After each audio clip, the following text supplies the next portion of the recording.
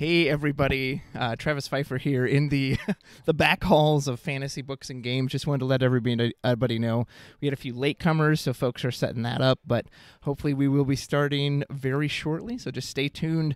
If you haven't seen this amazing logo from Fftcg Gaming, check it out, and big props to him. Check out his channel because he's an awesome guy, and man, can he make some good artwork. So we'll see you soon.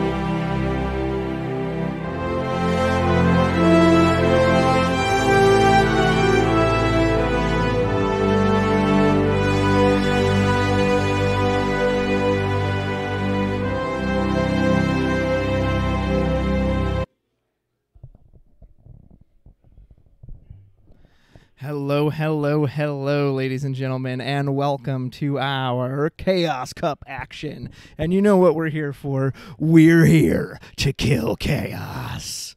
I don't think he's actually that girl, but hey, welcome, everyone. Glad to see you here. So I am your host, Travis Pfeifer. We are at Fantasy Books and Games in Fairview Heights, Illinois. So, our first match right here on stream, we have a world champion, Dakota Snodgrass. He was a world's representative in 2019, sporting that beautiful mat with his name on it and the U.S. flag, as going up against a favorite here in the Fairview local scene, and that is the Jellyfish guy, Alex Whiteside. There will be a total of 5 rounds. The first 3 will be standard, and then the last 2 will be L6 format, and after that will be a cut to top 8. I believe we'll be going on a break after the standard rounds, if I'm not mistaken, but stay up to date for that one. That one might be a little in the air when we take the break.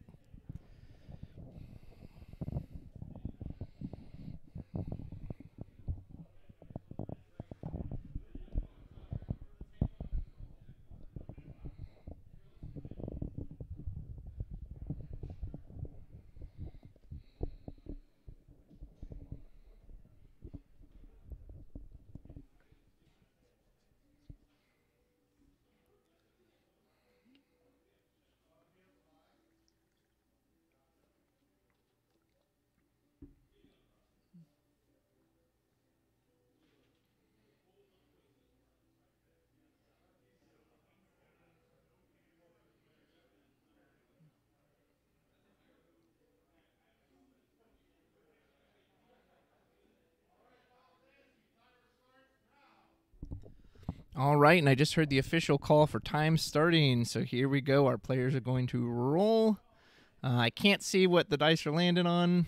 Look like Cody got 6, but obviously we'll know who goes first based on who plays.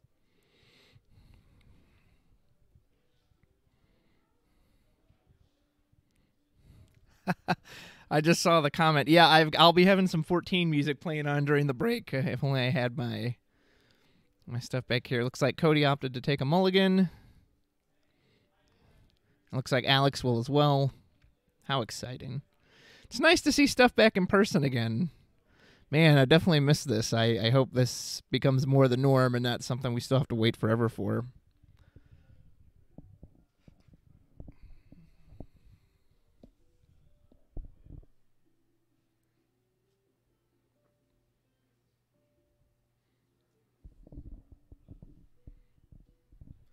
And by the way, anyone in the chat, thanks for joining us. Happy to have you here. And if there's an issue at any time during the stream that you can't hear me or the volumes are all weird or something, I don't know, just let me know. I'd be grateful.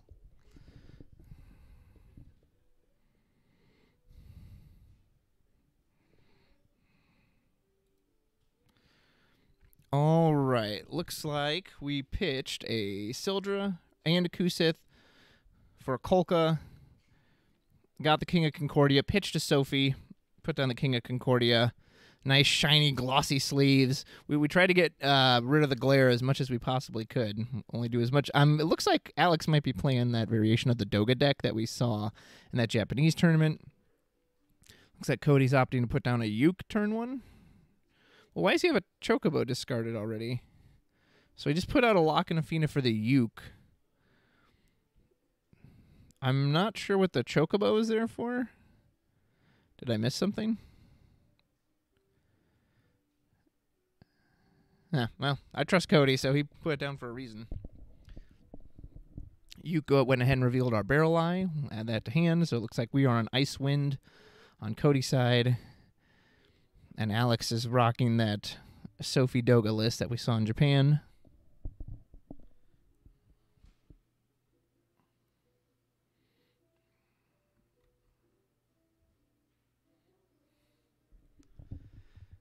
Nice little curve out. Tap 2, pitch a card, get out our Sarah, search our Princess Sarah. Alex has got to be feeling good about that. We'll pass turn afterwards. And yeah, he he came up with those Tita sleeves by himself.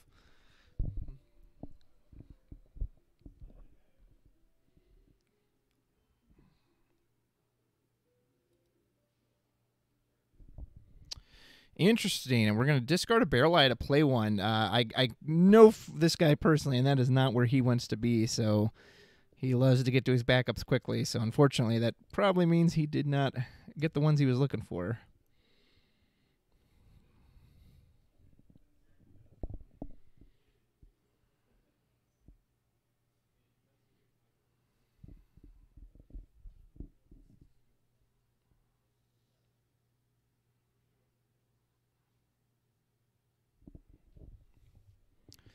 Alex with that awesome elemental die let us know he's going to go ahead and make the Serra Earth.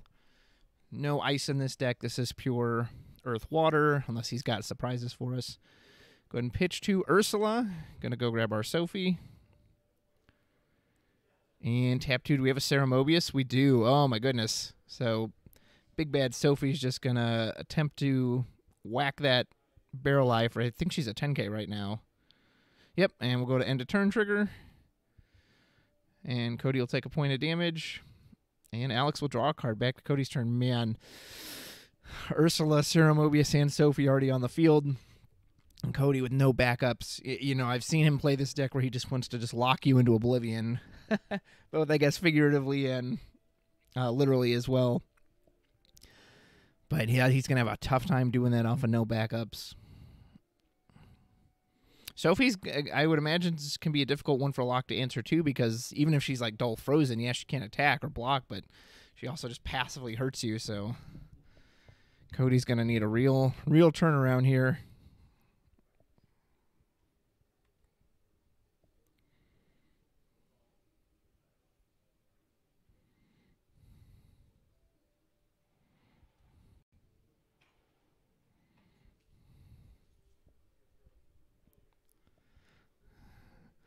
Yeah, I'm not sure what he can do here. He'll definitely have to think of some way out of this. But an Ochu, see, but the Ochu, we really want the backups, right? Okay, so there's the Barrel Eye. So we'll probably target, it's kind of tricky because obviously Ursula can do her shenanigans. So we'll flicker. So we're going to basically attempt to kill 2 forwards.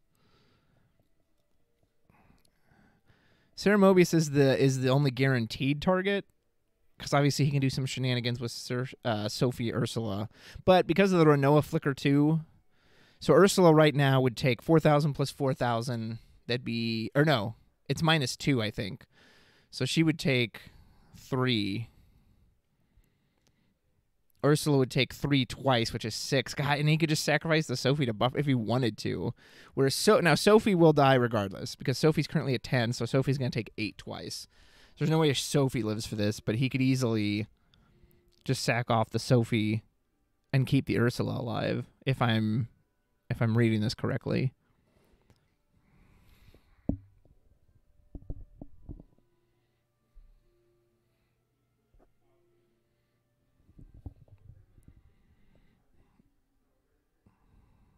Are they checking the Bartandalus? Have I been saying Barrel Eye? I meant to say Bartandalus. I don't know. Bartandalus just disappeared off the table, so... Okay, maybe they were reading it, to be sure.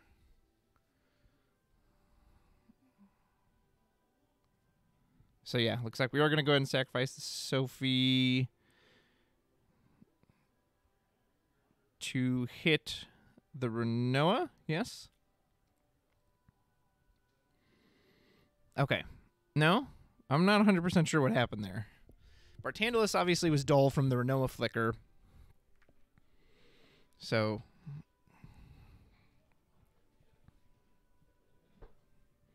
maybe he opted not to use Ursula's ability.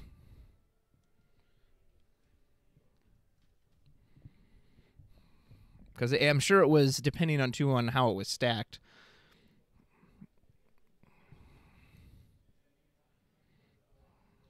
All right.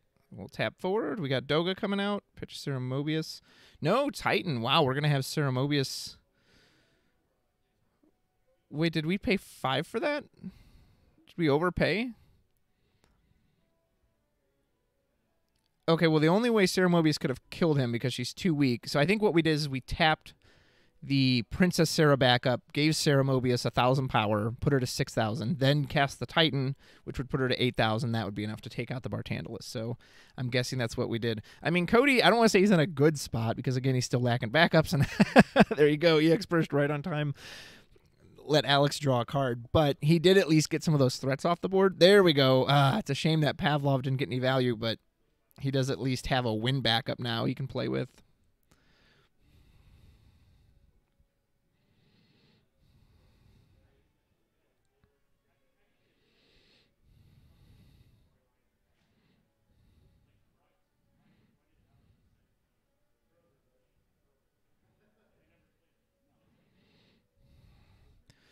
And it looks like we got in our chat. Thank you, Jared. I appreciate that clarification. Yeah, so it looks like the Bartandalus actually checks at resolution, so even if she buffed her power, it would just deal her the new amount of damage based on her new power, so...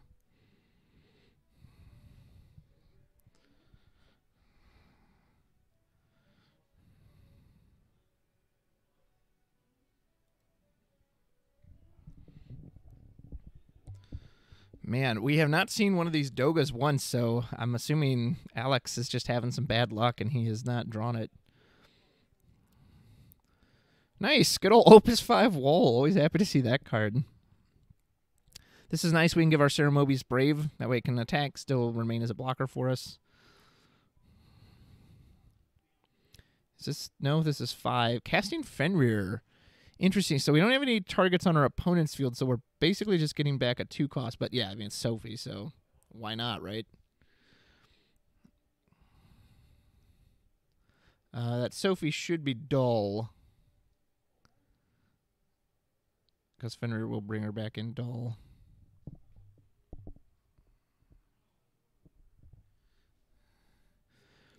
And we hit an EX burst with the Citra. I'm going to be right back, folks. I'm going to go tell them that Sophie should be dull.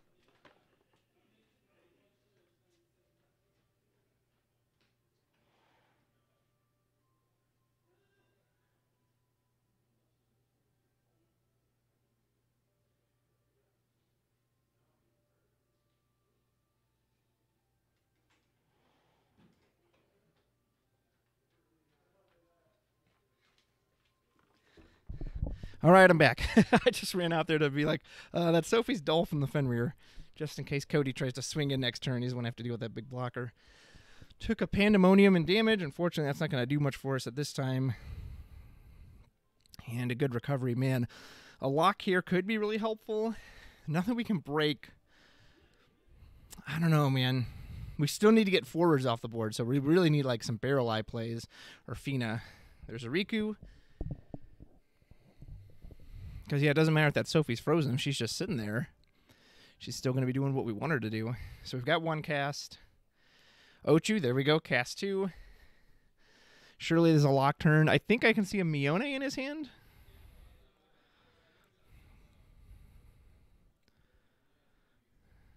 There it is. Yep, Mione. Bounce. The Ochu, I'm assuming. There's our 3rd cast. We'll draw a card. So lock is... Yeah, lock is 2 CP right now, which is nice. So I'm not sure what's in his hand, but maybe we can discard 1, play the Ochu, get 2 of the backups back, and then we can just play lock off the backups.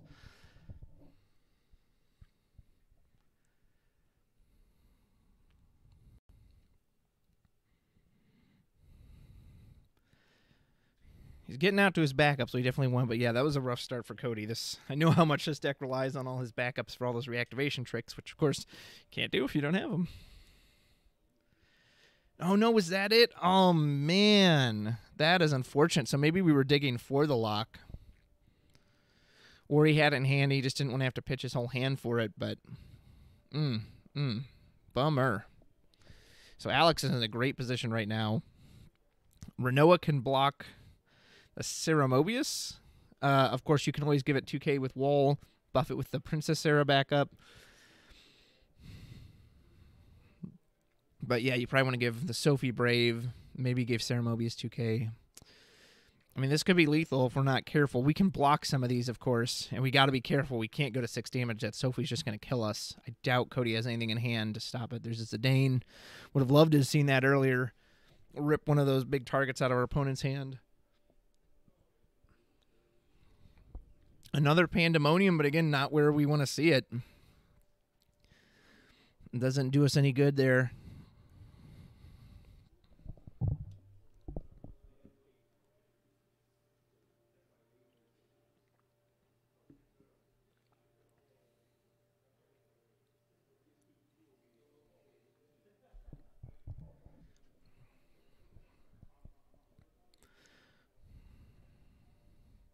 Yep, and we're going to Sophie N trigger. Okay, so now, oh my goodness, the third Pandemonium. Wow.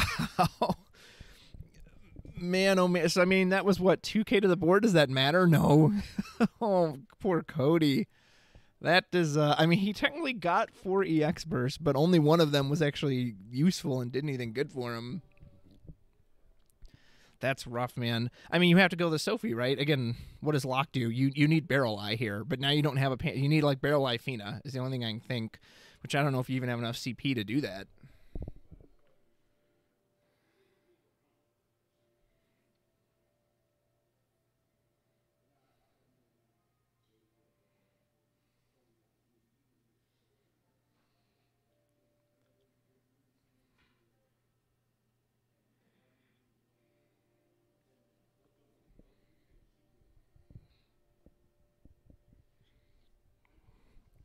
All right, so we will discard a Physalis. Okay, there's our Barrel Eye. So Ochu here will let us do 3K to the board. That's a good start. So Ochu. Alex is thinking of doing something. He probably wants to kill this Barrel Eye because he knows that's the only thing that's going to let Cody come back into it at this point.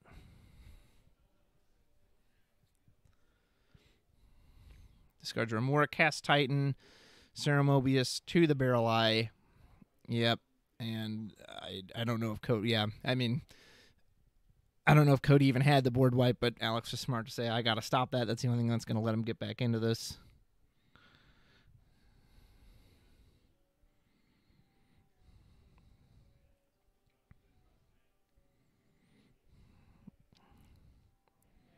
Yep, our Barrel Eye is gone, and unless Cody's got a miracle with 2 cards left in hand, I would say this is game. I mean, he'll still get the backups back off the Ochu. It just won't give us the Barrel Eye board ping, because it'll be gone before it resolves.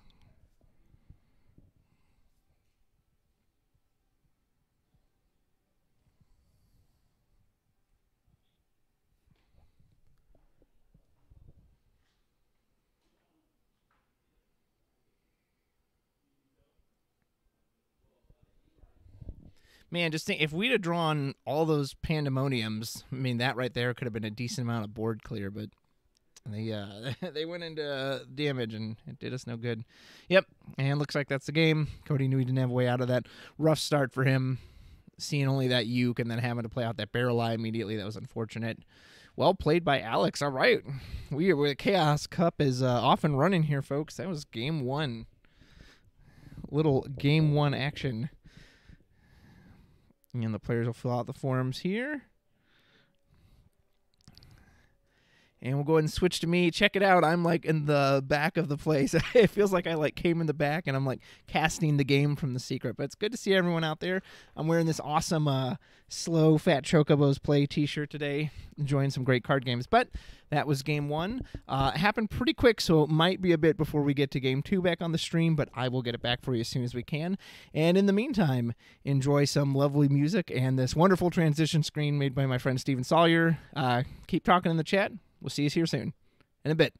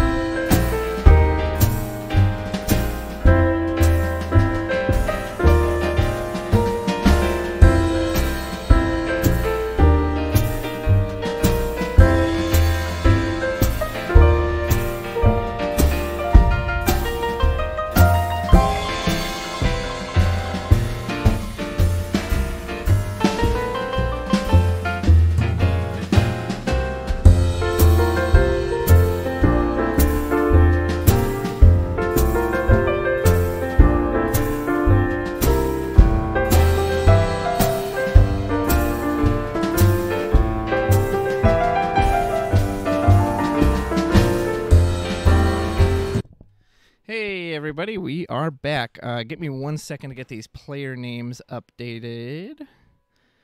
Let's see.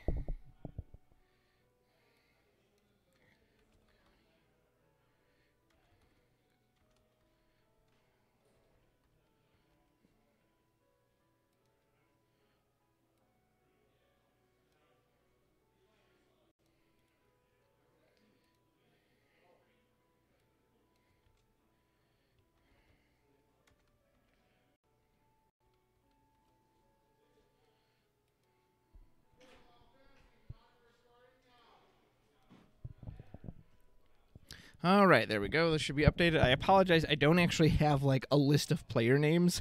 Some people put like handles or something on their entry part. So because of that, I don't actually have full player names, so I will do the best I can. I know both these players are 1-0. I know it's Cody Jacobowitz on the left side, and the gentleman on the right side identified himself as Aaron. So we will go from there. Looks like we are ready to play. We've got round 2 action. Players, fight! All right, looks like we threw out a Gabranth for backup monk, so presumably, unless he's throwing us a huge curveball, this deck is monks. I can see Ursula and Shantoto in hand, and Matt. And a Regis, interesting. And on the right side there, can't 100% tell what that was. Looks like maybe an Ursula. We just played a Minwoo. I'm going to reveal our top 5 cards, grab a summon. I see a Fenrir and a Remora in there. I'm assuming maybe this is a variant of the Doga deck as well.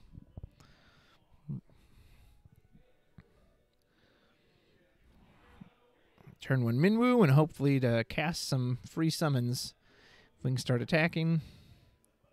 I see Ursula in his hand as well, so I'm wondering if Aaron is playing a variation of a Doga deck with our Minwoo in here. Which makes sense, because, hey, more summons, the better, right? Pitched a Fenrir and a Remora. Have our Sarah search out. I'm going to assume a Princess Sarah. No, Kolka, actually.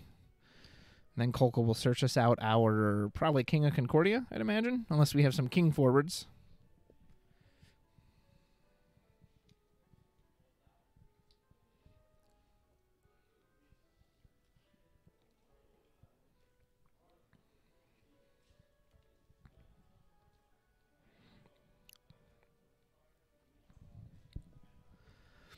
Oh, man.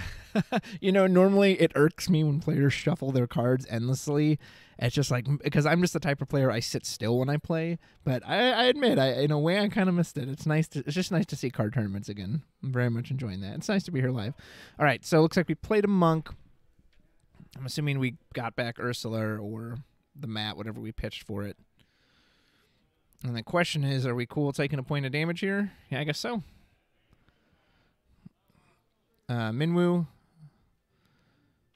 presumably casting a summon, or do we not have one? No, I guess we didn't have one. There's a mat into damage. One less mat to worry about. Make her presumably earth. And pass back to our opponent.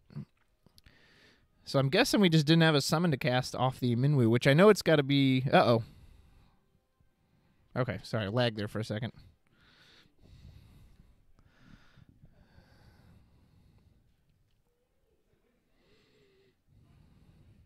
I believe the total number of attendees for those asking in chat is around 15? 15 or 16?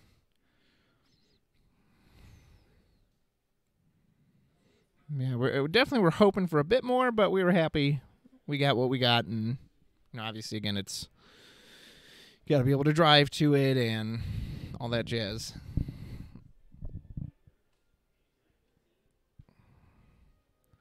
All right, there's our classic Ursula into Sophie combo. We're going to add anything else to that or pass back? Nope, pass back. Sophie is not big enough yet to do anything other than be a big ol' nuisance. So the Remora is out of the question. I wonder what other summons... I mean, in theory, like a Kukulane wouldn't be bad. A Kukullan, as my friend Alex Cool, Mr. Cool says. Just blank the Sophie, make it a 4K.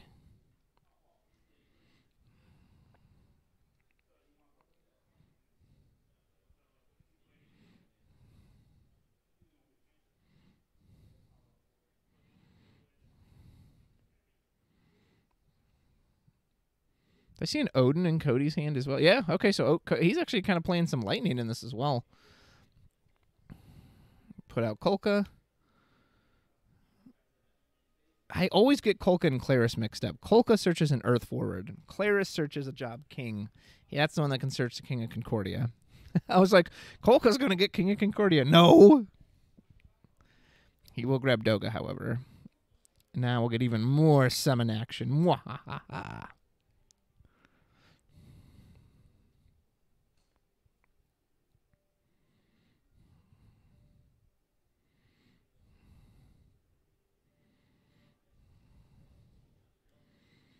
Do we want to cast that Doga? We're swinging with the Minwu. Okay.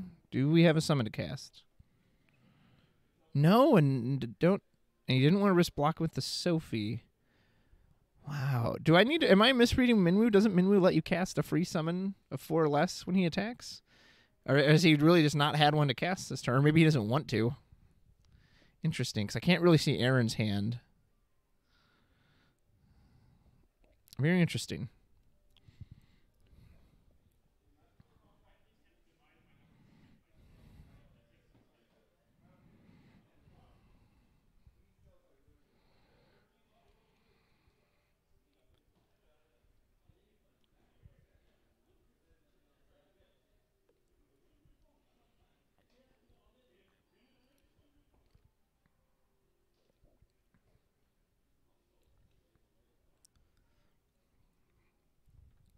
All right, we'll go in with Sophie, 8K right now. Leviathan, nice.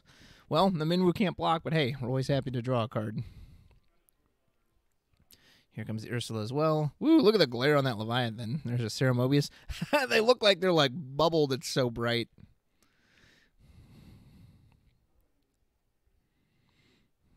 But, all right, as long as I can see what the cards are, that's all that matters, right?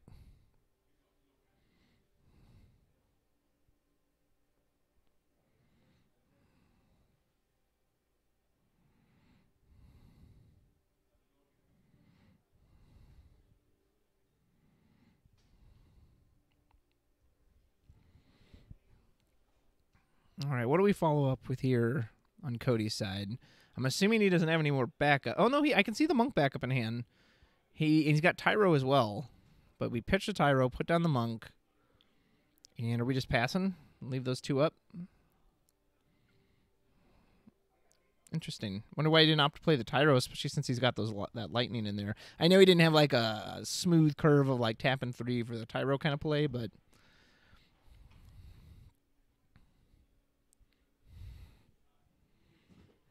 All right, back to Aaron's turn.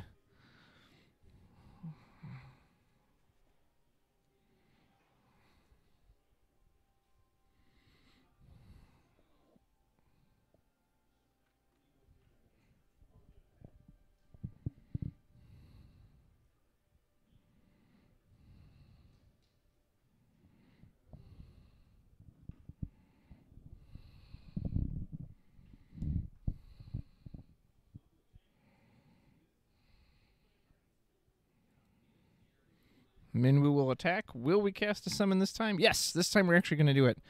Hackathon Kyre to make Minwu and Sophie fight. Okay, Sophie's only 6 right now. I'm crazy. I guess I'm so used to her being out there with Ceremobius. I was like, well, yeah, she's 8. She's actually only 6 because Ursula was the only other forward. And I can't quite tell. I'm assuming that's some kind of monk. I think that's Yang. I think that was a Yang that got hit into damage. And we'll go to main 2. If we've got some summons in hand, we'll be happy to pitch them for that Doga. If not, a Ceremobius. In theory, we could kill off the Ursula. There's Doga. And I think we pitched 3 summons for that, so we're going to go ahead and draw 3 cards. I believe he's got his summons aside in the break zone, so I think that Doga is... He might be a 10K right now, if I'm not mistaken. There's our own Sophie.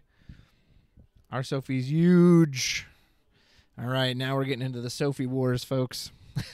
A.K.A. Opus 13, the Sophie Wars. Next time on Sophie Wars. Sophie wants to go to the Promised Land, but Ceremobius does not want to go with her. Take a point of damage, looks like a backup monk, and draw a card. So Aaron is definitely ahead right now. He's got that Doga threat. We do have Ursula, and we've got a backline of monks that we can start using if we need a machine gun. But we got to be careful because I think that, again, it's kind of hard to see his break zone, but I think both that Doga and Minwoo can just start casting summons for free when they attack. Ursula going in for 5. You probably just, or I don't know, I mean, you could force out all those monk backups, right? If anything, he might just let it die because I think he has the Regis in hand. So yeah, that might have just been an easy way to now have Regis replay the Sophie. Or not replay the, well, yeah, replay the Ursula, which would replay the Sophie. I'll pitch an Ingus. We're going to need a Lightning if we want to play Regis. Or are we Shantotoing here? There's our Lightning. 1, 2, 3, 4, 5, 6, 7. Yep, Shantoto comes in. Didn't see that one coming, did you? Wipe that board. That'll do it. So there we go. That's a Doga, Sophie, and a Minwoo all removed. And I'm assuming we're going to pass, or we're going to maybe play one more backup here.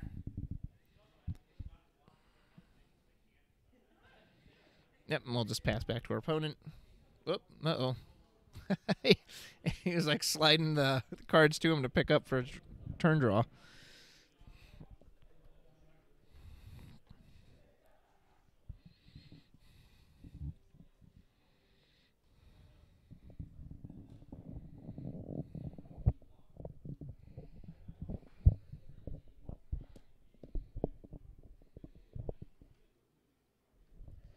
And Doga is coming right back out.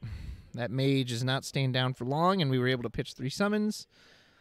So here he comes. I think I can see a Kusith in his hand, so when Doga gets to attack, we will at least have Kusith to use. Obviously, that won't be till next turn, and who knows if he'll be around that long.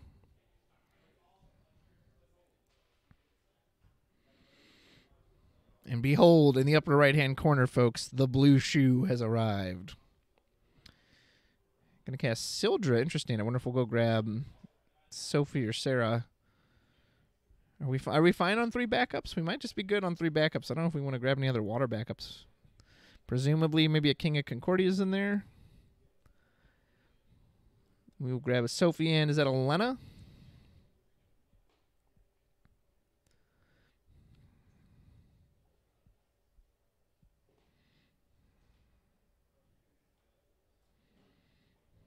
Yep, there's a Sildra. I believe it was a Lena. That's what it looked like.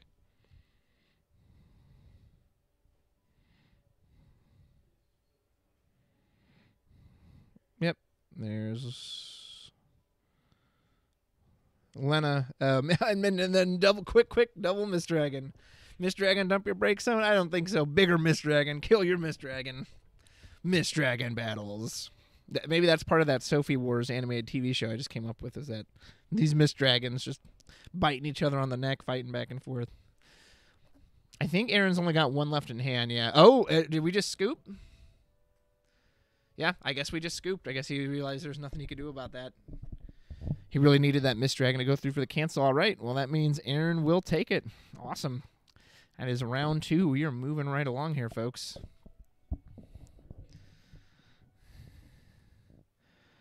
I think Doga Sophie is going to be the deck to beat here. It's well played by both players. Yeah, that Mist Dragon play was just so quick. Mist Dragon, I don't think so, Mist Dragon. I'm not letting you stop that.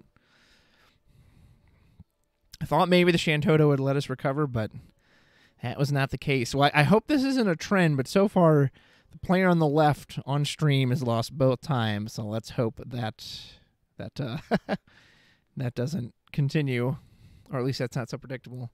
Hey, and a quick live shot of me back here in the backfields of our lovely fantasy books and games store. Big shout out to Nick Toth. He's not only playing today, but he really kind of organized this tournament and all that stuff. And big thank you to Fantasy Books and Games for letting me come on here and stream and like hang out in the back here and cast this match while, you know, everyone's doing that. Shout out to everybody in the chat. Jared Wallace I see is in there, as well as One Wing Slayer and DJ F Alpha. Awesome. Luke Mitchell, I can see in there. And I saw Mysidia Gaming in there earlier. He had our awesome Chaos Cup starting transition card. Really cool. Big shout out to him. Alex is my boy.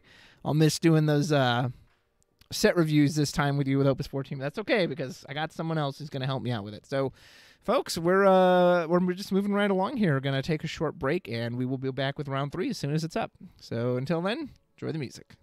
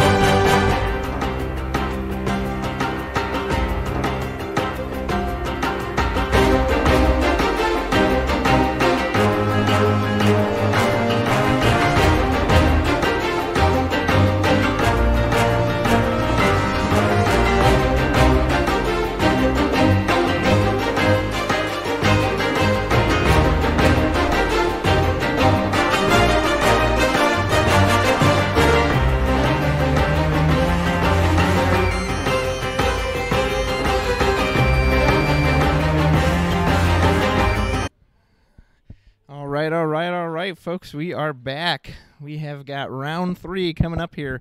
We've got Stephen Riley on the left, my good buddy here at the STL Locals, taking on Kyle Peters. Good man from the Kansas City Locals, drove down here today. Good for him. And both players are 2-0. And both players know what they're doing, and this should be quite spicy. So let's see. Kyle Peters, another world representative, rocking his world's playmat, similar to Cody one. Stephen Riley rocking this beautiful Vincent playmat, courtesy of our good buddy Steven Sawyer, who also produced our transition image of the Titus laughing in the Chaos Cup. So this should be good. I believe, if I'm not mistaken, this will be our last round of Standard. This is round 3. And after this, I believe it transitions to L6, if I'm not mistaken. And they just called the start time, so here we go. I'm almost... I know Stephen Riley is playing Mono Fire. I don't think a Samurai version. I think he's just playing straight Mono Fire. I'm not sure what Kyle Peters is playing. I know he loves his Verstale. I don't know if he brought that here. I know he likes the Water Lightning Party deck, too. So let's see what we got. Looks like we pitched a Meath for a Meath. What are we going to search? Pitched a Kuja? Okay, this is giving me Verstale vibes. Unless it's also just a form of Fire and Ice. But yep, there he is, Verstale. Kyle knows exactly what he wants, so he is set up for Turn 2, he's going to drop that Verstale. So Stephen Riley is hoping that he's got an Amaterasu in hand, that he can just cancel it out right away. But we will find out.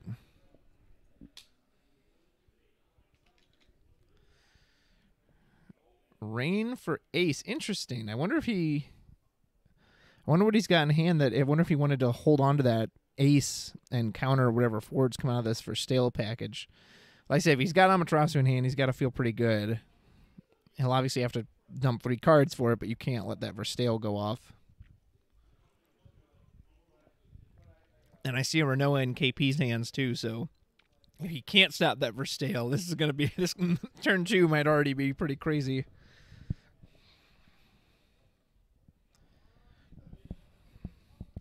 That's right, like Matthew Rice said in the chat, Verstale gamers rise up. Interesting. Are we going with the Dragon? He just went with the Dragon. Okay, no Verstale yet. Interesting. I wonder why he didn't pull the trigger. I see he's got his own Amaterasu in hand.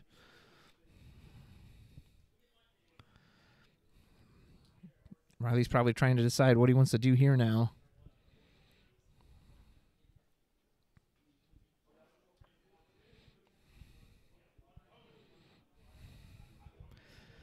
Normally, I know he likes to take the time to curve out with his backups, and I wonder if he's weighing, like, can I do that?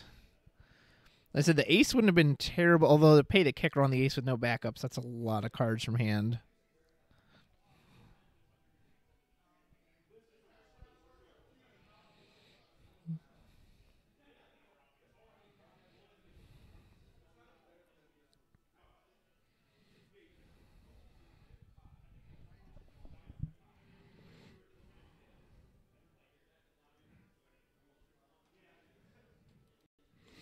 Discarded an Efert for Geomancer, revealed top card. It was Amaterasu. Oh, man.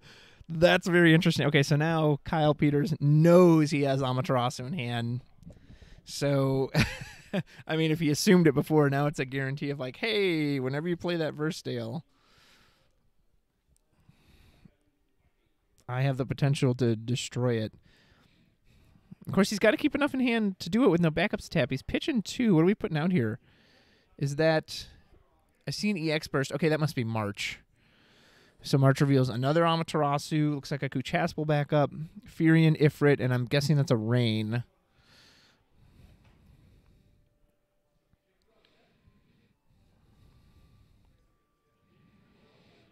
I'll take the Kuchaspel backup. Okay, so now he does still have enough in hand for Amaterasu. He's got 4 in hand, so yeah, he can still do it. Keep the Kuchaspel backup if he needs to.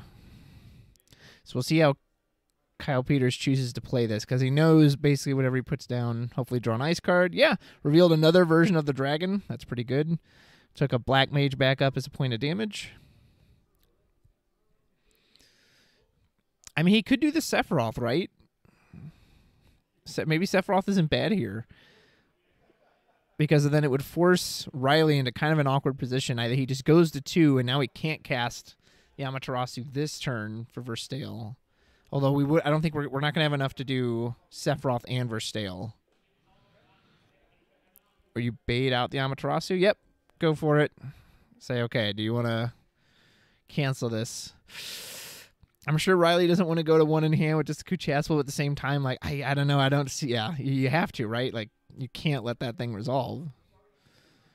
And there's a Celtius. Okay, so, man, if he hits Verstale off of this, that will feel like it was for naught. So Kyle's going to go ahead and remove 5 cards from the break zone. And let's see what Celtius can hit. Ignacio, Sephiroth, Physalis, Cloud, and Laswell. All pretty good cards, all 5 costs. So we'll do Laswell. He will force that last card out of his hand. Now we've got 3 forwards. I mean, he was going to get you with one or the other, right? Either Verstale's going to draw him 3 cards, most likely. The Celtius is going to get a body on the field. So Riley is into top deck mode now. Although Kyle also has no cards in hand and also has no backup. So Riley might take a few points of damage here. And that March could easily die if he party attacks next turn. Because now all of his forwards are going to do damage based on attack.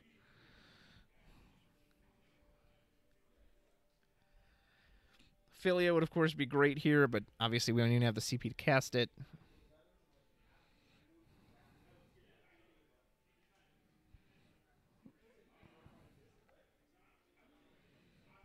And we're just going to pass turn. I wonder if we actually have anything in hand or if we just kind of had a dead draw there.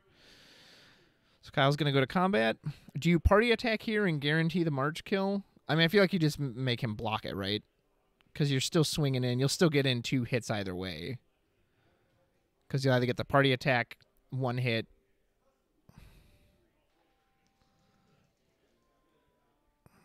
So he will. He'll party attack. Just go ahead and remove the March. And then we'll reveal.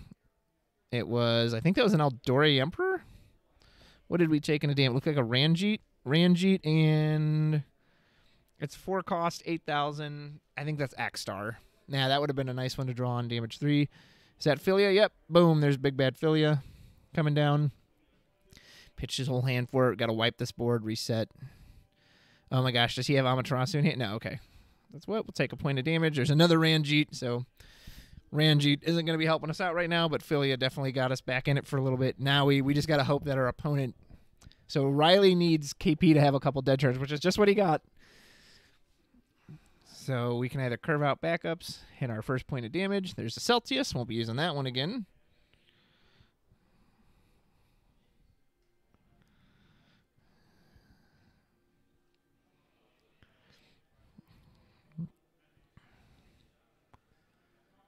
And did we pass after that? It looks like KP's got a bigger hand.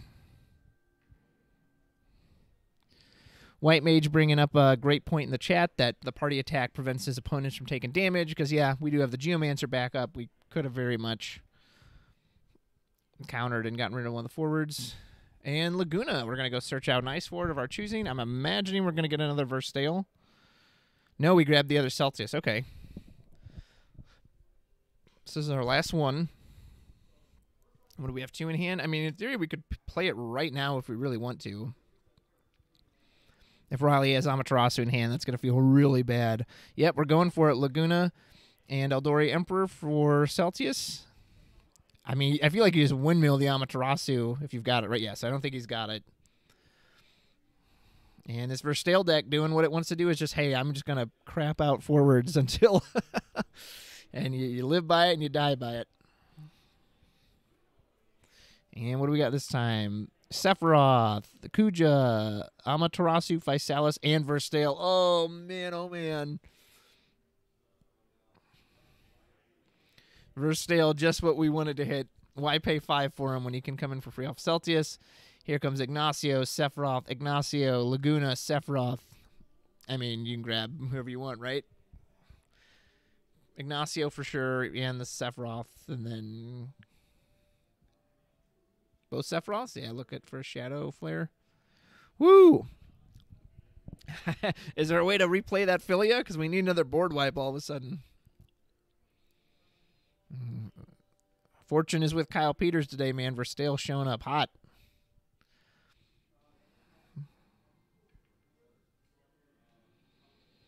And he's just going to pitch his hand and force Riley to pitch his. So, yeah, he must not have had anything he could cast. He had a Zondi back up in hand. Which normally is pretty good and would take out one of those forwards, but also I don't know if we even want to go that high damage at this point. So he's also in top deck mode. Did we get anything good? Rubicante. Okay, that could be useful. With currently Kyle's in top deck mode, so unless he draws something to dull, he's actually going to have a tough time getting through this board currently. That Rubicante can take out 2 forwards. And like the Philia... Like, I don't think you even really want to party attack here, do you? Because, like, even if you party attack, like, what, Laguna and Celsius or Laguna Sephiroth, you block the Rubicante, kill one immediately, and then he can either kill the other one or just kill an entirely different forward with the Rubicante. Really good forward to have here on 2CP. He's going in for the party swing. No? No, he's thinking better of it. Yeah, that Rubicante was exactly the forward we needed here. Cheap. So we could play it off of 2 backups. And, yeah, it's really going to cost Kyle. It's going to cost him 2 forwards unless he's got a trick in hand.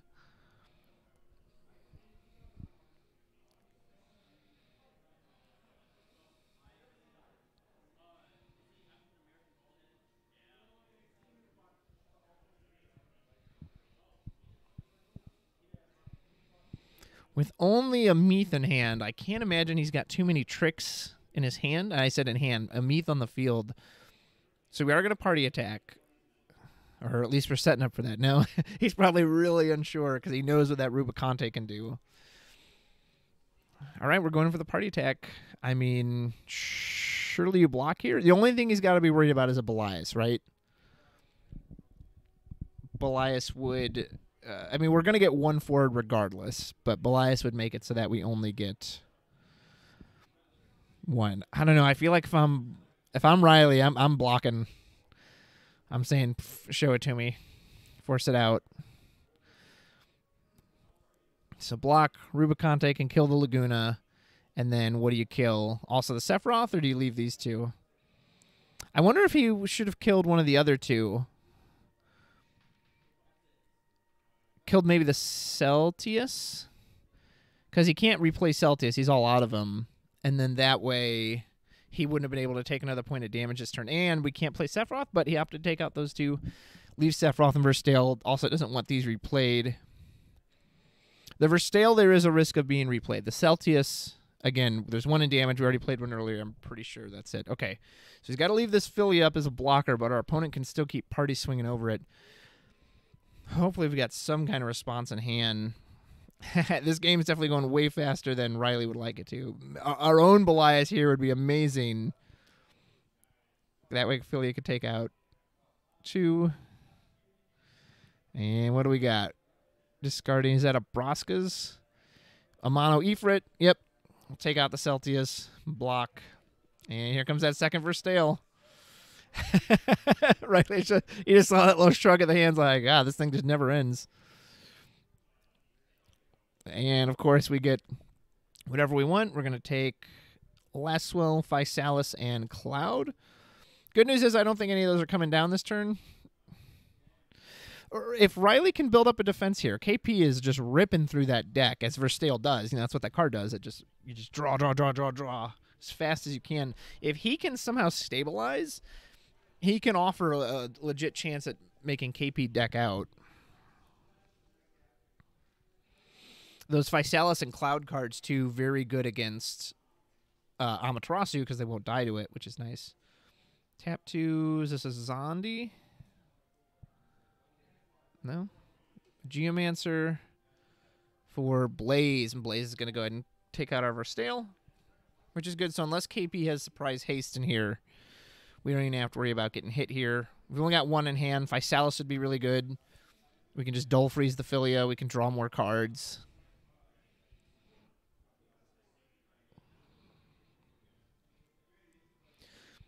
I kind of like Dull Freezing the Filia, just because that's his only forward. It's his big body.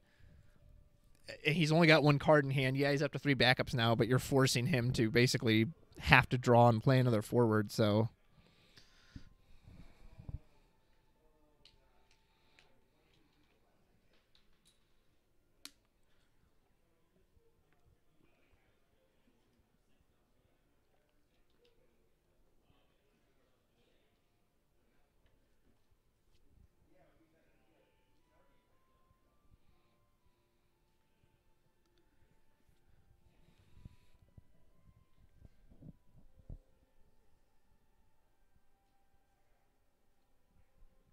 A tricky turn indeed.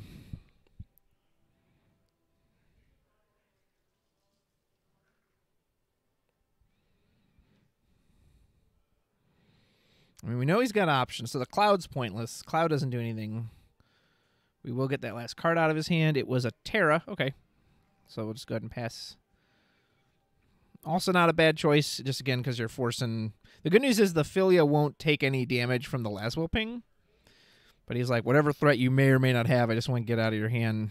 2, there's a Black Mage. Okay, so Riley is very slowly stabilizing. We've got to be careful here because Physalis can come down right now. Dull Freeze the Filia. Laswell goes in for that 6 point of damage. Oh, we did leave the Blaze up, although Blaze isn't enough to take out Laswell.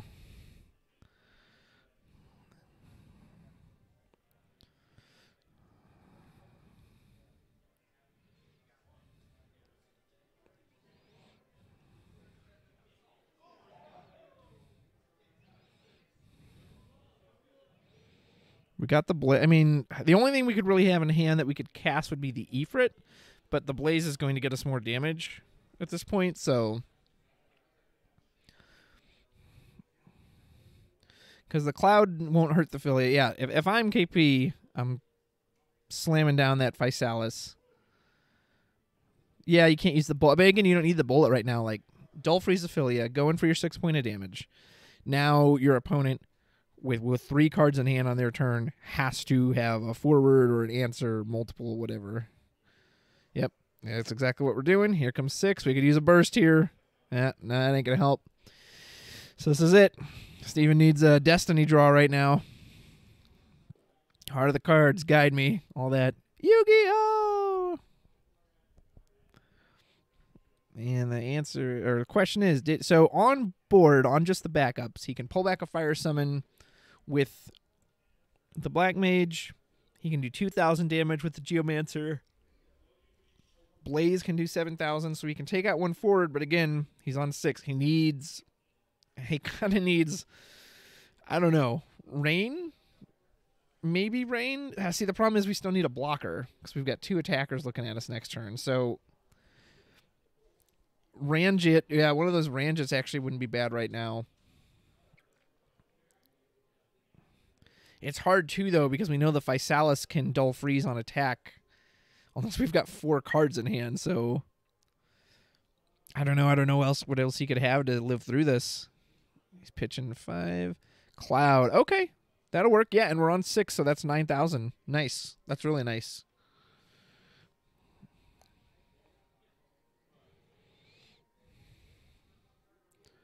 Really nice. And in case Kyle Peters has another Physalis in hand, he saved his Blaze and his Geomancer.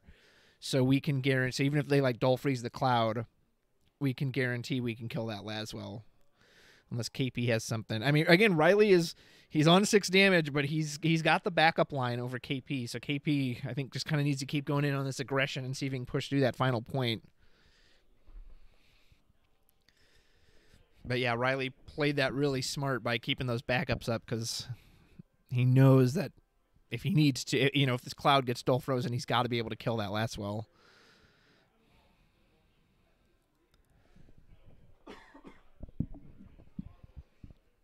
Oh, man, oh, man. This is tense.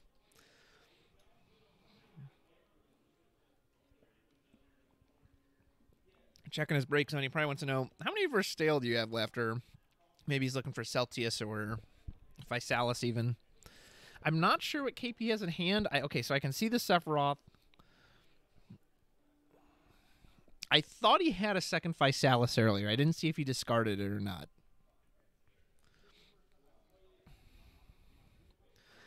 So if we have Physalis, we could play it Dull Freeze the Cloud. It forces our opponent to lose 2 of our backups. We'll obviously lose our other forward, but again, though, we've got this forward that can just Dull Freeze every turn. So that's probably worth it. Because then he can't attack with the Philia. He can't even leave it as a blocker because Physalis will just... So if we have that, we do. Okay. I can see Physalis in his hand. So yeah, you go for Physalis again.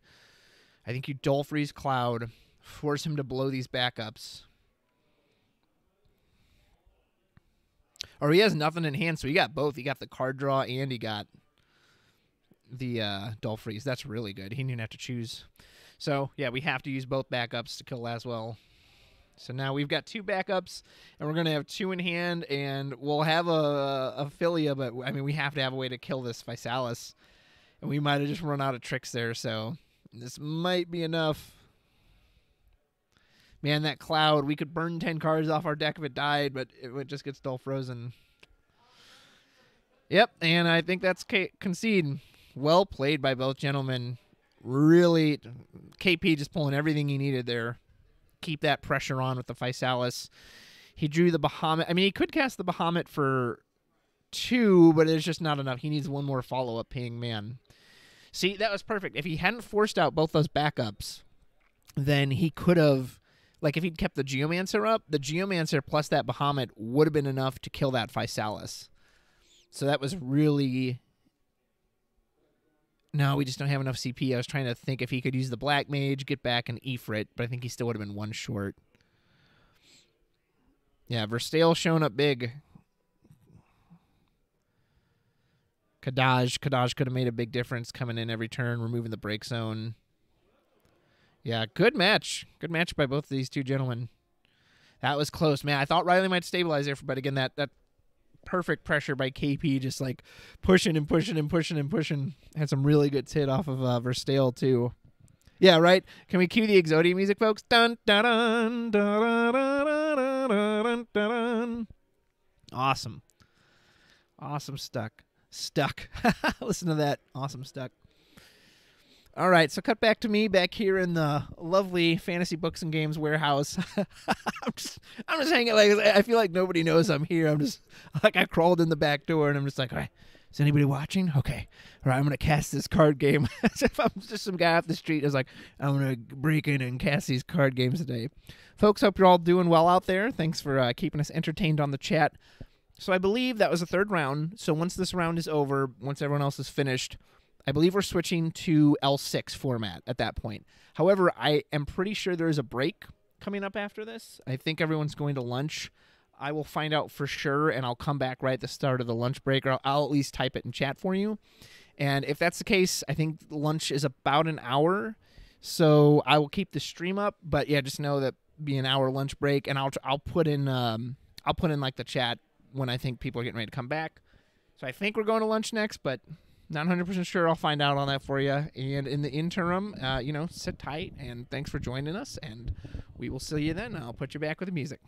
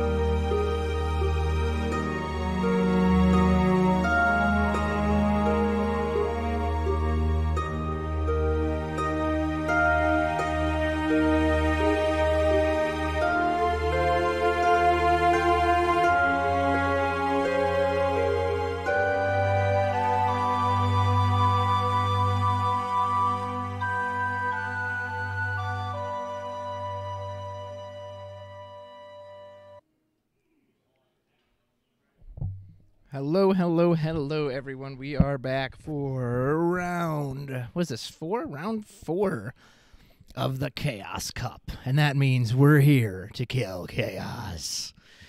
All right, we've got Nick Toth, the basically organizer of this event, on the left side here, featured on stream, which is really awesome. And then we have a gentleman named Pat on the right side. Both these gentlemen currently 1 and 2, and this is the start of our L6 format. So in this format, only cards that were used in the last 6 opuses, so that would be Opus 8, 9, 10, 11, 12, 13, are valid in this format. Can't use anything beforehand. So the question is, will we see anything new? Or will it be same old, same old? We will find out. Ooh, look at that mat. Is that from Magic? Looks like it. Yeah, it got like a big, awesome panther-looking creature on it. Warrior with 2 blades in hand. That's pretty sweet. And Nick is using a mat I'm very familiar with. I believe that's Jellyfish Guy's mat. Or maybe it was Nick's mat and Jellyfish Guy just borrowed it. Either way. I think it's from an anime, but I'm not sure which one.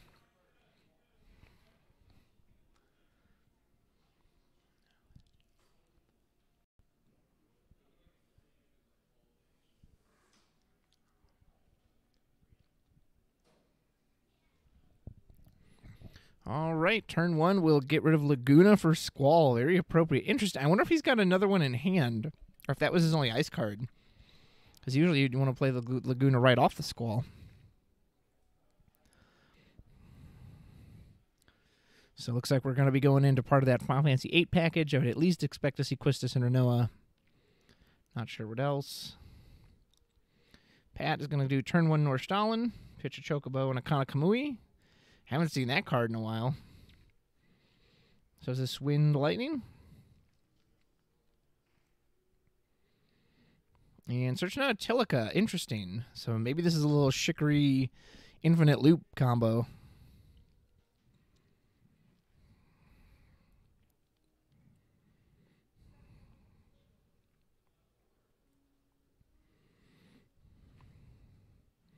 Okay, I saw some Earth in Nick's hand, so he must be doing Ice Earth, I'm guessing. Yeah, I'm kind of surprised he pitched that Laguna. I know, I mean, it's Earth, so he probably has Kusiths and ways to recur it. But it's just such a premium card, I'd hate to ever get rid of one of them. But obviously, I don't know what was in his hand. Perhaps he didn't have any other ice. A Bell, so our opponent's going to reveal their hand, and we can pluck out any 4 costs. Which do we have any? Doesn't look like it. Nope. Got Charlotta, Althea, Kryl, and Shikari, but none of that is large enough for Bell to pull anything out. But we kind of have an idea of what's coming. Definitely is going to be a Shikari Infinite Loop combo. I can see a Tyro and a Shantoto in Nick's hand. Obviously, we know everything that Pat just has in his.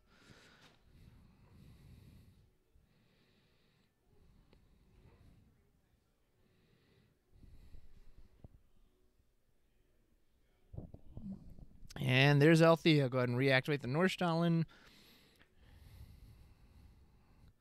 We'll pitch a Golbez to pay for it. My favorite legend, Rome was 13. I wonder if we have Kunshira in this deck. We do need a lightning backup if that's the case. There's Tilica. Pay the Crawl. Yep, now we've got the Tilica. Oh, man. We're already up to 3. We might... I wonder if Nick's thinking, I might be getting infinite comboed here rather shortly. So if that's the case, I wonder if you kind of go early pressure. If you have Laguna or something else in hand that can freeze a backup and just try to keep that Tilica down. That way our opponent can never get to that early cost advantage.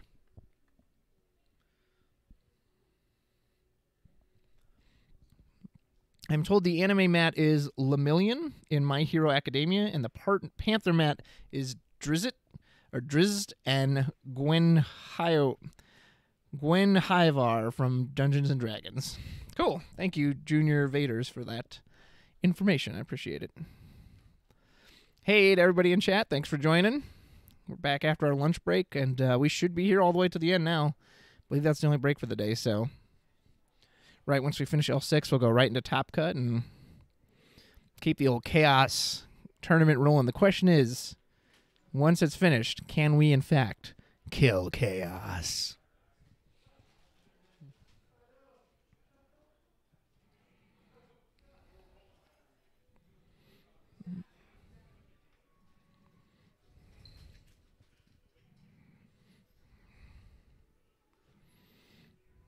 Nick really taking his time. I see Tyro, so I think he's got some plays, but again, I think he might be worried about, at least I'd be worried about that Telica. I don't know, maybe he's not worried about it yet. Gross Quistis, instantly reveal that, which we can play right off the Squall.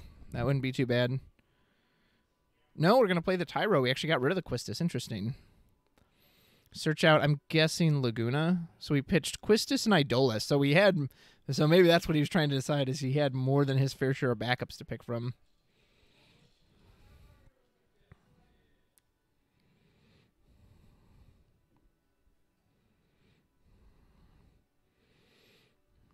You could grab Laguna here. You could grab the Renoa. She would only cost 3. You'd get the Quistis back. I'm not sure what other forwards he has in his deck. I like Laguna, or, again, if I sell anything that can Dull Freeze a backup. White Tiger, Lassie, Nimbus, that's probably in here. Not only to keep the Tilka down, but again, at this point, your opponent hasn't put any forwards on the field, so anything that has, like, forward removal isn't going to do much good for you. Well, Nick says, forget that. I'm going for Veritas. Which, if our opponent plays into a forward next turn, we've got 4 backups. We can easily tap those and just remove whatever that threat is. But, of course, if we play multiple forwards, which it's a Shikari Infinite Loop deck, so presumably that won't be too difficult for us. All right, we'll pass back to Pat. I don't think he's quite at that critical mass yet. I see we have Physalis. Okay, we have Physalis, Veritas, and Shantoto in hand. So we are set up pretty well depending on what Pat wants to do this turn. Of course, if he keeps a big hand size, Physalis isn't going to do anything for us. Of course, he can't see that's in the hand, so he might play out against it, but I don't know. The early stage is always so interesting because you're not quite sure what you want to do or not do here. Oh, and the chat's saying he didn't pitch Earth for Tyro. Uh-oh. That's no good.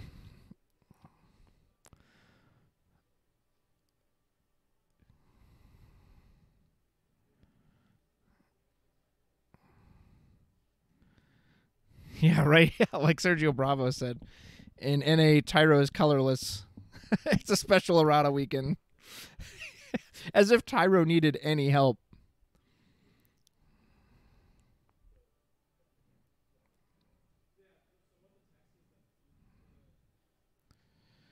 We just put down a Charlotta.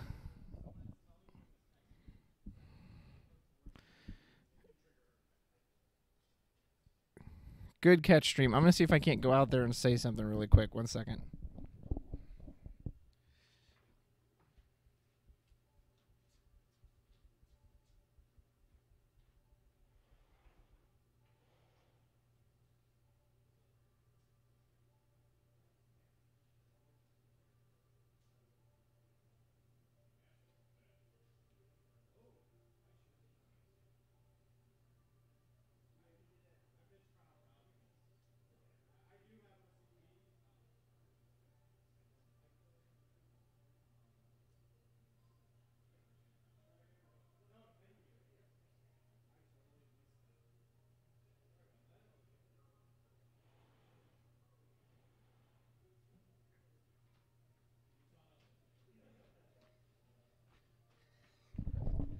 All right, good job, chat. Helping keep him honest. Went and got that switched. He went ahead and pitched that Shantoto instead for the Tyro. Luckily, it hadn't even come back to his turn, so pretty easy fix there.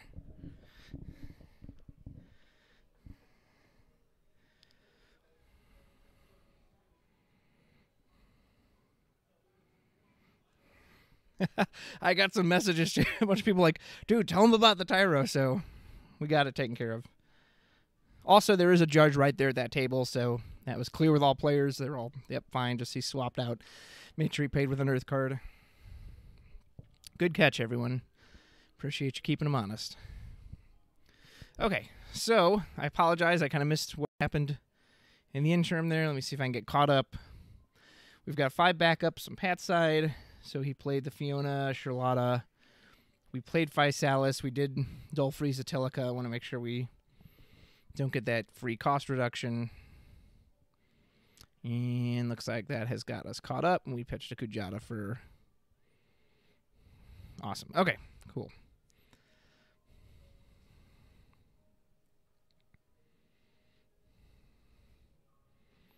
Death Gaze. Just going to remove Visalis from the game. Nice. One of my favorite monsters. I don't think we have anything in hand to stop that. I saw Mist Dragon and Veritas. That's not going to do anything.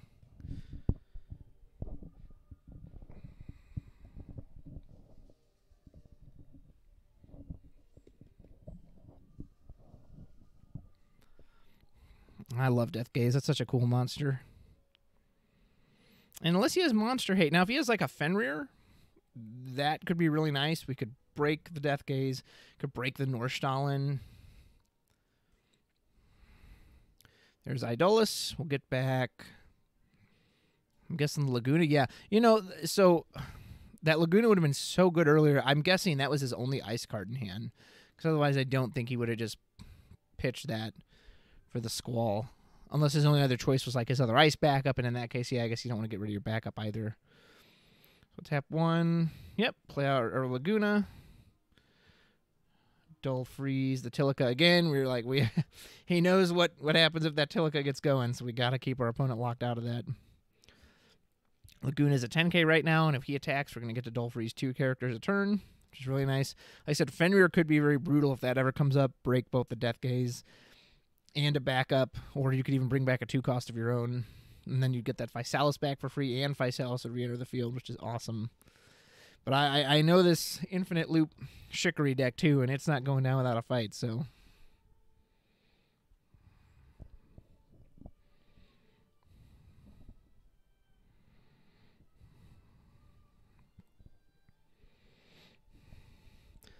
Little love for Visalis from Sergio Bravo in the chat. Yeah, she can be really good, man. Sometimes, again, if I'm playing against, like, Sophie decks, my opponent has so many cards in hand, it's actually tough for me to get the Visalis to resolve, but... When she puts in work, she puts in work. All right, what are we doing here? Looks like we're doing 3 and pitching a Moogle. So 5, is this a Golbez maybe? Or no, we played Luminous Puma, okay. And have we selected our target? Now we're doing that, and we're going to get Golbez. Big Daddy Golbez. And do we wish to play said card? Or do we want to wait? I mean, I doubt we have anything to remove this Laguna, so we're going to lose. We're going to get 2 things Dull Frozen next turn. Although we have the Althea, too. So we can always bounce a character and start doing Althea shenanigans, but... That Tilica's never not going to be frozen as long as Nick can help it. There's no way we are ever letting that card up.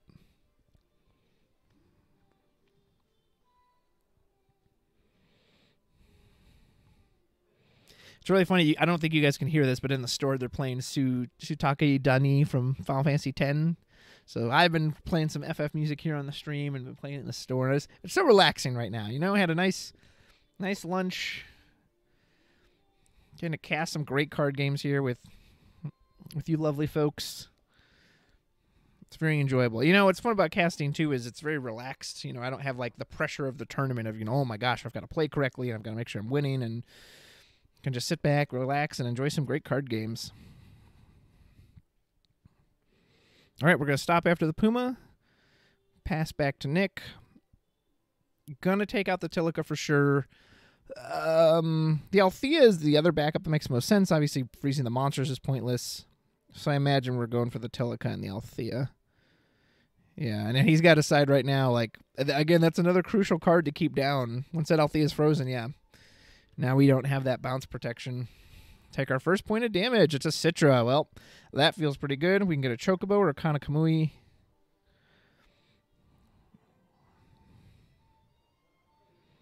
Choose the Kana Kamui, which will reduce an opponent's forward's power by 7,000, I want to say. I think it's 7,000 to start, and then on damage 5, I think it becomes 9,000. Actually, I haven't seen that card in a minute, but I believe that's accurate. All right, we're full on backup, so do we just put on another forward? Yeah, there's Visalis. Our opponent doesn't have enough in hand to do anything off of that, but with the other one locked up behind Death Gaze.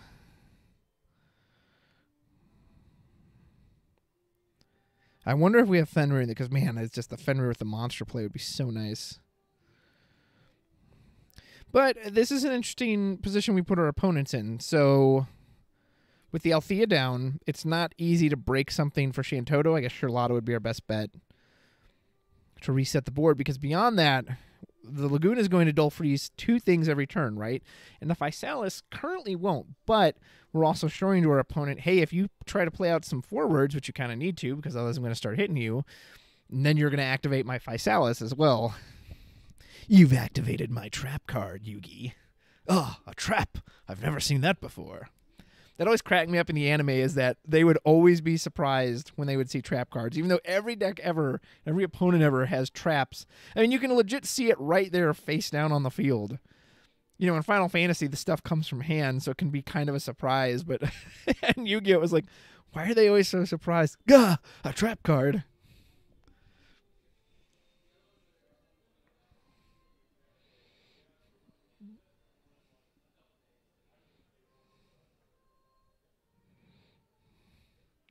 Aw, thank you, Junior Vaders. I appreciate that. I'm happy to cast it, sir.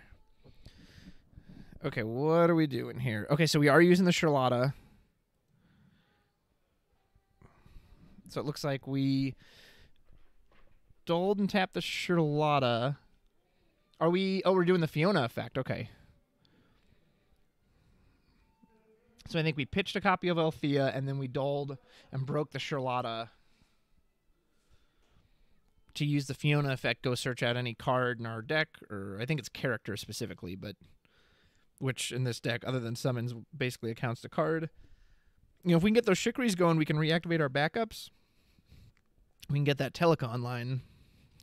Oh, Golbez, no! I want to see him come to the field. Shikari, I believe that's Y? I think that's Y. I can never remember the faces with the letters, but I think that's Y. Pitch a goal, another Golbez for win. That's Z. So now we'll reactivate our 3 backups. Okay, now we got Teleka and Althea back. And the Shikaris are 7 apiece. Do we have X as well? So he's got 4 in hand, so he plays another card out, unless he draws it. Like, X would be good, because we'll just replace it. But without that, is it Teleka time? Oh, it's Teleka time. So Teleka action ability, everything becomes 1 cheaper. This is where it starts to get tricky to follow, depending on how long this turn goes. Dull 2, discard Tyro. Or no, we're playing Tyro. Okay, we dulled 2, pitch Luminous Puma for Tyro. Probably going to get X. Yep, there's X. X will now cost 1 CP. So we can tap that Althea, play the X, reactivate 3 of our backups, draw a card. Now we're getting into some shenanigans. Shenanigans the deck. Yep, there's X. Reactivate Tyro, Fiona, Althea. Draw 1 card. What does that leave us with? 2 in hand? 3 in hand? So, yeah, Pat has really come back strong this turn. Boy, did he really reset. Kind of wish we had that premium Physalis bullet right now. Just shoot something. Although with that Althea backup, I mean, Nick tried. He froze them the best he could, but these Shikaris are no joke. Chocobo, bounce X back to our hand. Yep. Get to draw a card off that, and here we go. We're probably searching for our... I think we need... Well, no, you can't... If this is L6, you can't play the Riku. So we need another thing to loop. Activate, draw a card. Nick's just sitting there, probably wishing he had a crossword puzzle while our opponent plays solitaire.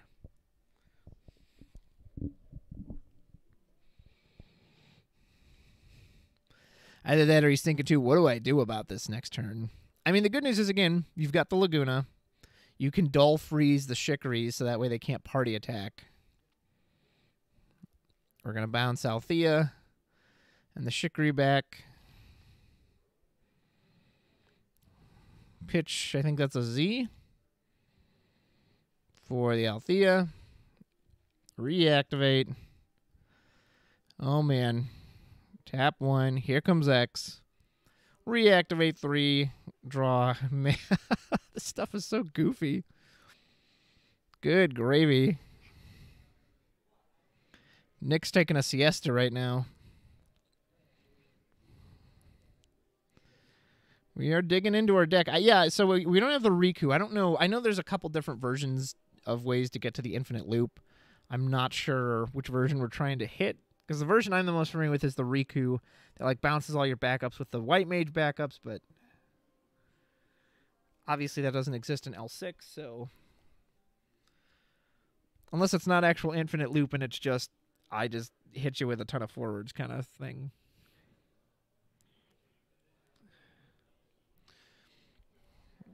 I mean, Y and Z can't attack this turn. And they just announced 10 minutes left on the round. There's only a single point of damage that's been dealt so far.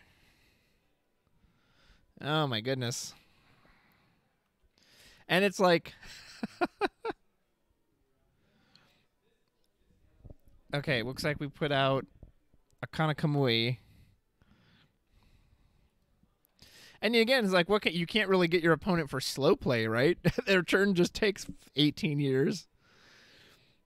Oh, man. All this reactivation, chicory nonsense. Gotta say, not a fan. Haven't been a fan of it since the cards were released in Opus 12. Still not a fan of it. And again, this is nothing against Pat as a player. I just don't like the cards. All right, so we are going to go in. They actually can't even be blocked by Physalis, so we have to... there's another Laguna. That's not good for Nick. That's great for Pat. There's a Vein. I don't know if that would have even helped us.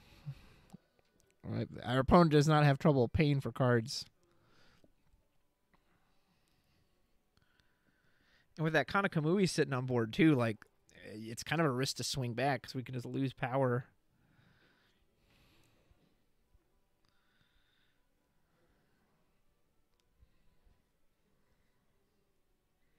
Playing another Luminous Puma. Good gravy. Get back Golbez.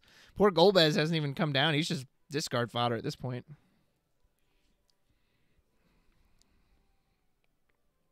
Break the Luminous Puma. Get back a Charlotta. Pitch Charlotta. Play Citra. Get back Chocobo. I appreciate him like following, official protocol and like basically showing Nick, hey, this is what I want to do. Whereas Nick's just like, I don't have any, I can't do anything about this. I'm just watching you play forever. Bouncing the X back again. Gonna draw a card to hand. Tap 1. Play the X again. Reactivate 3. Draw a card. Hobby Japan, come on. Can we, this Teleka card or this Chicory, can we do something about this, please? Like, this is just silly.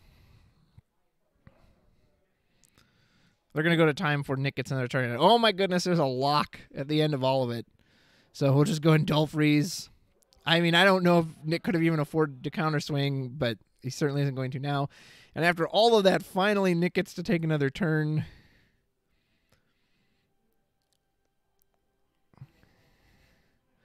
I don't know what he could do here. We still have Althea up, too, so, like, any form of targeted removal is just going to do nothing. Like, we need Shantoto here, but I don't think we even have... So we have Kryl and Vayne in hand. I don't know what summons we could Chocobo. I don't know what that's going to do. I don't know what summons we have in our own break zone. So next turn, the Chicories are going to party attack, put you to 5. You can't even block. I mean, I guess you could block with the Vayne. Like, I don't see how you get out of this. I think this is just over. Unless there's a summon I'm not aware of that... No, he's just going to Vayne... I mean, we'll have the Tyro Pump for Vayne, but again, what's that going to do? Yeah. Yep. I think this is going to be over right... Unless we get some kind of great burst, too. I guess that's the only other way we save ourselves.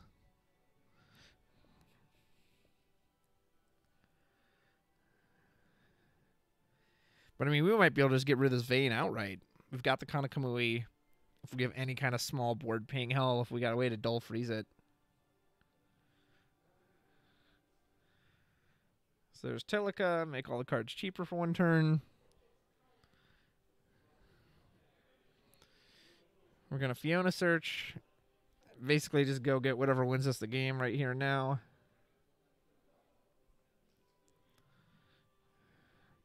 Holy cow, and it's an electric jellyfish. Yep, that's going to end the game. We'll play that, Dull the Vein. And again, unless we get some kind of insane burst here to save us, which it's L6, so I don't even know what, like, Ice Earth bursts. 3 Titans? I mean, Titan can't even be used in this format, so... 3, I have no idea. 3 Alexanders. 3 of the new Alexanders when he hits damage 5, and then he can do it 3 times. Yep, and did we get a Gabranth? I think that was the only burst we hit. Gabranth, Lael, the reprint of Hecaton. I mean, we can Physalis Bullet. Although, again, we've got the Althea, so...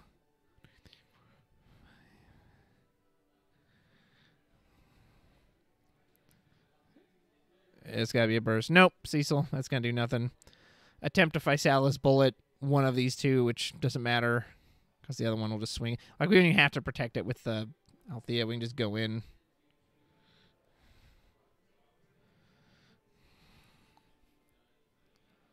Yeah, he's like, who cares? Let it die. Discard. And Locke will go finish it off. All right. That is going to be the first part of L6. Nick shake of the hand. And Pat showing that infinite loop Chicory stuff is nothing to mess around with, man. Especially in L6, there's even less to deal with it. I mean, gosh, it's hard enough to deal with normally.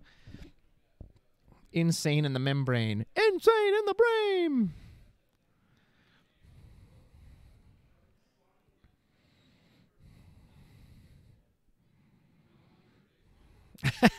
I like the guy in chat. Nolan was like, I just want to see Opus 3 Barts. And someone was like, well, that's not legal at L6. He's like, that's worth the loss then. Just slam it and be like, yo. Da da da da da. Oh, man, that's so funny. All right. So that was round 4. I know they called 10 minutes when he was still doing the big solitaire turn. So we might be moving pretty quickly into the next round. I will go take a peek at that. And, of course, I got to say hi to everyone. You can catch me back here in the back warehouse hanging out with all these lovely boxes. But big shout-out, as always, to Fantasy Books and Games for letting us be here and for hosting the Chaos Cup today. You saw Nick Toth on the screen there getting brutalized by Chicories. And he's kind of the guy who helped set up the event, organized it. I know he helps run the store here. So big shout-out to him for letting us do this and just the store in general. Folks, we'll be moving on to round 5 pretty shortly. Things are moving quickly now, so I'm going to go check on the rest of the contestants, and we will see you back in a bit. In the meantime, enjoy the tunes.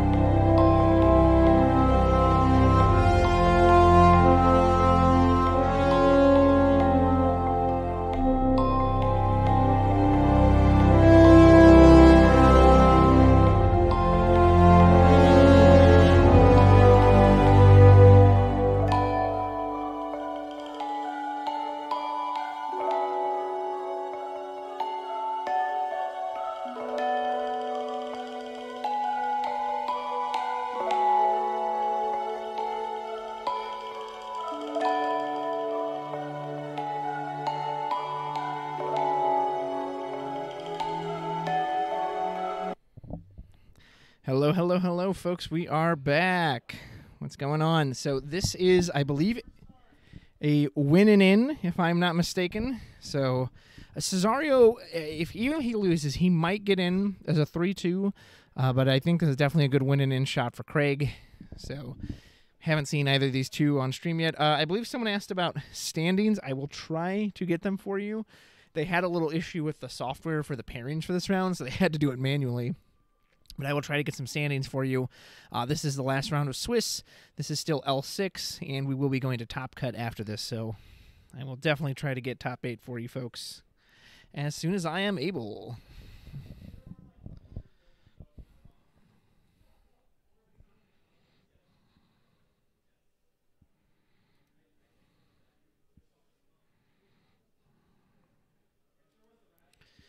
All right, so Cesario looks like he went first.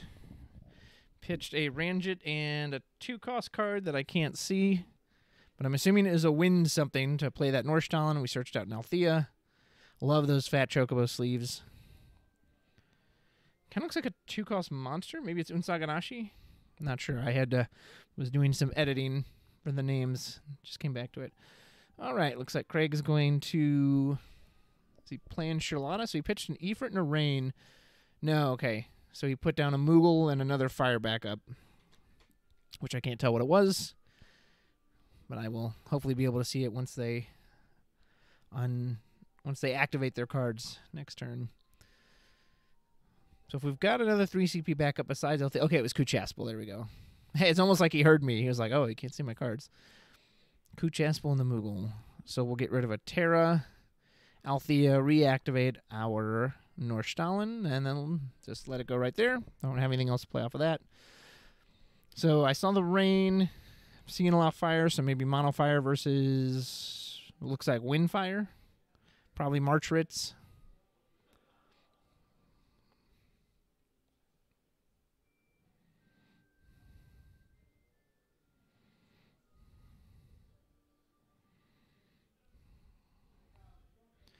All right, and we'll get rid of a Belias. We're going to put down a Moody. Search out a Fire Summon. Amaterasu would be a good one. I'm assuming we're running that.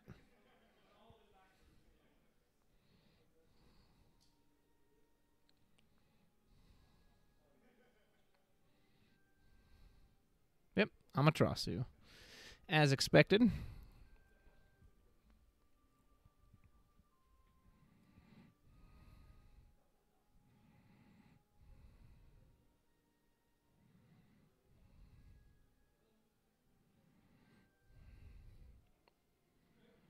Add that to our hand. Looks like we got 4 in hand. We're going to go ahead and pass there, and we can still play the Amaterasu. Pavlov's going to go ahead and reactivate our Norstalen and our Althea.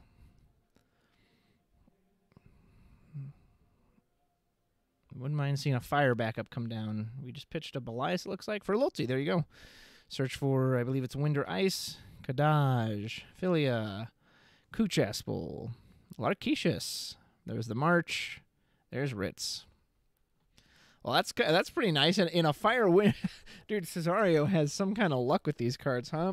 Whenever I play tactics like the fire win version, I mean, the last thing a Lilty's going to hit is a Ritz. So, you know, it was used in like Mono Fire and Fire Earth versions to guarantee get that Ritz.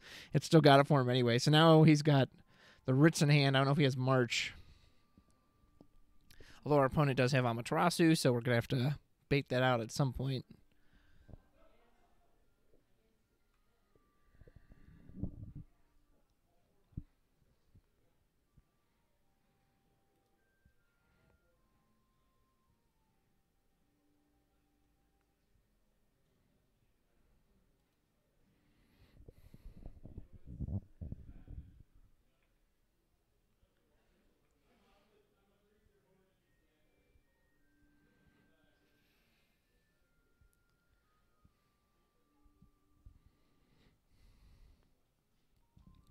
Discarding a Zondi. Ooh, Lonnie.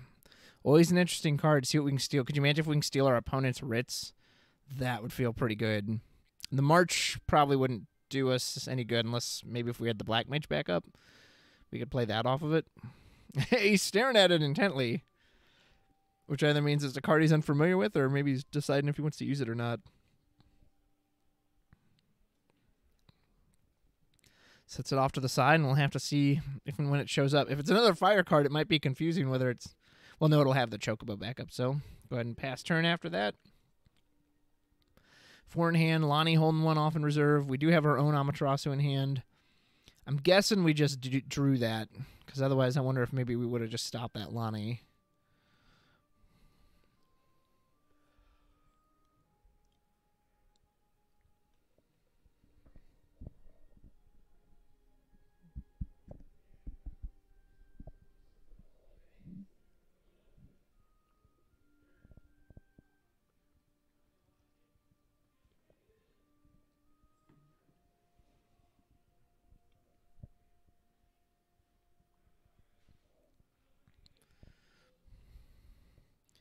I wonder if we're considering... Do we have the March? I know we got the Ritz. But you also know he's got Amaterasu. But again, you're going to have to bait it out at some point, right? Like, he's never going to throw that card away unless you can somehow create pressure without an auto ability. Pressure without an auto ability in Final Fantasy TCG? Bah! Flimshaw.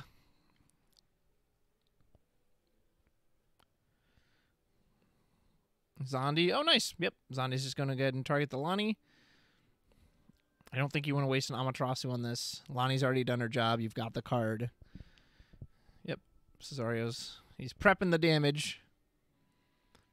Just in case. Yep. Lonnie will die. Looks like we took... I can't really see... Oh, that's Broska's. Okay. Hit a Broska's Final Aeon. Not a great card to lose, but... And actually, Craig is probably thinking, oh, cool. Don't have to deal with that version of it. That's nice. Now pass back to our opponent. Draw 2. Put us up to 6 in hand.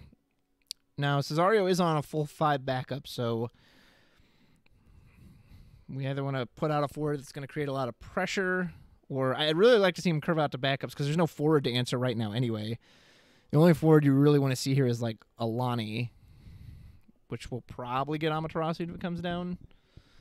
So personally, I'd rather see the backups. Pitch a Cloud. Is it going to be Lonnie? No, it's Kadaj. Nice.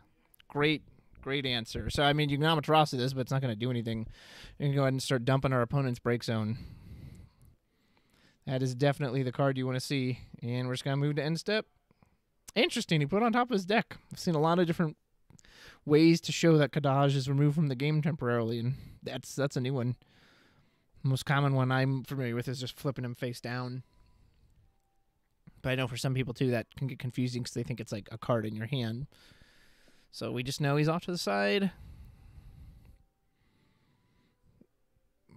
Do we attempt a March Ritz here if we have it? Pitch a Black Mage. There is, I think that's... Is that Broska's? I think that's Broska's. Yeah, because he tapped all 5, pitched a card. So I'm assuming that's Broska's Final Aeon. Here comes Kadaj. You could ult the Broska's, but I wouldn't recommend it because then Kadaj is done. You could just give Kadaj 2k Brave. It gives him enough power to swing over it. Or just dump his break zone more, although I don't think there's anything in there you want to get rid of right this moment.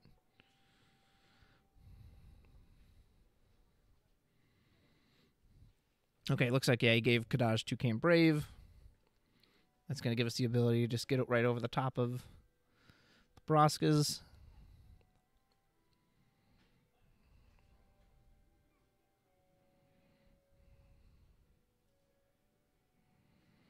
Those are some glossy sleeves, man. Look at the shine on that Broska's and that Black Mage.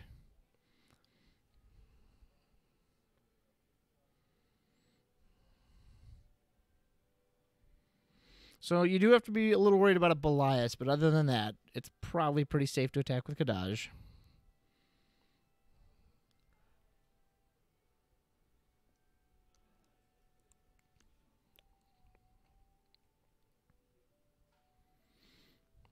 Did he play down a Black Mage backup? His hand was kind of covering his backup, so I couldn't see, but I saw one at least get touched or tapped.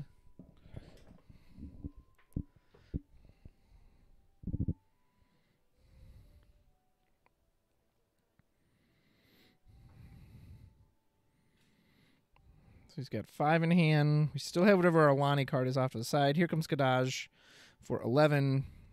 If we've got Belias in hand, we could punish this. Nope. Happy to take the damage. Hey!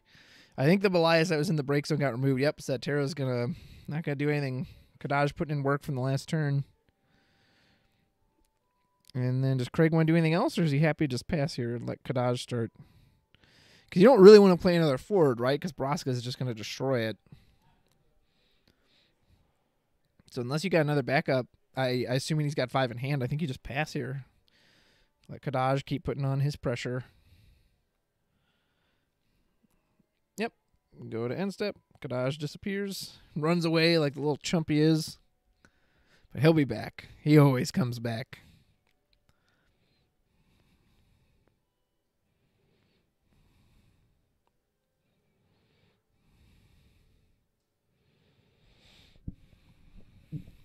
And he keeps leaving up the one backup, just always showing that threat of like, you know he's got Amaterasu.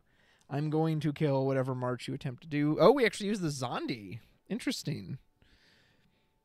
Looks like he's not actually going to search with it, though. He's just going to use it to break the backup to get our Black Mage down. Interesting. I wonder if we're trying to get a cheaper cost for March.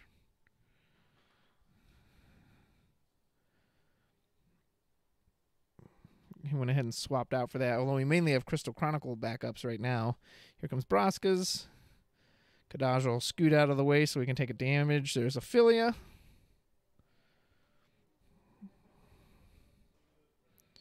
And we're coming back in. Here comes Kadaj. Let's see what we got in the break zone. We've got an Ace. I know we've got the Zondi we threw away.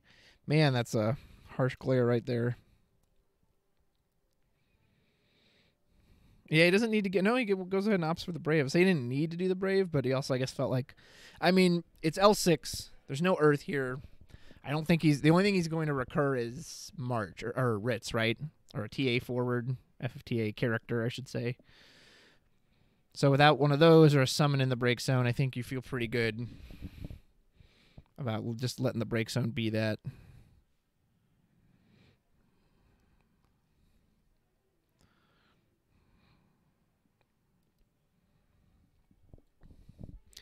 Interesting. I wonder what that Lonnie card is. I'm still curious what that was. Either he's saving it for the right moment or it just wasn't anything special and he's keeping it on reserve. Here comes Kadaj. Go ahead and hit a Lednar into damage.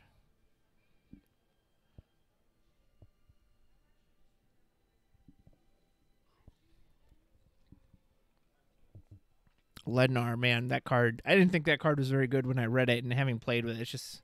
I don't know. It just feels like it never does anything. Either feels like I'm so behind that opponents are happy to just pay the 2 to get rid of it, or again, when he attacks, he dulls so they can just go right over it, or you don't want to bring him back off the march, right? You always want to bring back Ritz. And he wouldn't get the counter coming in off a march anyway, so I don't know. I think they kind of missed the boat on that card, especially as a legend. And chat, let me know what you think of Lednar and Shara, too. Shara I also found kind of disappointing. I don't think I've ever gotten Resolve or counter once. She always just dies.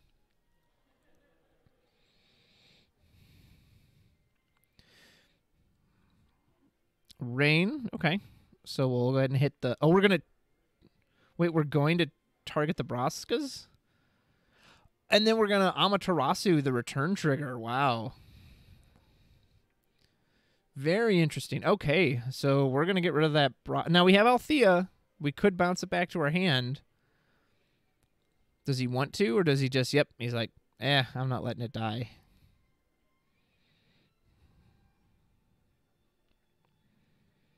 Yeah, interesting. Okay. Now, the question is, do we have another Amaterasu in hand?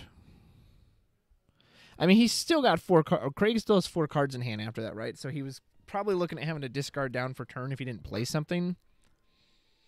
And he hadn't even used his backups yet, so that play does make sense.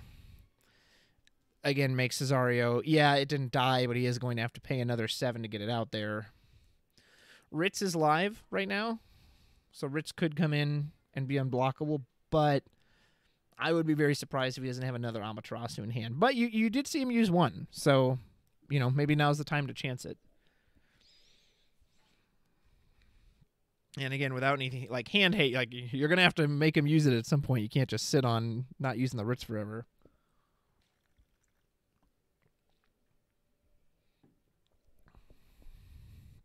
There she is. All right, so Ritz without March. Very interesting. So if he has Lednar here, he could play the Lednar, which is technically available to Amaterasu, which is ridiculous, but yeah, that's how it works. But if he didn't do that, Ritz would then still get her haste. So she could go right in, which is nice. Or he can march now for something, which again, but yeah. So now he's going to say march. Look at it back up and say, go ahead, Amaterasu this. I wonder, do you Amaterasu there? Because you keep the Ritz from attacking, and that's what matters, right? Because now the Ritz is going to attack, get up some backups. Then probably that Ranjit's coming in. So if we had it, I wonder if actually you still Amaterasu the march there. Make sure that Ritz can't attack. Tough play. Tough to say what the right call is there. There's going to be Ranjit. Yep. Just going to blow that rain up. Deal at 8K. Amaterasu would be good here. Amaterasu, the card you got to play around in L6. If you're going against fire, you know you've got to. Nope, he's just going to let it go. Here comes Kadaj. He can dole one of these guys if he wants to. He doesn't really need to. He doesn't really need the 2K Brave either if there's something worth dumping in the break zone. He just gave him 2K Brave again, just in case he's got a Belias or something in hand. Yeah, we must have drawn a dud off Alani because either that or he forgot about it or he's just really holding it for the right moment.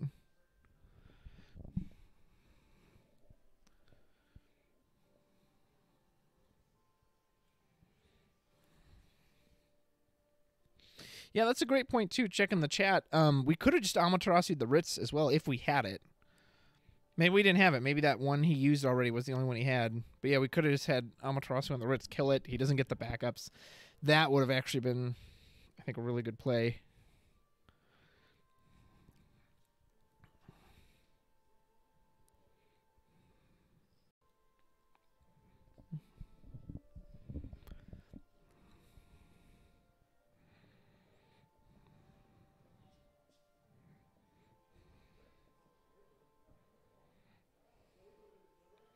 Here comes Kadaj, 2K Brave. I think Kadaj is in every point of damage. There's another Lednar. You know when he's especially useless? When he's in the damage zone. He can't do anything. Although Cesario's got to be feeling good now. He's got the Ritz on damage 3, so that's a guaranteed attack coming in. Whereas Craig has not really been able to keep a body on the board besides the Kadaj. And he needs either some removal or he needs something here because otherwise you're taking 5 points of damage at least next turn. We already saw the Belias, so we know there's always a chance of haste in this deck, which you put our opponent to 4 damage. They've got that shot now. Yeah, you need more than Kadaj here. You can't just have Kadaj can't just carry it by himself at this point. You're gonna get outraced.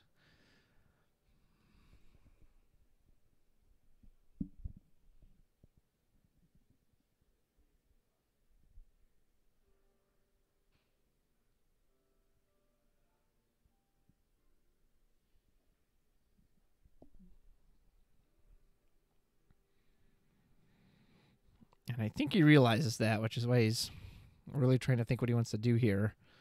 So Rich is currently 8K because of the March. I mean, if you gave Kadaj 2K Brave and you have Philia here, I mean, kind of just drop Philia, don't you? Even if your opponent Amaterasus are going to take, 3 out of their hand to do it? And you'll still then have a 10K on board, and your Kadaj will be fine. It's always funny, I love casting like this where I'm just speculating all these plays where he might not even have this card, so I'm just guessing. Oh, we're putting an ace, so we're going to do the ace trigger, and we're going to do 9K to Ritz. She's gone.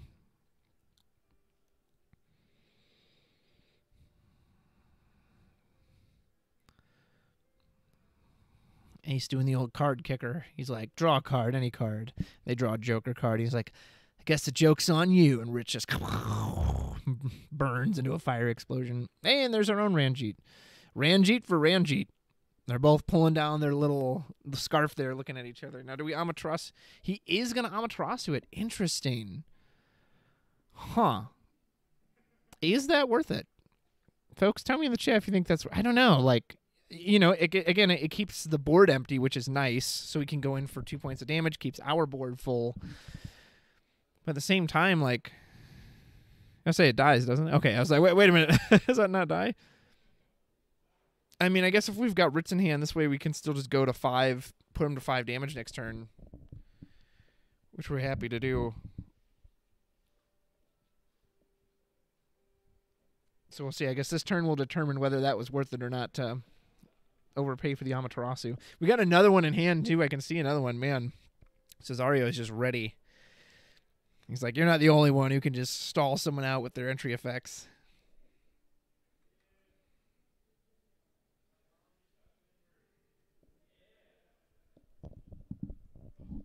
There's a Lonnie. And Ranjit. Oh, man. Back-to-back Lonnie. Well, I'm guessing the first Lonnie pull was a dud anyway, so maybe that wouldn't have helped us out so much. There's Lednar. And Lednar will get his fortune counter since he was cast normally. Now, we have Kadaj, so... Yeah, it looked like Cesario was looking around his pocket for a quarter or something. There we go. We got a little die for him. Lednar's got his fortune counter. I mean, again, him not being able to be broken is not a huge deal because Kadaj can just dull him on entry, but we still need something beyond that. It does make it tricky to kill it with Philia. Because we'll go to, 4 in hand. We'll have to pitch 2 for the Philia. And what? So we cannot both Philia and discard cards to get the fortune counter off of him.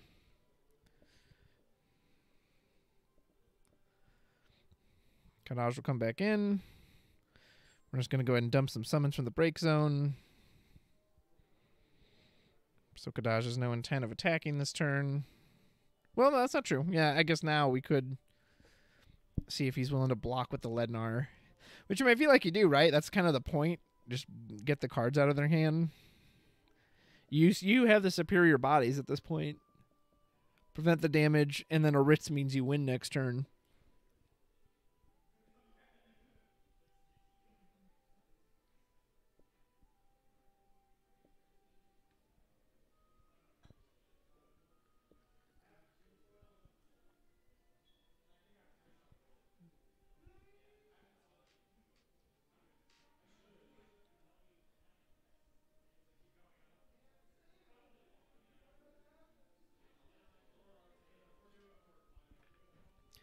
Here comes Kadaj.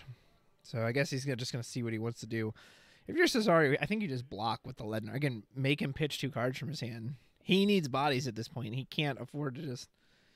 He's going to go to 6. Again, potentially 7 damage. We have Amaterasu in hand. I think that's a Black Mage backup on the right. I can't quite tell what that is on the left. No, he's just going to take it. There's a Donid. There's all our FFTA characters.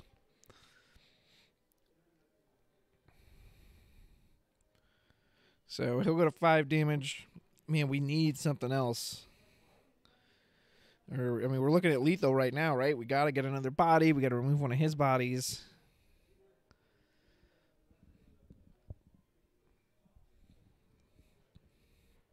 Zach, very interesting.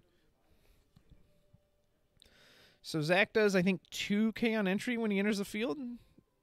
It's when like a fire forward enters, but also when a 7 forward. So I think Zach will do 2 instances of 2k damage. So I think he'll do 4k. And it looked like he targeted Lednar. But doesn't he only have 2 cards left in hand? Like, what's he going to follow that up with? Yeah, he says he's targeting Lednar. I mean, even if he pitches the 2 cards from hand to make it so he can't So he's now breakable. Like, what do you follow that ping damage up with? Unless he's got 3 in hand. If he's got 3 in hand, he can pitch 2 and then play Rain. Terra.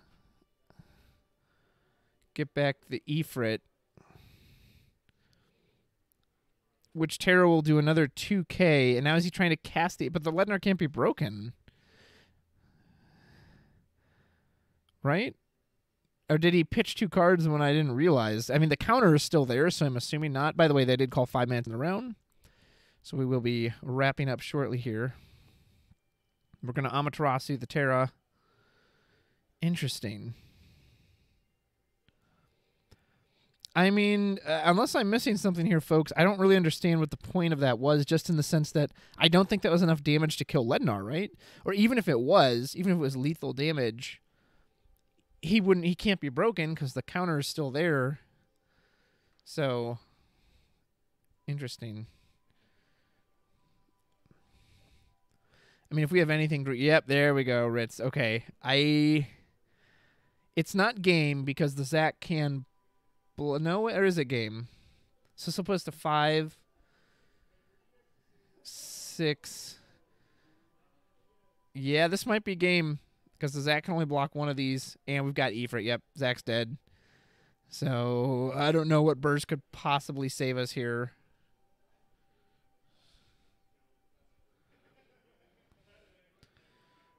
Might as well see what it is. Yeah, it's a rain. It's not going to be anything. Damn. All right, good game. Good job by Cesario holding on. That Kadaj did really good putting on pressure, but yeah, he just needed more support. He could never get another card to stick on the field, so looks like Cesario did make the right call, and using the Amaterasu on the Ranjit and everything else. I wonder what the Lonnie card was that he pulled that he never ended up getting to use. I'll see if I can't find that out for you. Well played by Cesario. So he'll go to 4-1, so he should be guaranteed for top cut. Craig, I imagine, is going to miss it, but we'll find out for sure once we get that. And yeah, someone in the chat said he might have just been playing bodies. Maybe he wasn't even trying to kill. Maybe he realized he actually couldn't kill anything on the field. Well, see, here's the thing, though. He could have killed the March. Like, assuming, obviously, the Terra got Amaterasu'd, but assuming the Terra hadn't gotten Amaterasu'd, Zach could have come in, hit the March for 4. Terra comes in, hits it for another 2. Cast the Ifrit. If he was on 5 damage, the Ifrit could have done 8. We could have killed the Ranjit, and then I don't remember if he was on 5 or not, but it had even, and then the Terra could have finished off the March. So that could have been the line, but he kept targeting the Lednar. I don't know. I'm not 100% sure. Either way, good stuff and well played. All right, folks, saying hi from the back room here. So that was it for Swiss Round. I will try to go get some standings for you all. Top Cut, I imagine, is going to begin right after this. So let me see what I can get, and don't go away. We'll be back shortly.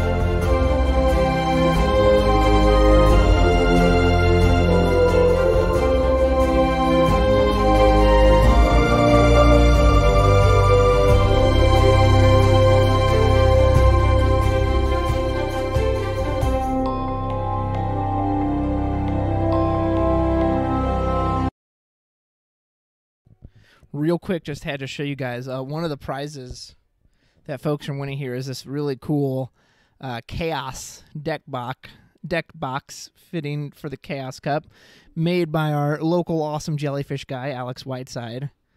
Yeah, so they kind of did this fun little attachment thing where, like, someone was attached to the Chaos box, but if they lost it, then it got attached to that person. So we'll see who ends up with it at the end of the round. Cool little custom box he made from the Chaos Opus 9 Legend card. Really neat. So round 5 is right about ending, and then we will get Top Cut, and I think I can get stand-ins for you guys. Still waiting for some printouts for that. But yeah, just giving you a little update. How cool, part of the Chaos Cup. All right, we'll be back in a little bit.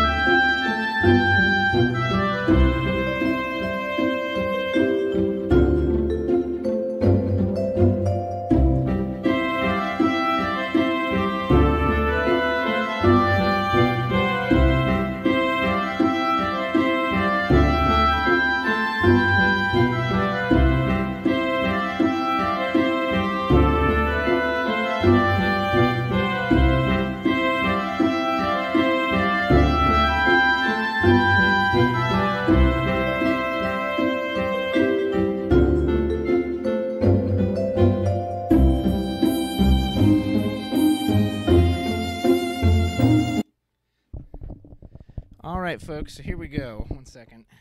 Make sure I can see myself. Okay, so we've got some standings here for you, which I will read off to you for the top 8. So Kyle Peters, first place, he had 15 points. He was 5-0. Then we had Steph Roth, which is Stephen Riley. He had 12 points. He was 4-1, as well as Cesario also was 4-1, who we just saw on stream last. So both of them had 12 points. Then we had Wiseman. I believe that's Aaron. He and Jellyfish. I think everyone else was 3-2. So in 4th place was Aaron Wiseman.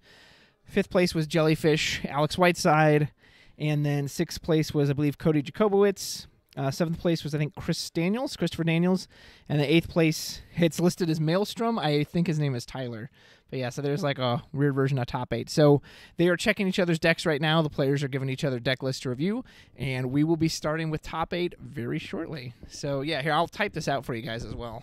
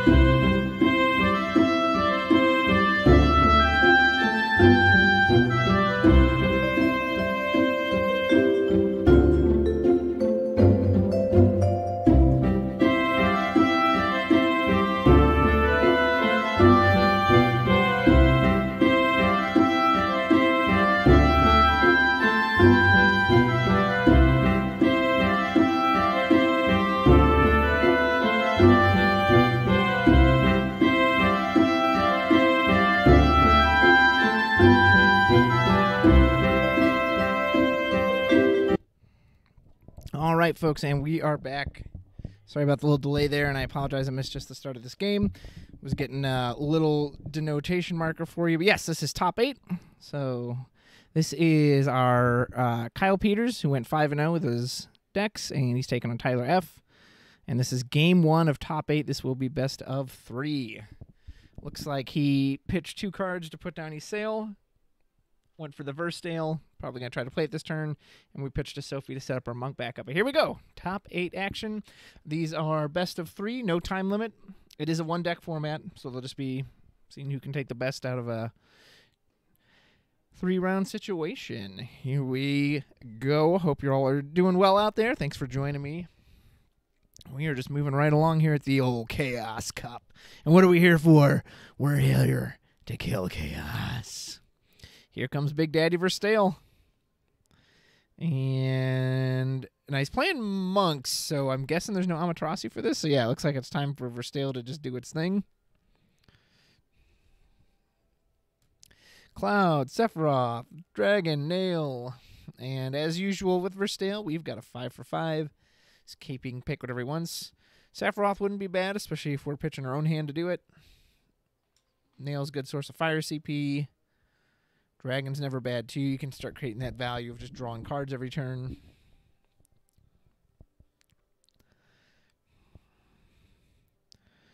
Verstale just proven as reliable as always.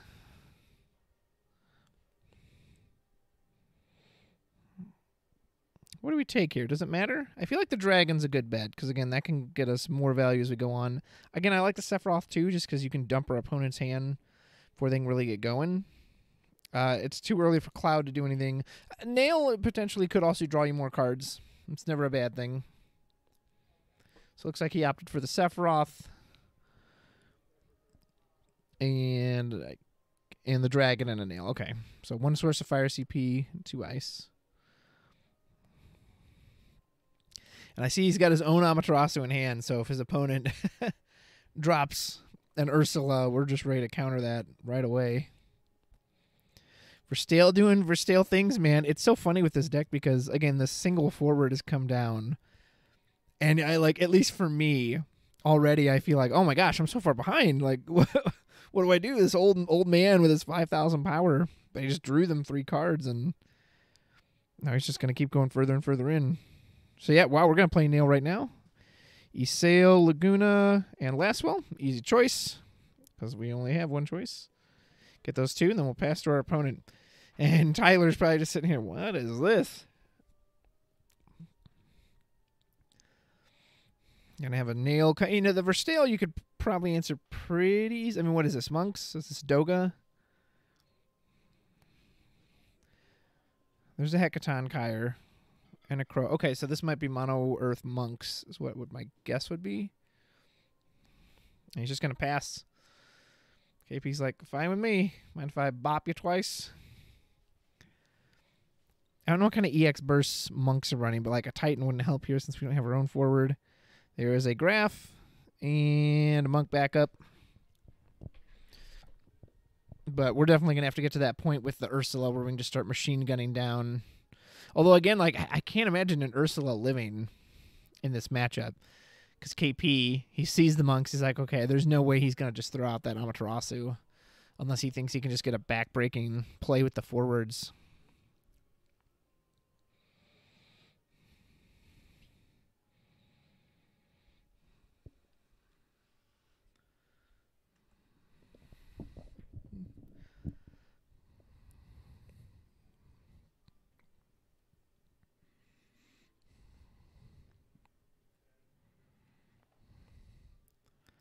And what do we got? We're going to go for the Laguna? Or do we search out another Verstale? A Physalis, maybe?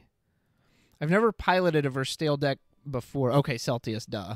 So that way we can just keep our pressure up. What a crazy aggro deck, man.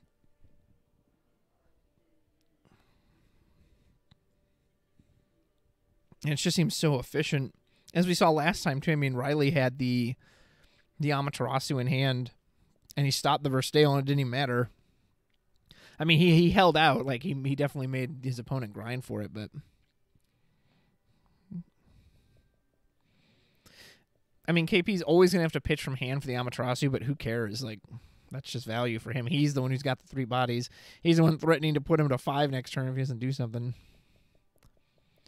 Pitch a monk for a monk. We can get back Sophie or the other monk. Go ahead and grab the special monk.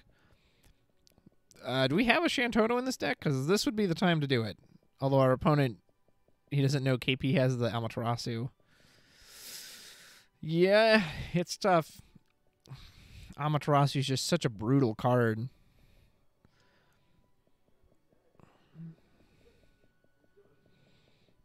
We could play the Yang, I suppose. I mean, that's going to get Amaterasu as well, but then we could play the Ursula. Yeah, we got to bait it out. There's the Yang. And... I mean, we could wait for the Ursula and then Amaterasu that. So I don't know what KP's thinking here. Or does he just stop the Yang and then make him pay extra for the Ursula?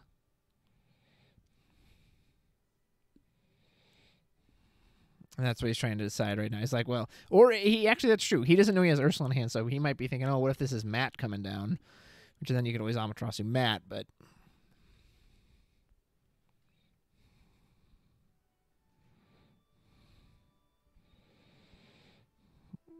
So not knowing that, now again, I know Tyler has Ursula in hand, but KP, so he's probably, because he's probably thinking, I mean, and again, you could always wait till see which one it is and then Amaterasu. But the thing is, like, between Yang and Matt, he probably wants to Amaterasu Yang. Yeah, which he's just going to do it now. Oh, we do have Mist Dragon. We could cancel that. Is that worth it? Yes, it is. Okay, we're going to say nope. Not today, sir. There's Ursula. Here comes Sophie. Sophie will be 8,000, so she won't be big enough to do anything yet. So KP needs a good top deck to keep putting this pressure on. Oh, I think I see a Renoa in hand. Woo! Well, that's a good way to reload our hand. Oh, my goodness. Where's Sid Randell when you need him? Stop all these entry effects.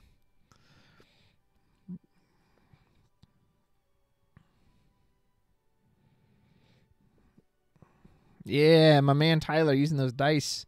So Yang's an 8 right now. Ursula's 6. Sophie's 9, I believe. Yeah. Because Sophie should be 4, plus 1 from Enacro, 5, and then plus 4, so she should be 9. So you could freely swing in with the nail. Although I wonder if you block with Sophie if you do swing it with nail.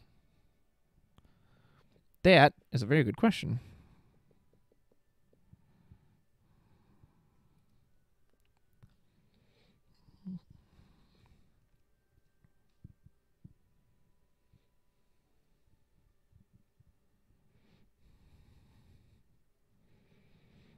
Going for the old party attack.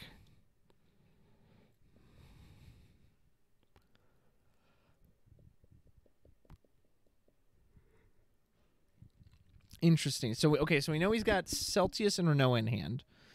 And I would imagine you want to flicker the Verstale the most. Nail wouldn't be awful to flicker. I guess technically not Laguna either, but I feel like Verstale is your primary target. That's what's going to get you, you know, basically 3 more cards in hand. Oh, man, I kind of wonder if maybe you actually just block that with... He doesn't know he has Renoa, of course.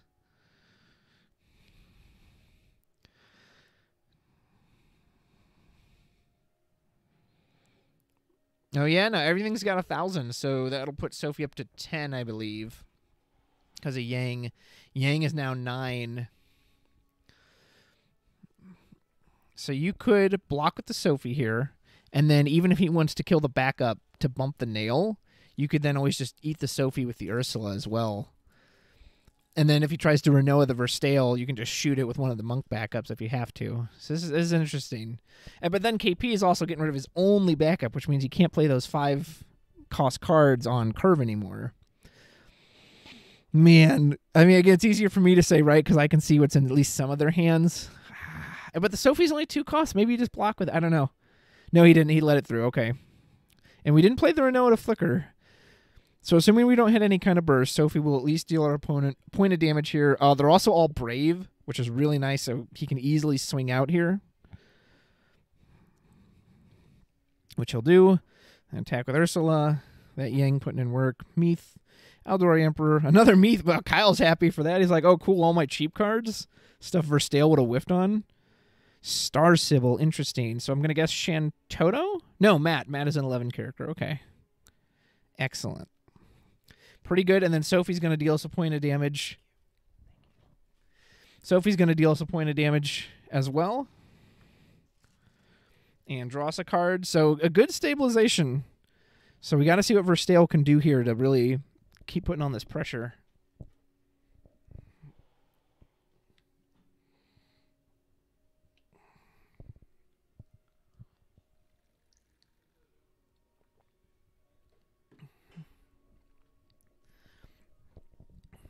That was good. The Brave from the Yang helps out so much.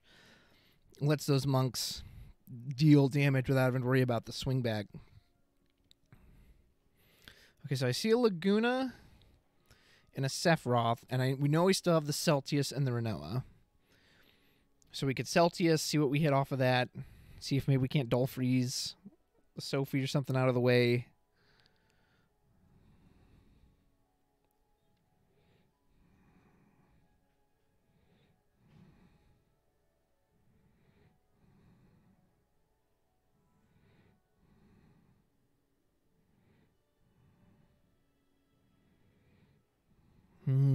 Ooh, tricky. At first, like, KP had so much pressure with all those Verstale forwards, I thought, oh man, like, is he just going to run over these monks? But now these monks are big and beefy. They've been hitting the gym, man. They're like, all right, what do you got? Bring it on.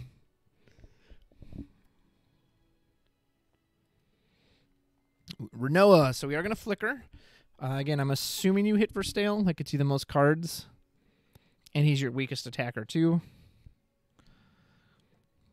Which, I mean, the thing is, though, if it is Verstale, you get rid of a single monk backup, and it's dead, and that completely fails.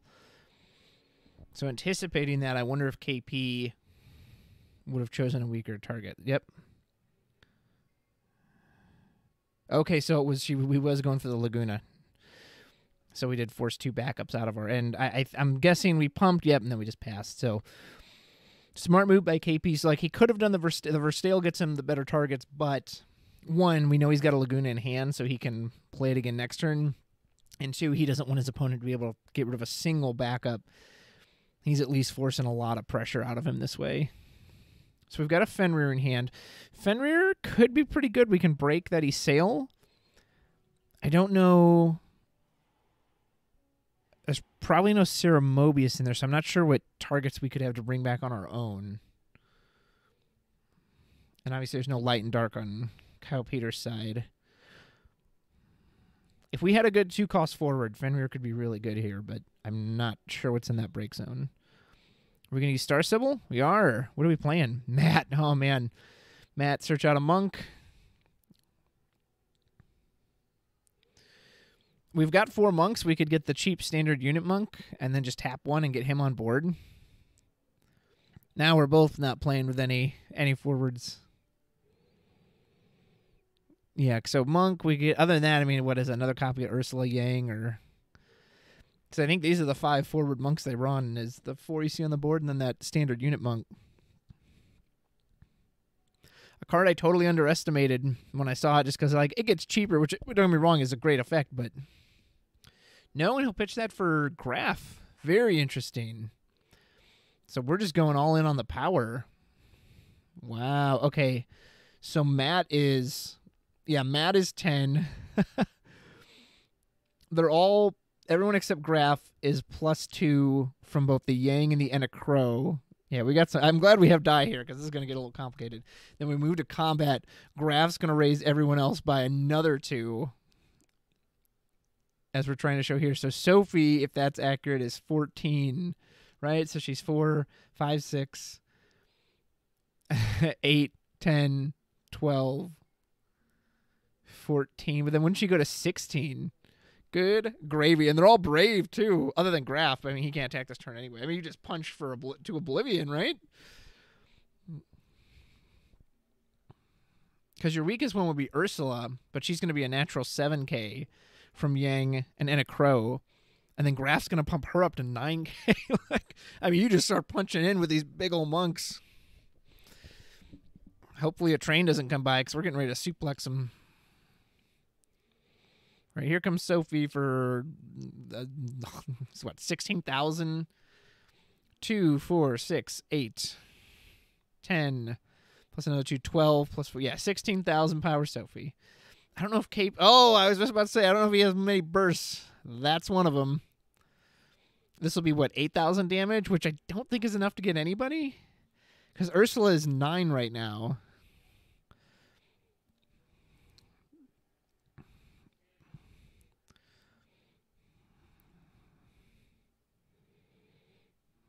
And it's not going to be enough to get Graf either. Graf is, what, 8 plus 2. So he should be he's 10. Oh, my goodness, all this power. Unlimited power.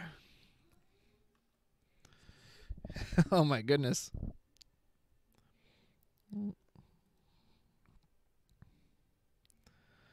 But it could matter, especially if the next hit is a Cloud. If he lets himself get hit again, he might have to start blocking. But I mean, even if it doesn't kill, if he hits the Ursula, now that card is going to trade, whereas beforehand it might not have.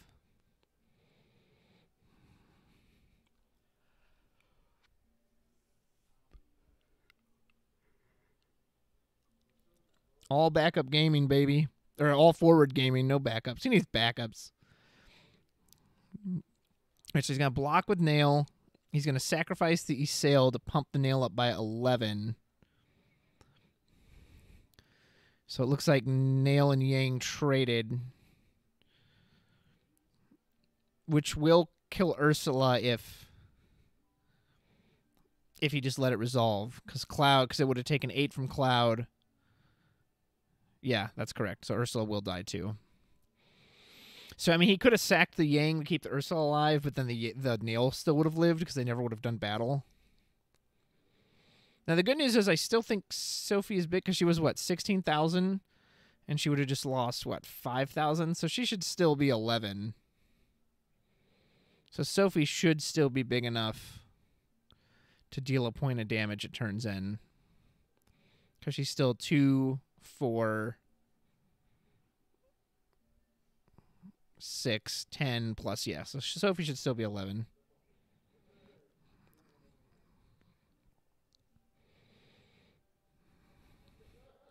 And I think we go to end step here.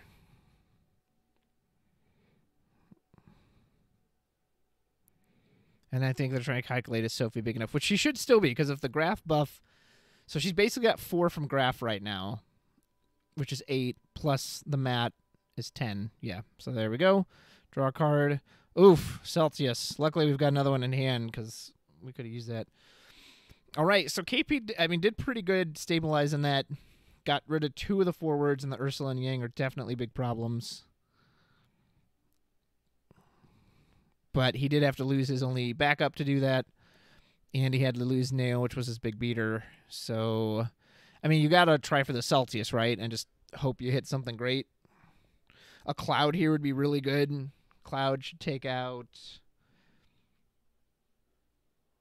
So Cloud will take out Sophie, because Sophie should be arresting 9,000 right now. Yep. Although we have that Fenrir in hand, so we can easily cast Fenrir to get her back next turn.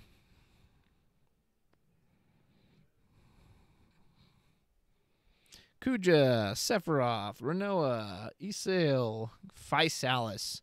So probably Physalis or Kuja. Probably Physalis. He's got exactly 3 cards in hand. I mean, Physalis gives you the continued value, right? If assuming he lives through the next turn, you can either draw another card, you can dull freeze one of these guys. The thing is, though, so he can't pick the Renoa. Obviously, the Sail's not a valid target.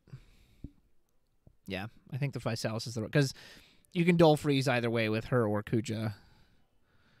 Nope, and Kyle just realized there's nothing he can do. He had to get that Sophie off the board, so if he was going to go to a high enough power off of that. So, Monks stabilized me. I thought Verstale came out of the gate swinging, and he stabilized that. Hello in chat. I just saw someone asking how deep. So this is top 8. This is the first round of top 8, and that was game 1. So it looks like Tyler took it. Let me update the scores here really quick.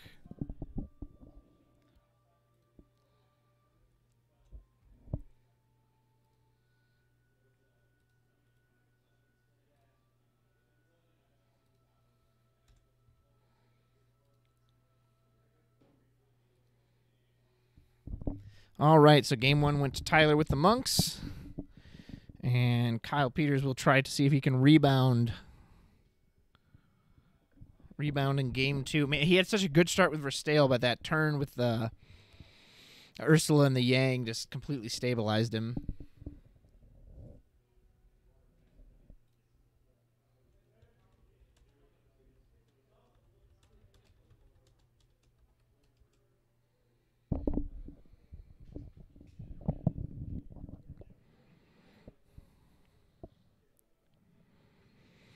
Hey, Meta Potion, thanks for hanging out. And tell Rice he's welcome, and thank you guys for being here, and your support always means a lot.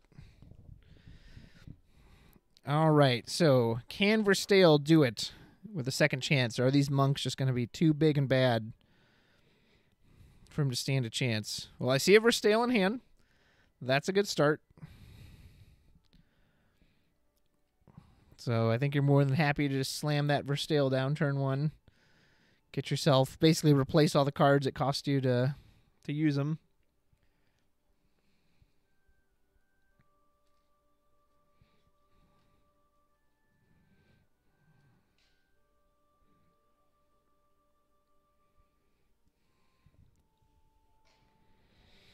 So Physalis, Lastfall Cloud. There's Verstale.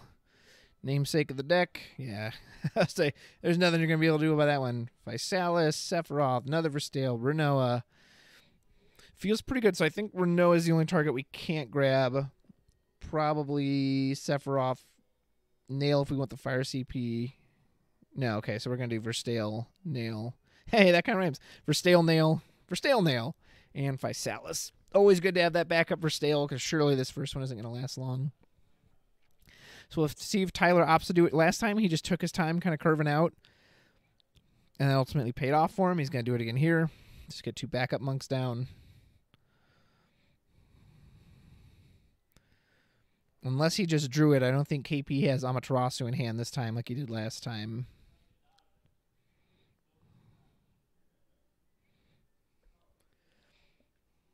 And even that wasn't enough against the combined might of Yang and Sophie.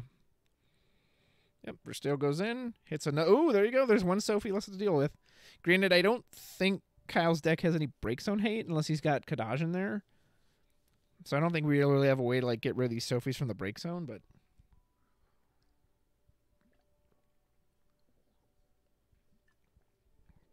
If he did, if he could Kadaj right now, that's legit. Okay, there's only one Sophie left to deal with.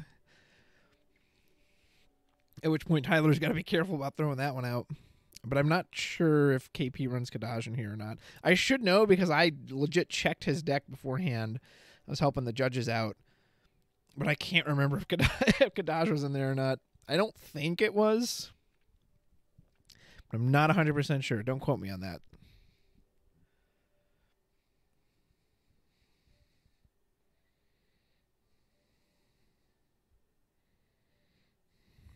For anyone listening, once the stream is over, at some point in the future, I'll make sure to go back and I can put in match tags for the times. Help cut down on some of the moments when it's just filler. Or maybe I'll just even go back into the YouTube editor and just cut those parts out. That way people can watch a more condensed stream. When I get around to it. Definitely got a lot of things to work on. Kyle Peters is trying to figure out what to do here. I don't think he has a backup, right? I don't think I saw a sail in his hand, so he has to play another forward here. Physalis is live. Could do Physalis. Could do Nail. Try and draw more cards.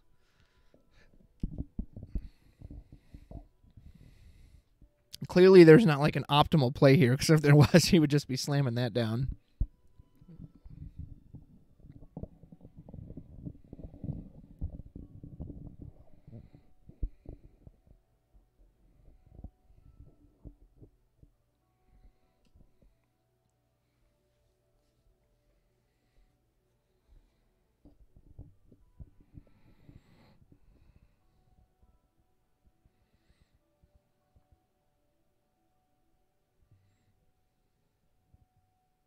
Yep, here we go. We're going to go for the Nail.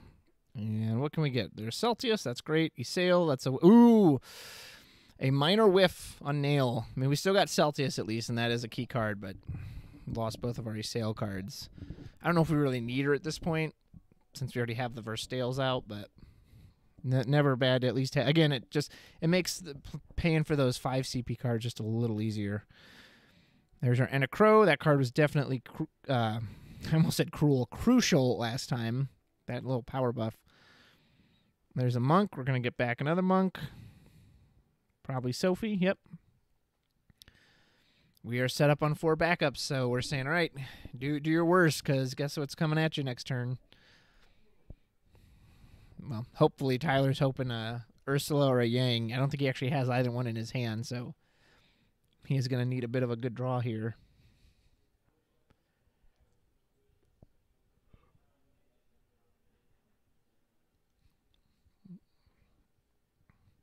Still, he's low enough on cards again. I wonder if after you go in and whack him a few times, if you play the Physalis or, just something that can dull freeze those backups. Keep your advantage going. First, we're going to bop him twice. There's another Monk. What a surprise. Third Monk. Yep. Monk, Monk, Monk. Monk? I think of like the little seagulls from Finding Nemo when they do the mine, mine, mine, mine. It's monks, monks, monks, monks, monks.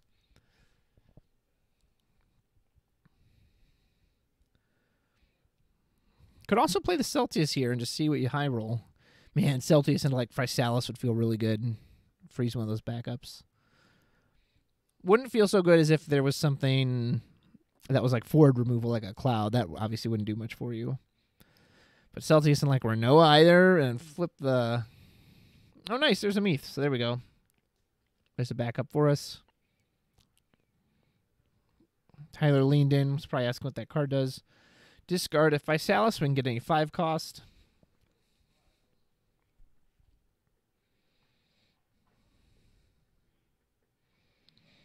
Who do we want to grab here? Laguna, maybe? No, Ignacio. Nice. That's a good way to help kind of replenish our hand. Fire CP2. So, Kyle doesn't know this, but Tyler does not have Yang or Ursula in his hand right now. He's got Sophie and I think it was like another backup Monk or something. I saw it earlier. I don't remember what it was. So, Tyler really needs a good top deck here. He would love to draw Ursula. Yep, because here comes Celsius. What are we going to reveal? Oh, man, what if we hit Renoa and then we could do the Versailles? We could do Celsius again, too. So here we go. 5 cards happily removed from the game. And what are we going to hit? Eldori Emperor, Meath, Laswell, Laguna, Ignacio. Good choices. Not the Eldori Emperor. There's nothing to hit with it. Laswell would make our opponent discard. Not bad. And then it gives us the threat that all of our guys are doing ping damage when they attack. Laguna goes to search us out a forward. Ignacio will... I mean, I guess he doesn't do a whole lot if there's not a forward on the field. I'm leaning towards Laguna or Laswell. I guess that's what do you value more? You drawing a card or making your opponent lose one? If Kyle could see his hand, I bet he'd be more than willing to make him lose one because...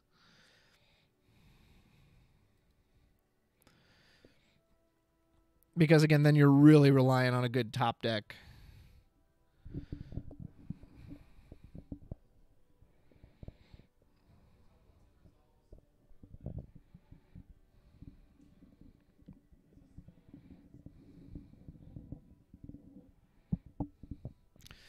I'm not sure how many backups Kyle runs. I think the only ones I've seen are Meath and Isail, so maybe just 6.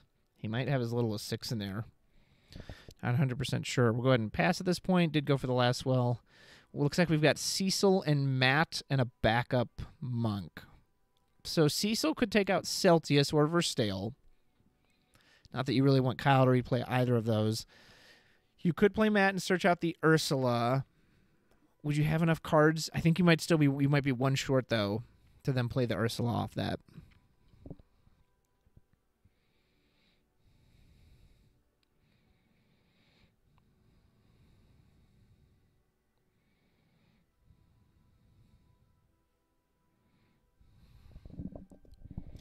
I'm not sure if Tyler's playing Shantoto or not. I checked a few of the deck lists with the judges to help them through that process. I did not look at Tyler's deck, so I'm not sure if he's running Shantoto. If he is, he doesn't have it right now. He is, however, running Star Sybil, so there's a good chance he is running Shantoto, because I saw him use Star Sybil in the last round to go get Matt. Yeah, I mean, if we could have, because I don't think Kyle doesn't have Amaterasu in hand, so this would have been an amazing Yang Ursula play, but he just doesn't have it. He just doesn't have it in hand, and that's what he's having to. And again, he's looking at lethal next turn. Like, he's got to get a body down, right? I wonder if you play.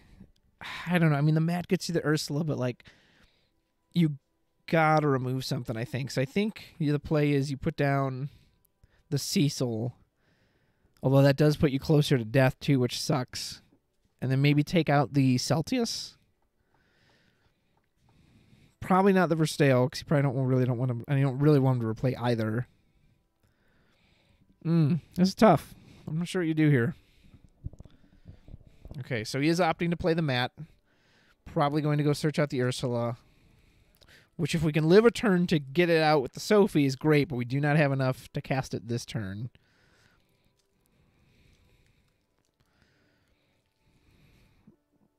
Or I guess you could get the Yang. But then again, what does the Yang bring in if you don't have Ursula?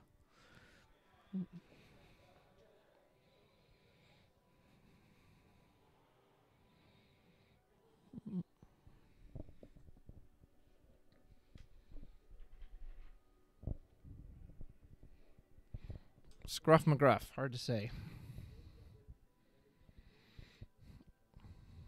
I don't think Kyle can kill him next turn.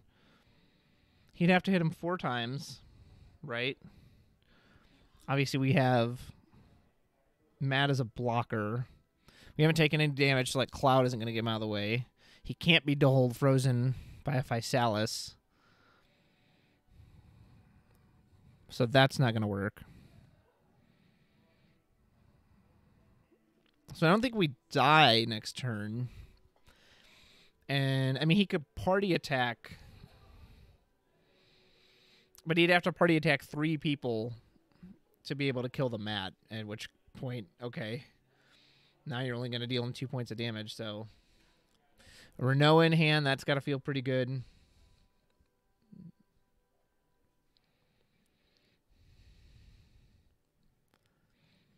So we could swing in and then just flicker whoever. See, the nice thing, too, is, though, like, other than Verstale, he can attack with any of these forwards, and if Matt blocks it, you know, they'll trade because he's going to do ping damage on attack. Yep, so Celtius, shoot Matt for 3. But also, you got to be careful because he can just party attack with the next one, clear the Matt out. Now he's going to put you to 6. Like I said, the good news is you won't die this turn, so we will have that Sophie or that Ursula ready for next turn, but you'll also be on 6 damage. Yep, and they'll say Matt and Celtius can trade, so now we're going to go to 6. There's Ursula. Wouldn't have minded seeing that. There's Ursula. Oh, man, oh, man. Monk jackpot, and they're just a little too late in Shantoto. Yep. There's old Shantoto, which if KP has Amaterasu in hand, won't do anything. I mean, it's still risky because, I mean, with something like Nail, you can always just nail, haste, kill, but... Well, you can reset the board at least. I guess that's better than nothing. Although KP now is like, all right, well, I guess I'm just ending my turn. End your turn. Let your forwards get wiped. If you've got nail on the next turn, you could just send nail in for the victory.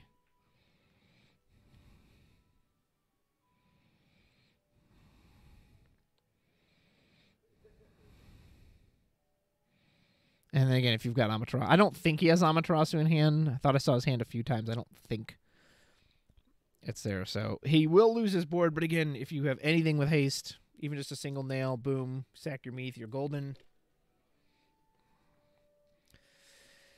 Okay, so finally Tyler's got a reloaded hand, and he's got the backups to use. He's just on death's door is the only problem. And he lost 2 Ursulas. Man, look at those damage hits. 2 Ursulas and a Sophie. That's brutal.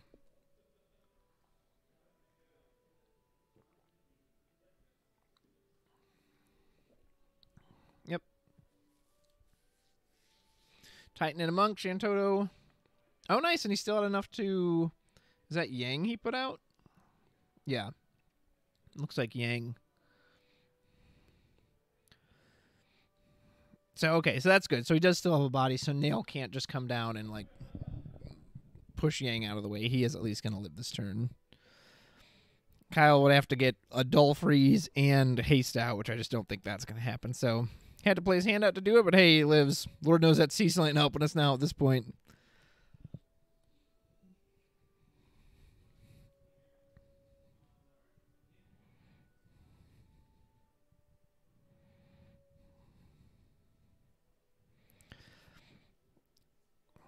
I mean, Kyle's still so far ahead, though, right?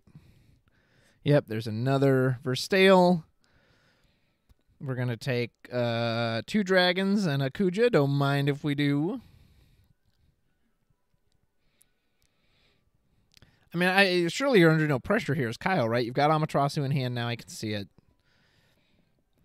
I wonder if he's considering putting out the Kuja to, like, just Dull Freeze the Yang now. Which, again, then forces your opponent, you have to draw forward. So if Tyler doesn't, he just loses, but you're also paying a lot. I don't know. Yeah, Kyle hasn't even taken damage. Like, I just don't think he needs to do that. Okay, so we've got Fenrir.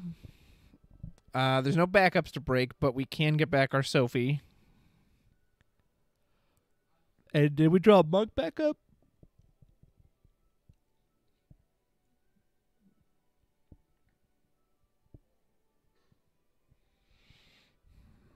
Yeah, looks like we might have just drawn a Monk backup.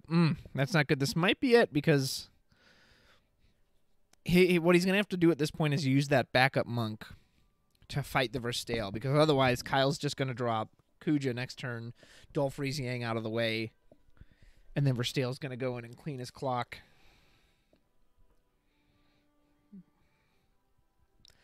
So, I mean, he saw him draw the Kuja, so hopefully Tyler knows to leave that far right Monk backup, because you're going to need to use that to fight the Yang to the Verstale.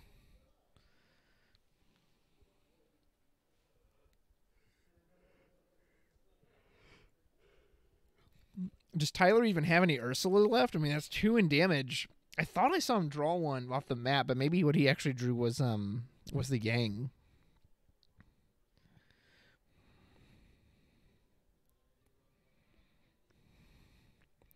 Yeah, losing 2 Ursula to damage is hard. That sucks.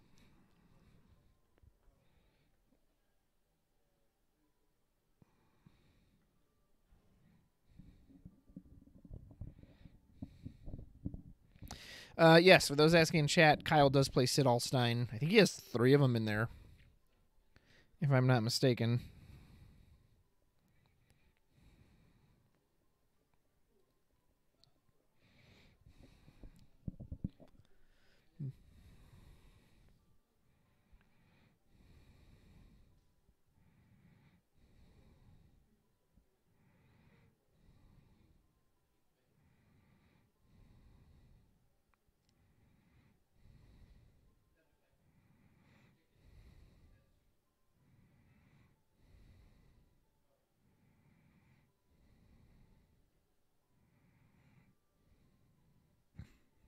You can't hear it, but there's music playing in the store. It sounds so delightful.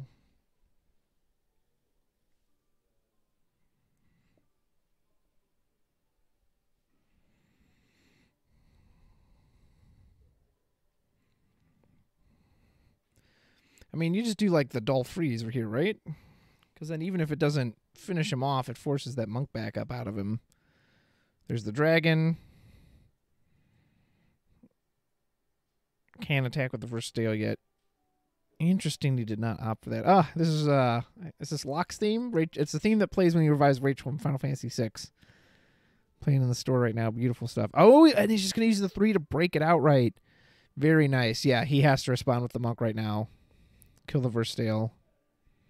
Yeah, that works too. You're getting it out of the... I guess this technically permanently removes it.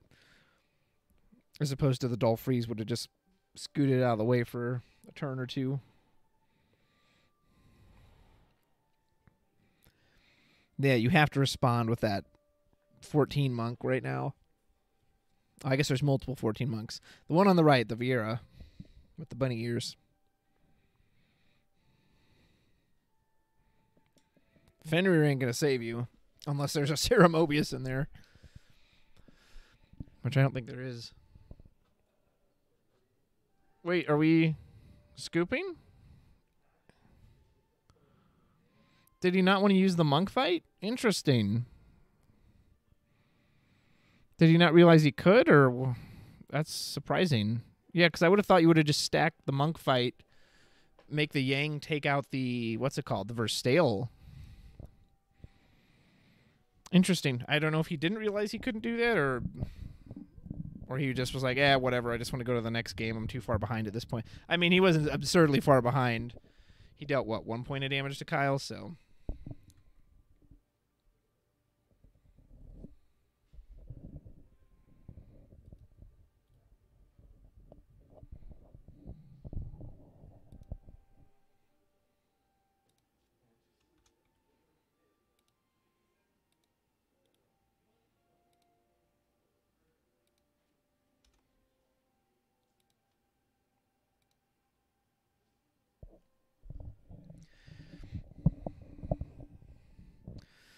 All right, well, that'll do that for game 2. So this is it, game 3, Verstale versus Monks. Verstales look strong every time, but the Monks built a big bad wall and just said, nope, you're not getting through here. But Verstale absolutely pushed through that time. That was pretty critical, hitting both those Ursulas into damage. If Tyler had been able to get his hands on... Oh, okay, according to Meta Potion... That monk is only on your turn. Thank you for clarifying that. I don't actually have the cards in front of us. So that's why he wasn't even able to use... Okay, well, in that case, yeah, he was never going to be able to get out of that turn anyway.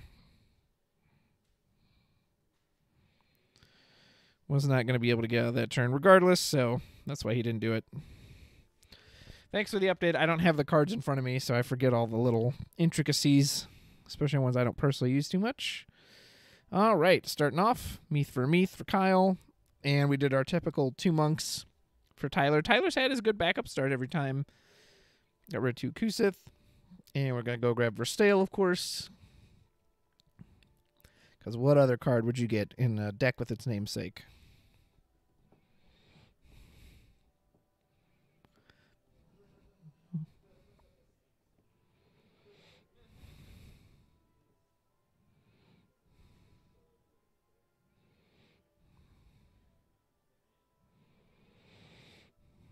Is that an Ursula in hand? Nice. If we have another monk, do we have another monk backup? We've got Matt. Matt Damon. You know, so it looks like he's got Matt, Mist Dragon, Kryle, and Fenrir, maybe? None of which are great. Ursula doesn't have a target currently. No Fenrir. So he's got Kryle, Matt, Ursula, Mist Dragon. Yeah, that's kind of rough. So Ursula has no target, which is unfortunate.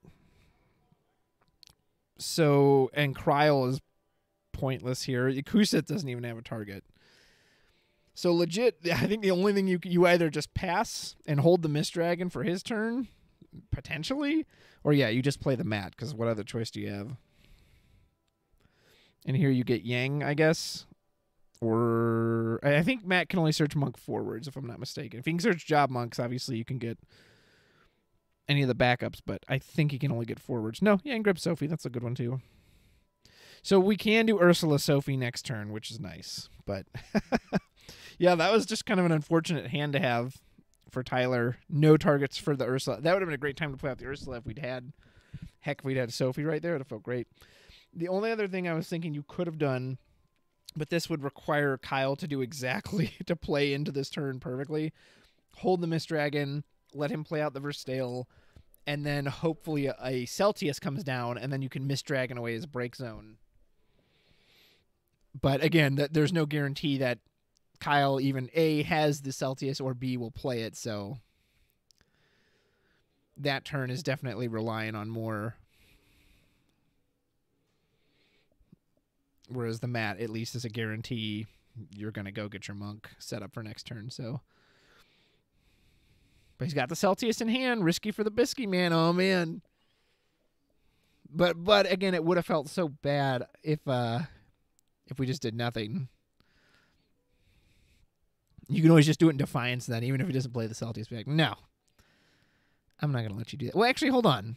Does the Mist Dragon even work against the Celtius? Or is that part of the cost? Because if it's part of the cost, then he can't actually interfere with that. That part I'm not sure on. According to David Nunez, Matt can grab backups, so he could have grabbed a backup Monk if he wished.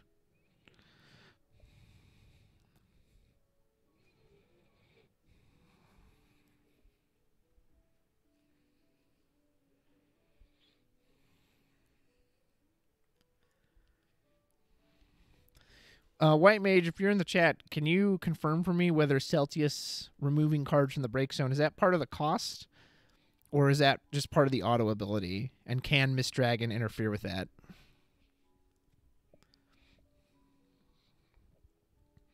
Unfortunately, I've got to kind of keep on this screen, though, so I don't really have an opportunity to check and read what the card says.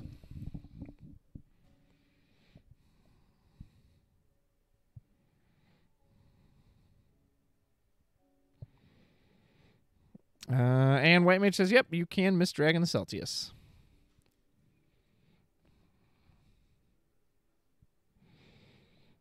Excellent. Okay, so my first instinct was correct. I thought you could, because it's not like it was a cost where it's like, hey, put this or remove these from the break zone, action ability, etc. That is the actual auto ability. As he comes in, I think you have to remove the cards. Renoa, ooh, Flicker the Verstale. That feels good. Sephiroth, Visalis, Ignacio, Laguna, and I can't tell what that fourth card was, but is that also Ignacio? Or Nail, maybe? I think that might be Nail. Uh-oh. Oh, we lost it for a second. Be right back.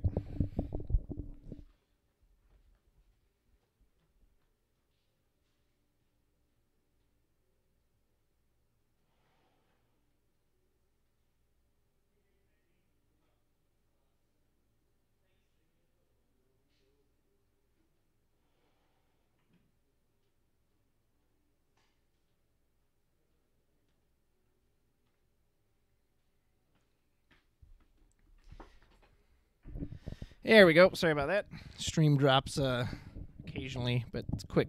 Luckily, it's one of those, like, it's a quick fix and we know what to do. So apologies. Looks like I'm not 100% sure what he grabbed off the Verstale, but I do see a Sephiroth out now. So we're going to go ahead and dump our opponent's hand. That feels bad. Or did he already do it? I see Sophie and Ursula in the break zone, so maybe he already did it. Oh, I think we moved back to Tyler's turn. Okay. Yeah, sorry we missed that because of the dropout. But what it looks like is we made Sephiroth dump Sophie and Ursula, and now it's back on Tyler's turn, and he just drew for turn.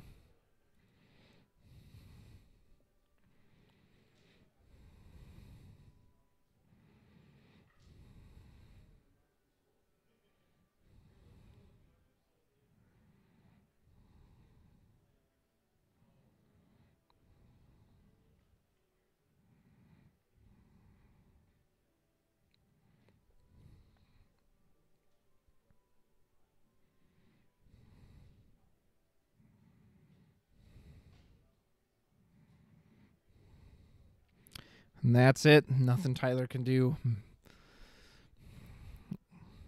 If we've got a Shadow Flare here, that's... Well, actually, we can't Dull Freeze the mat, so while we'll get the cards out of their hands, Matt will remain as a blocker.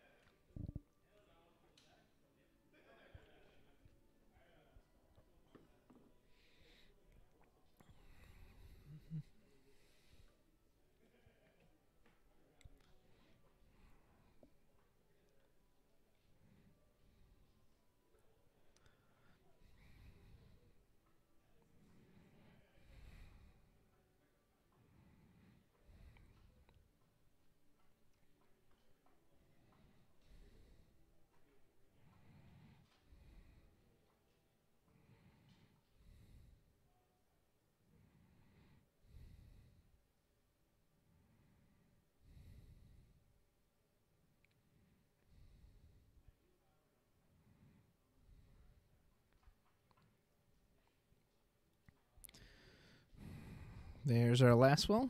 Get one more card out of his hand. This is nice, too, because if we want, we can triple party attack and just take the mat out in one go. Or, again, this will make Verstale take him out on his own, which is really nice. Not just by himself, but obviously if the mat blocks, then he'll trade with the Verstale.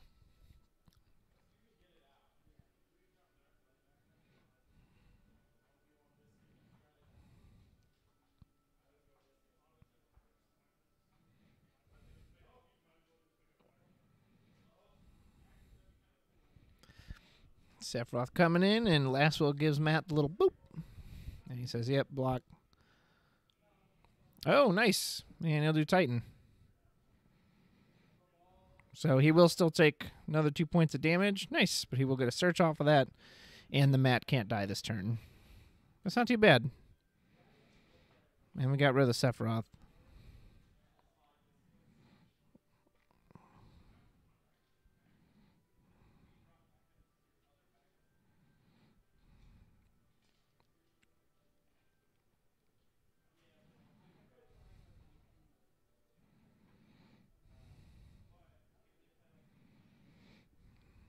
Manoa goes in for damage 2, and there's Fenrir.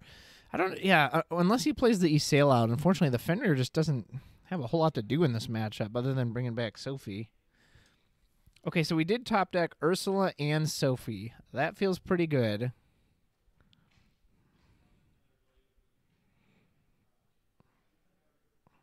Sophie won't be big enough to get us our draw. We need to be able to play the cheap monk too, but we can't because I don't think he can become free. I think he always has to at least cost 1, and we don't have enough CP to do that.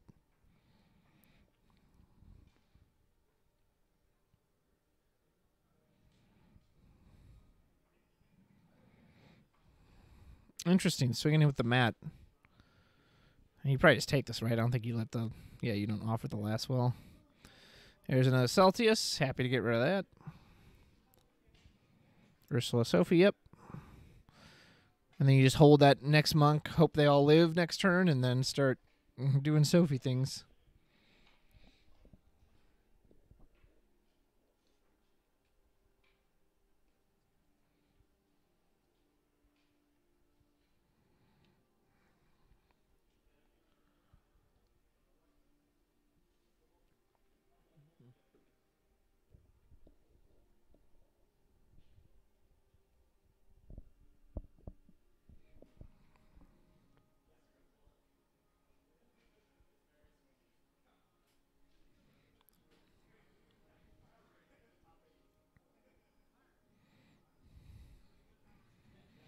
So Kyle's got some options here, right? His last one means anything he attacks with is going to do damage. Oh, yeah. And you know what's even better than that? How about a little Celtius action?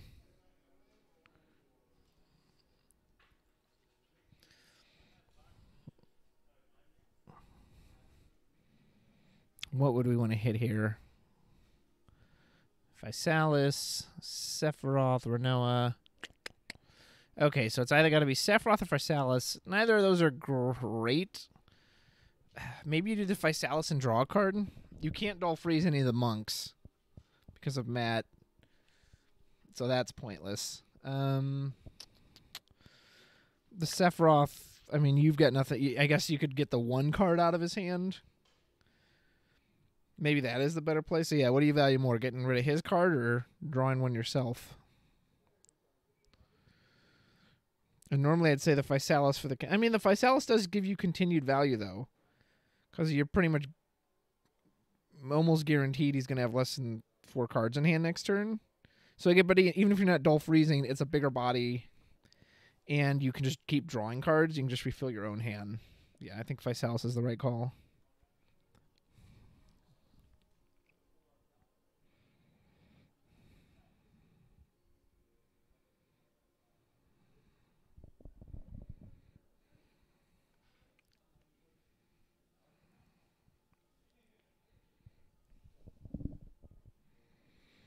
I think this might be our last match going. I hear everyone else moving around in the game room over there, so once this one's wrapped up, we'll probably go right into top 4.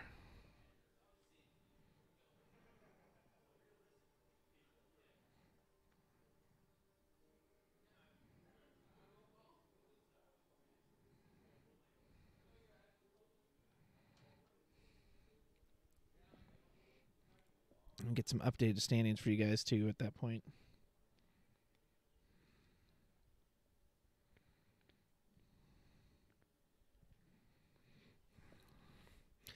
I mean, Kyle's got the big forwards, and Tyler's board is not too out of control yet. And yeah, triple party attack, you can just kill the Matt or the Sophie right now. Last one's just going to go two. You can kill... I feel you have to kill Matt or Sophie, because if you target Ursula, he can sack the Sophie. Well, maybe you're okay with that, though.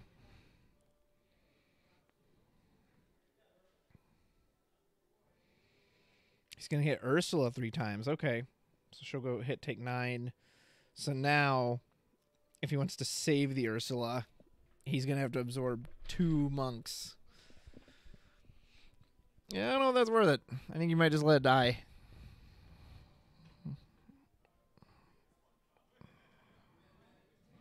Yep. And then probably just take this point of damage too. Another monk. All right. Tyler needs a good top deck. Get back in this game. There's a Crow and a Gabranth. I mean, the power buff isn't awful, but...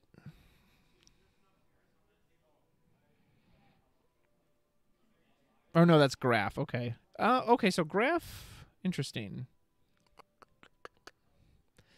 We have enough monks to get our monk down for cheap. Okay, so we got rid of the Enacrow. Yeah, and we play the monk. So Sophie will get us a card back and deal him a point of damage. That is nice. So Sophie will be 10 naturally, and then everyone's going to get +2 because of Graph. Problem is with no Yang, they're not brave, so he can't really afford to attack here. I think he needs to keep his blockers up. I mean, I don't know. Maybe you can swing with them. Well, I don't know. He's got Physalis. Well, no, it's okay. He's 10k now. But Kyle's only on 2 damage. He's happy to take that.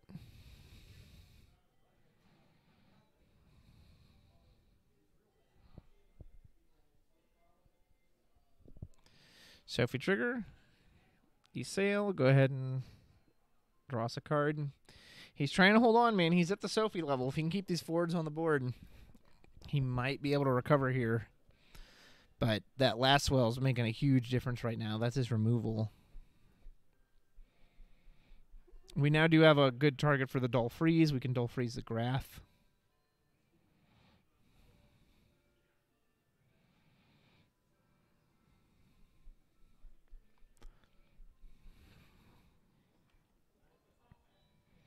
If anyone in chat knows, does Matt prevent the backup monks from being Dull Frozen as well? I mean, not frozen, but dulled as well? Or is he just forward monks?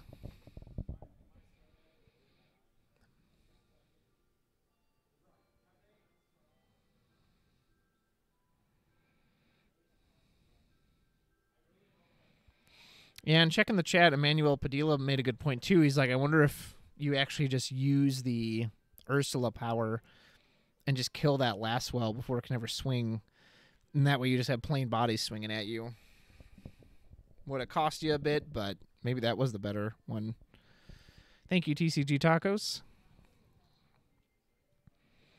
And Riddick, to answer your question, this is in Fairview Heights, Illinois, a shop called Fantasy Books and Games.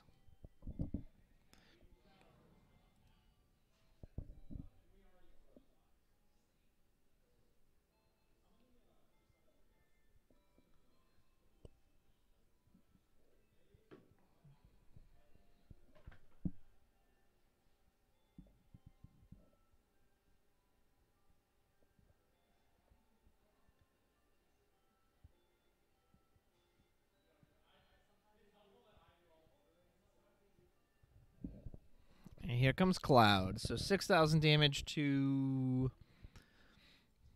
Sophie? Or no? Well, it doesn't matter. Whoever we hit, a single forward can attack, and then last will finish him off, which is nice. If you're scared of the Sophie, I guess you get rid of it, but you could always just do the Graph or the Monk, because Sophie's just going to get weaker. Yep, and Kyle knows to do that exactly. Physalis. Lastwell is going to go ahead and shoot that Monk, finish it off. And then, yeah, Physalis can dull freeze the Graph. Very nice play.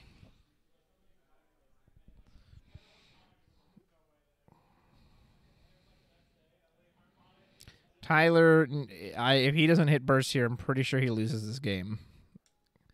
Because, like, even a Shantoto, which would be good, he doesn't even have the cards to play it. He needs to hit, like Star Sybil here. He needs to hit Star Sybil so he can go get Shantoto, assuming he even lives through this turn.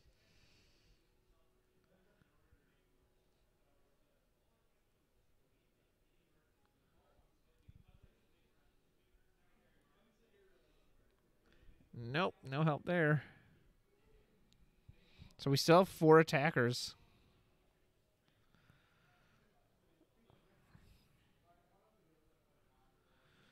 Yep. Oh, man. So there's 3. Does he just die here? Because, I mean, he's still got 3 attackers left, right? I think that's just game. Another backup Monk. Hackathon. There's Celtius. That's game, folks. Kyle Peters will take it. Good effort, Tyler. Man, he just could never get going. That Versteal pressure was way too much. Way too much. Awesome. Good job. All right, chat. Thank you for clarifying for that. Looks like KP took that. I'm sure it won't be long before we get to our top 4 here. I'm going to go check, see what those are, see if I can't get some deck lists for you. And yours truly needs a little water. Been talking a while. But stay around. I think top 4 is going to be coming up real soon. So we will catch you then.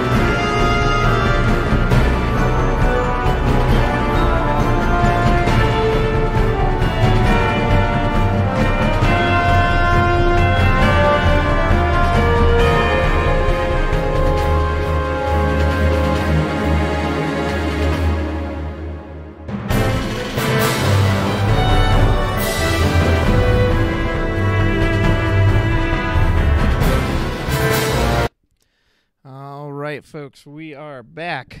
And this is actually going to be, let me update that. This is going to be our top 4 round. Let's see.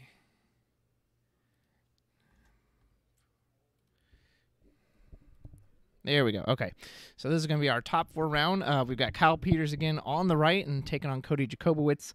This might be a similar matchup because I'm pretty sure Cody is also playing Monks. So we're going to see if he has any more luck against Verstale.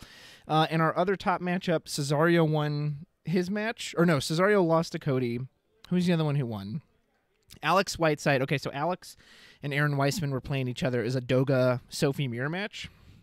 And Aaron Weissman took that. So Aaron Weissman is currently waiting the result of the Stephen Riley and Chris Daniels matchup. Chris Daniels was playing like Ice Neo X Death, and then Stephen Riley I think is playing Mono Fire. So whoever wins that match will then go on to face Aaron Weissman's Doga deck, and then whoever wins that, of course, will face whoever wins this in the finals.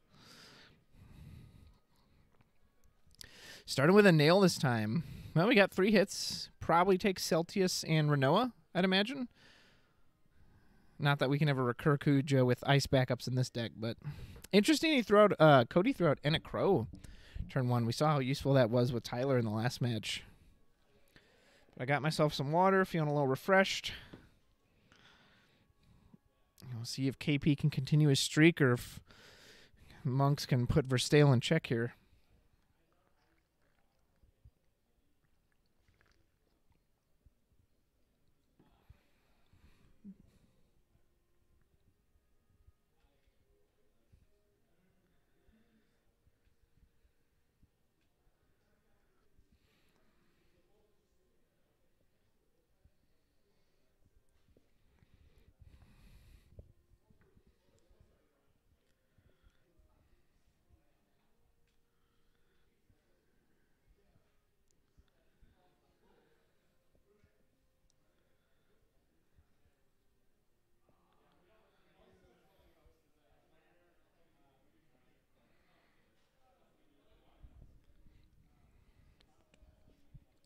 Cody will get rid of a forward Monk and put out... Are we doing a backup? I see a Tyro in his hand. Oh, he had another Enacro. No wonder.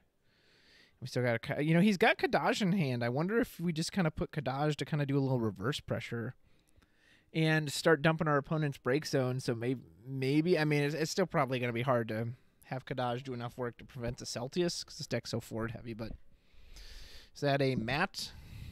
Kind of hard to see what that card is, but I think it was a Matt, but I'm not sure. Of course, we also have Yang in hand, so Yang can play that Matt for free next turn. More than happy to take a point of damage there. I do think the right play against this Verstale deck is as long as you're able to, yep, there's that Celtius, as long as you're able to curve out on your backups, because he's going to get so many free for it. You're going to need that CP, and you're going to need those backup Monks so you can have Ursula just do her work. All right, Celtius will reveal. Physalis, Verstale, oh man. Kuja, Sephiroth, I think it's a Meath. It's Verstale, of course. I saw the Physalis, I was like, oh, that's pretty good. Except, yeah, Physalis wouldn't even work, so. Hey, free forward, don't mind if I get 3 more cards, please. Laswell, Sid Alstein, another Verstale, Celtius, and Ignacio. So you've probably taken everything but the Sid Alstein and leave the Celtius and the Sid Alstein and the Celtius leave behind. Take Verstale. No. He doesn't want the Verstale. Interesting. Thought maybe he'd always want... And God, he's got Renoa in hand. Oh my God, that's gross. He could literally flicker either of those two. At which point it's like, Cody, hope you run Shantoto, because this is not going to be pleasant, sir. Yep. Oh my goodness.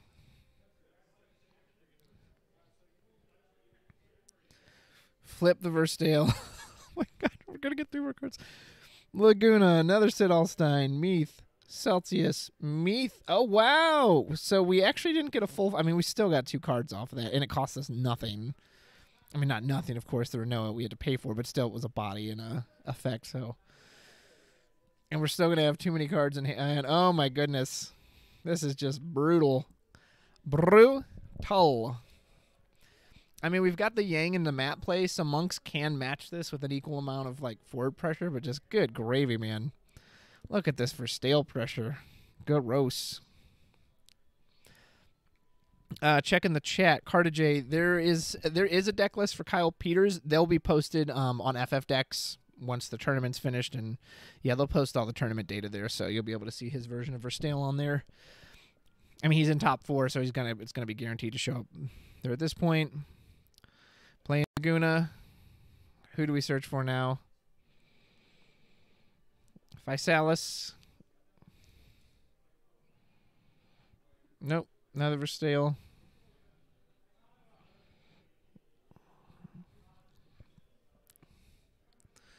Physalis. All right, Cody, what do you got? You got a Shantoto? Oh my God, he's got Shantoto. I just saw it. Oh, ask and you shall receive an answer. I don't think Kyle has Amaterasu in hand either. I mean, yeah, you got the Yang. I mean, you could, in theory, I don't know how much he has in hand. You could, in theory, still do Yang Mat with Shantoto, right? Or do you not have enough in hand for that? 1, 2, 3, 4, 5, 6. That's what he's trying to figure out right now. So 1, and then he'll need 4 for the Shantoto, which will leave 2 left. Oh, no, he had Amaterasu. Oh, oh no. Oh, no. Amaterasu. I don't know why, but I heard Nedry's voice from Jurassic Park. Shantoto came in, and then suddenly she can't speak, and you hear Amaterasu going, say the magic word, Damn. I got hyped there for a second. I thought Cody was going to reset this, but nope. Kyle had exactly what he needed in hand. I think this is going to be a quick game 1. There's no way to bounce that Shantoto. And this is probably going to be it. Yep. And he's like, all right, well, that didn't work.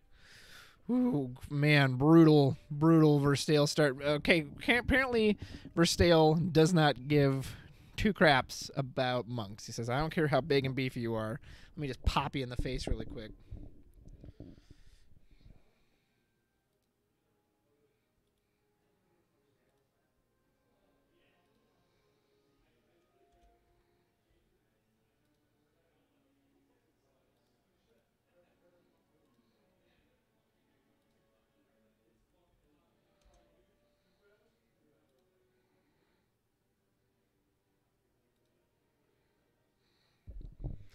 All right, we got an updated score. Kyle Peters is just really, he's in the zone right now, man. And I think it's just the way this deck is designed too. Like, it's just so hard to make that Verstale whiff. You know, I just don't even know if it can happen. It's just boom, boom, boom. Like, he's gonna hit something, and then when he gets Verstale into Celtius, into Renoa, to Verstale again, it's like, folks, has anyone seen a Sid Randall around here? We really could use a Sid Randall against this deck.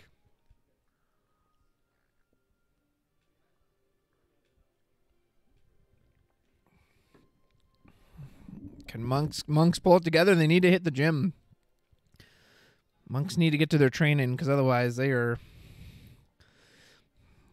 These Verstale decks are making. This Verstale deck is making quick work of these monks.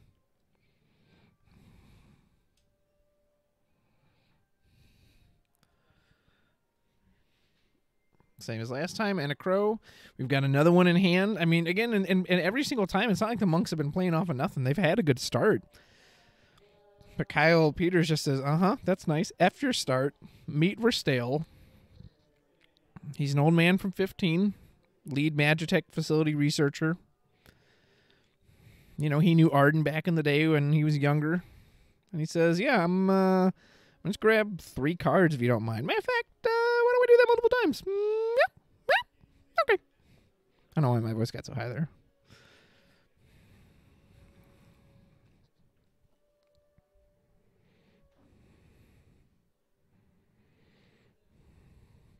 I see that Odin earlier. I believe this Cody was on stream earlier as well. And we just haven't gotten to. At least I haven't gotten to see. Obviously, I haven't watched all the matches. I have not gotten to see him use the lightning portion of this deck. I know it's got Regis in there, and he's used plays like had Ursula sack off Sophie Yang or whoever, whatever forward monk she has. Then he plays Regis to just get him right back. we've got the Verstale. You know that's coming down next turn. And we don't have Amaterasu in here. We got nothing to cancel it. So if you can, you can go to 3 backups here. And then maybe you're set up for Shantoto again, or just you can play your forwards more efficiently, like Ingus for the monk. Yep, there you go. Curving out. That's just what you got to do to have a chance. Because if you're just pitching from hand for forwards, I don't think even monks can keep up with that kind of the pressure the Verstale deck creates.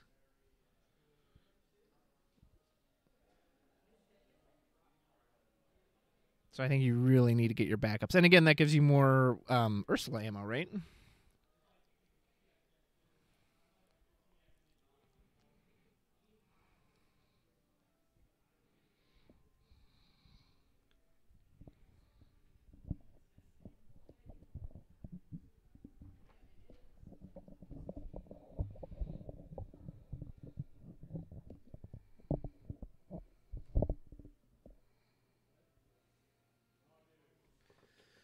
We'll grab Kuja, Sid Alstein, and look like another copy of Verstale.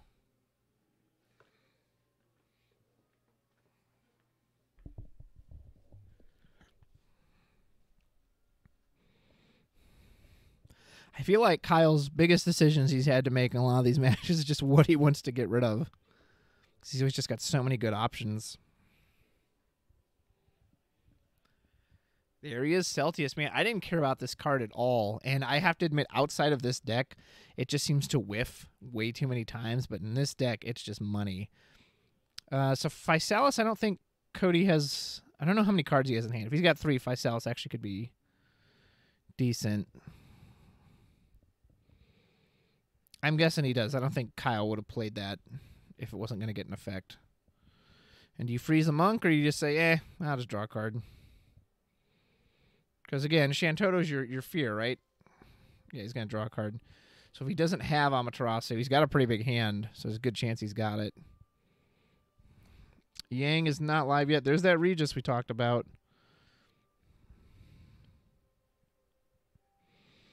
Don't see Shantoto yet. So this is... Man, it's kind of a tricky spot. You could keep enough cards in hand to make Physalis not work. Looks like, he just played a forward and passed. Did he play Ingus? I can't tell what that forward is. Might have been Ingus.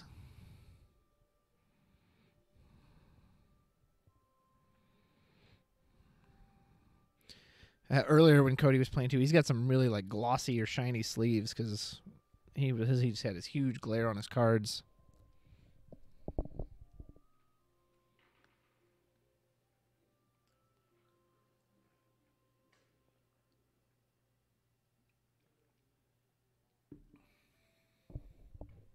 Okay, it was Ingus, and I guess he still doesn't have enough in hand. There's Physalis. I can't tell what that is. He's hitting the damage. I think that second one was a Sophie, and there's a Matt. I can't tell what that first card was. I almost said it might have been a monk. Yeah, it probably was a monk of some sort, but I don't know which monk. And now Kyle has the difficult decision of deciding how he wants to continue to just beat down on his opponent. And again, like the Shantoto didn't work last time, so even if we can draw into it, like, is that an answer? I can't see if Kyle has Amaterasu or not.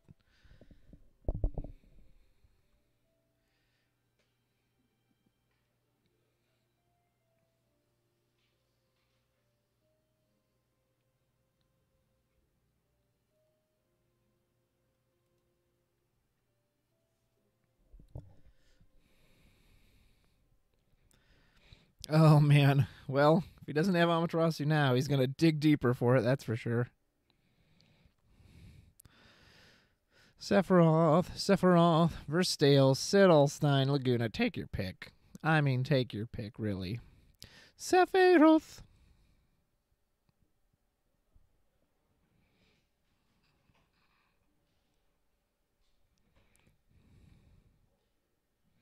He looks like he's going to opt for...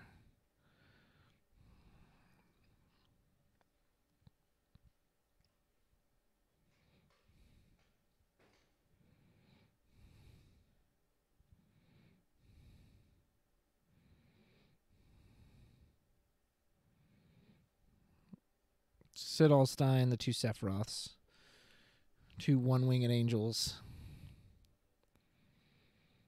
And he's just going to play Sephiroth. Yep, right now. Says, all right, let's go ahead and rip 2 more cards. Oh, my goodness. Oh, this is brutal. There went Sophie and a monk, maybe? I can't tell. Oh, and then he's just got a Shadow Flare. Yep. Oh, my God. No. Poor Cody, man. I mean, like, nothing, right? Yep.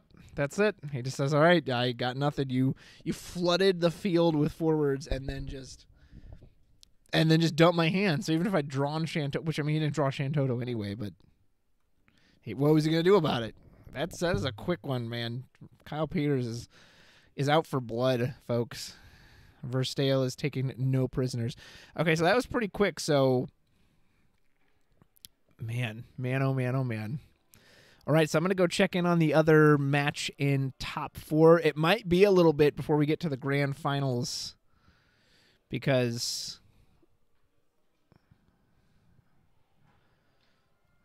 Yeah, might be a little bit before we get to the grand final. Or is this the semifinal? I guess it'd be the semifinals, right?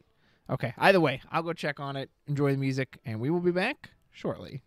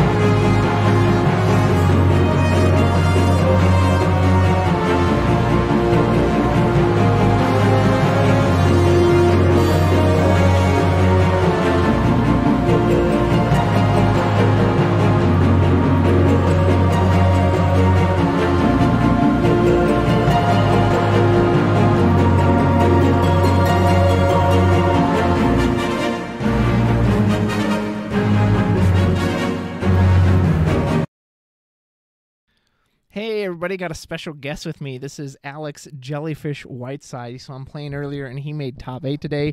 He just wanted to come back to my little hidey hole back here and say hi to everybody. How are you doing, man? Oh, dude, it's great. I mean, I was going for top 8. You got top 8. That's good enough for me. I'm just happy to play. Yeah, absolutely. So you played Doga Sophie today, right? Correct. Yeah, I played Doga. Do you want me to hold it? Or yeah, whatever. Sure. So yeah, I played Doga Sophie for both the standard and the L6. It was like a 6-card difference, but it was pretty good. Nice. Are you happy with that? Was there anything you would have changed, like now that you're kind of reflecting on it, or you're not? Is it still too soon?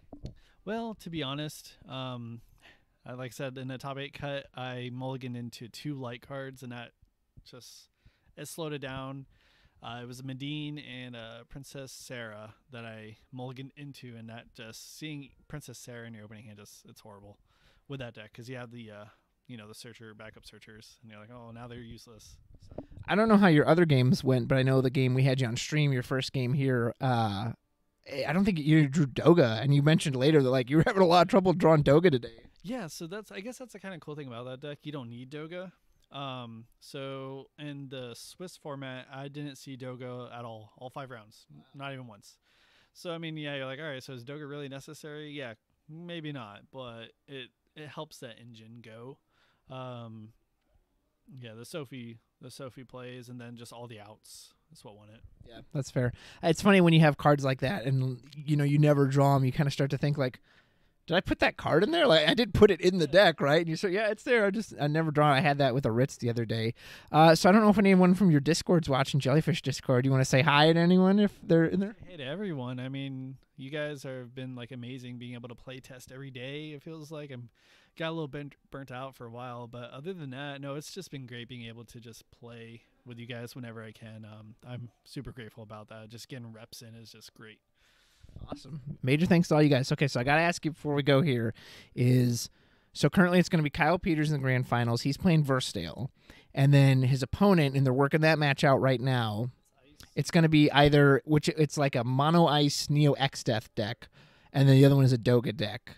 So both of those, who do you think would have a better chance against Versdale? So versus Versdale, has Versdale played against Doga at all in this tournament? I'm not sure. I don't think so. He's played against but Monks isn't Doga. That's a little different. So I don't think so. So that being said, Versdale, I'm assuming he runs Regis, right? Does he use Regis at all? I don't think so. I don't think I saw Regis in there. His is very Fire Ice. I don't think there's anything in there besides Fire Ice, yeah. Okay, I can see that. Well, I don't know. The mono ice could work. It depends if it beats Doga. If they go that turn 1 Neo X Death and then Buckaboo, and he's like, oh, hey, cool, here's a Fender. And then he's like, all right, well, I guess I just lose now. So there is that chance. I don't know how that matchup's going to work, to be honest. I'd have to see the deck list, but the Amaterasu does shut down a lot of things.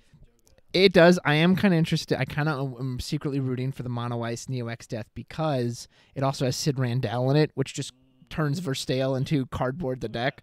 So, and like, I don't think there's much in that deck that can deal with Neo X Death, especially early. Like anything that targets, because he doesn't play backups. Remember, he's all forward, so anytime he chooses it, he's just losing those forwards he has. So I don't know. That's, yeah. Anyway, anything else you want to say? No, I'm just happy we got to do this. I mean, the setup looks great. We got everything working finally.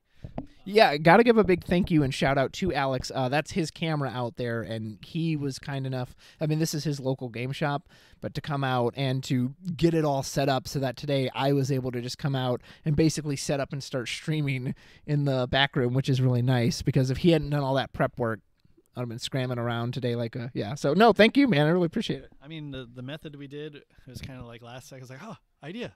You know, and it was like, we could try that. It's like, we could try that. And we tried it and it worked. No, it's been great. Well, thanks for joining me here. And folks, we'll go check on that top 4 and then grand finals will be up really shortly. So enjoy.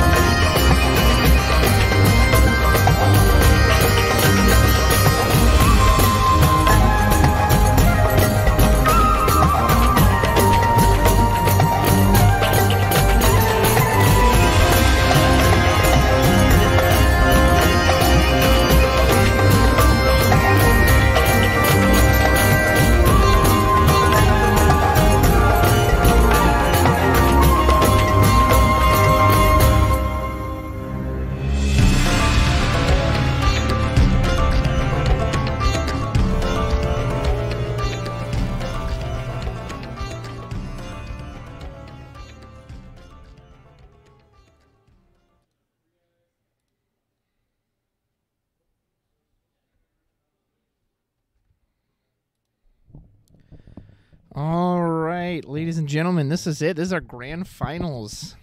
So on the right side, he's been here for the last 2 games. That's Kyle Peters. Unless I take it on Aaron Weissman. Aaron Weissman is running a Doga deck, and Kyle Peters, who is undefeated, save for that one game to Tyler, but obviously match-wise, he's still undefeated. Hasn't dropped a set this entire tournament. Punching in with Verstale. I wrote this in the chat. Between these two, they have a combined total of 12 backups between them. They each have 6 backups in their decks. So we are ready for some forwards, baby. As Emmanuel Padilla just said, don't need backups when we're drawing a million cards a turn. Yeah, as John Schreiner from the RVA would often say, if it's for free, it's for me. And when you're playing free bodies, what more can you ask for? Hey, special shout out to Nick Toth and Fantasy Books and Games for letting me cast this match here and just being a part of this just really fun day. It's kind of nice to get back to a tournament. It's been a really good time, and thank you all in the chat for sitting with us. Really appreciate it, and I appreciate your comments and, catching little mistakes here and there on stream, which I was able to correct pretty quickly, and just all around being here for us. And I hope you've been entertained. I hope you've had a good time, and hope you're all having a great Saturday. I've had a fun time bringing it to you. Ooh, and we each got our own separate mat. KP, of course, rocking his Worlds mat, and we got the beautiful Isail Shiva mat on the left, which really KP should have since that's a backup in his deck.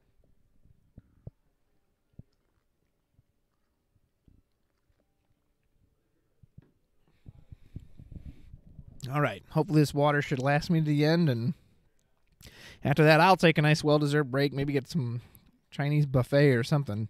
Something delicious.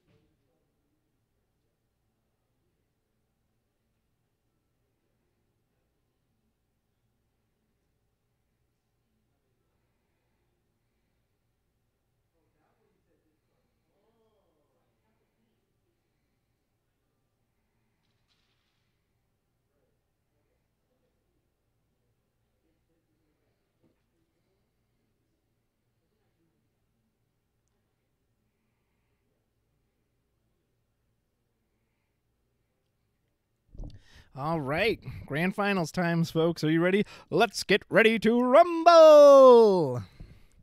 Yeah, I can't imagine this is going to be too grindy, because again, these guys don't really run backups. They are just going to be here to just bam, bam, bam, shoot out some forwards. So, but I'm excited to see where this goes.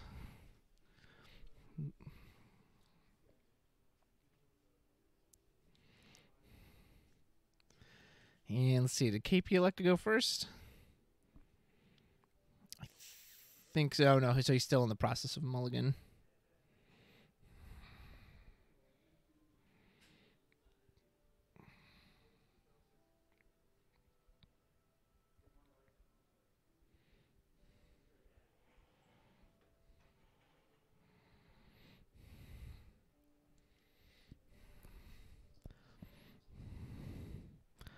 All right, grand finals time. I feel like if Matthew Rice were here, he would say, are there any Verstale gamers in the chat? There she is. She is on the wrong mat, of course. Isail, as you can see, is on Aaron's mat, but she has switched sides to go help KP get Celtius. Okay, so he's got to have Verstale in hand, right? Because Verstale is always the play you go for, so he's just showing right now. All right, you ready to have 3 forwards on the field at the end of this turn? But we're playing a Doga deck, so if we've got Doga in hand, because I see we just pitched 3 summons, there's Doga. Don't mind if we do. I'm going to go ahead and draw 3 cards off of that. This is like, it's not a mirror match at all, but the style is very mirror match. They're both just going to crap out forwards and just draw tons and tons of cards. And these guys wrote up in the car together. Kyle Peters was telling me between the break that whoever wins this out of them is just going to get to flex on the other one the whole ride home. Back to KC. All right, in the chat, if you're listening, I want your votes. Tell me, who do you... okay, so who's got the advantage here? Who wins this matchup? Is it going to be Verstale or is Doga? Which one's stronger? Which one's going to... as a deck, which one do you think has the advantage?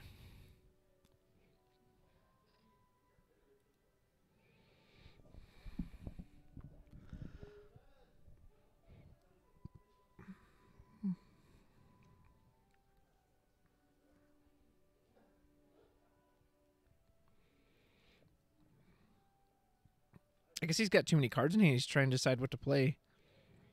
Pitch. Oh, he's just pitching the Doga for turn. Okay. Earlier we saw him just do that turn 1 Minwoo. Start going to town on that. I don't see a Minwoo in hand. Looks like mostly summons. That's the only awkward part when you're not running any backups is, yeah, when you've got like those spare cards. You're like, oh, what do I do with this?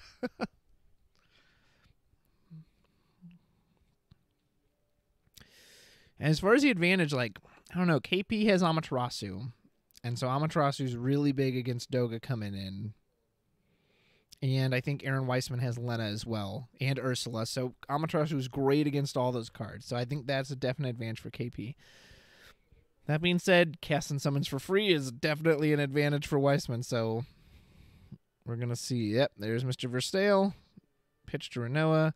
Look like a dragon, Laguna, Meath, Nail, another Laguna.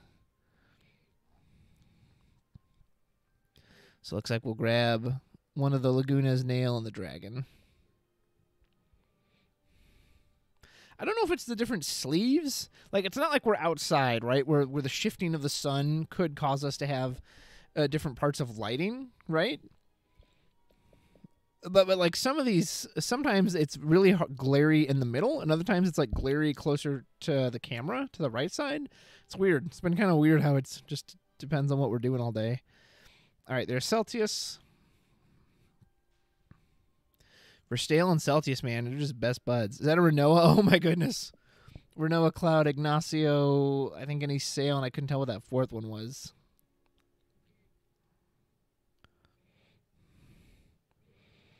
Yeah, Verstale and Celtius are just like running through a field, hand in hand, you know. You and me, it had to be, no matter how they toss the dice. Da-da-da-da.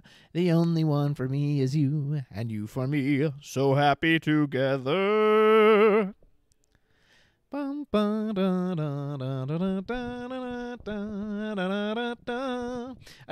haven't played a lot of 11, so I don't know much about Celtius. But I can say that does seem very much out of Verstale's character. But hilarious. All right. Verstale deck doing Verstale things. What did he ultimately elect for? Is that Ignacio? Okay, I thought maybe he would do the Renoa and just flicker it and do it again. But opts for the Ignacio. The Doga is 8 right now. We're not quite up to free summon territory yet.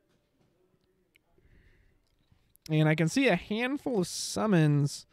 Looks like there's one forward, maybe 2 forwards on the end. I think that's Ursula and maybe Lena. And we've got Remora. Okay, so here comes Doga for 8. Interesting. So I wonder if we're trying to bait out the Ignacio block. We've got Remora in hand, which is what we'll probably do. Or we've got Leviathan. Leviathan doesn't do a whole lot other than let Doga live. So I think what we're going to do is Remora.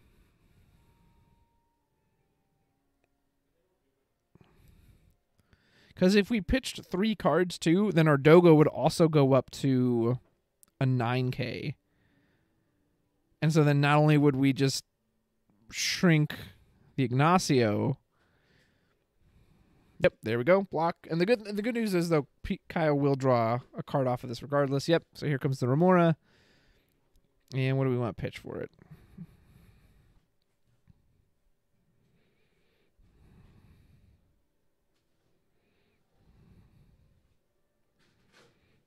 We will pitch 3 summons. Yep, so Doga will go to 9,000 power. And then, assuming this goes through, which I don't see what Kyle would have to... I think he's going to lose 8. Is that correct? I think he's got 4 in hand. So 1,000, yeah. The good news is, though, because he will still do return damage to a forward, he'll draw a card. Sucks to lose Ignacio. At the same time, I don't know, do you want to Ursula here? Because you're looking at taking 2 crackback points of damage.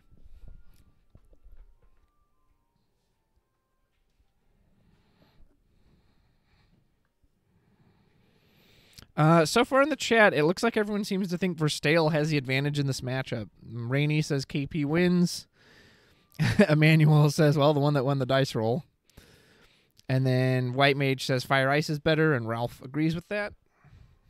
We will see if that's true. We just hit 2 into damage. Sorry, I was checking chat, so I didn't quite see what that was. But I'm assuming no burst. No one seemed to draw anything on it. Man, that glare's bad over there. Actually, it's weird. Like, some of these matches, the glare is really wasn't too bad. And others, it's just like, oh, you want to see these cards? No. Unacceptable. Unacceptable.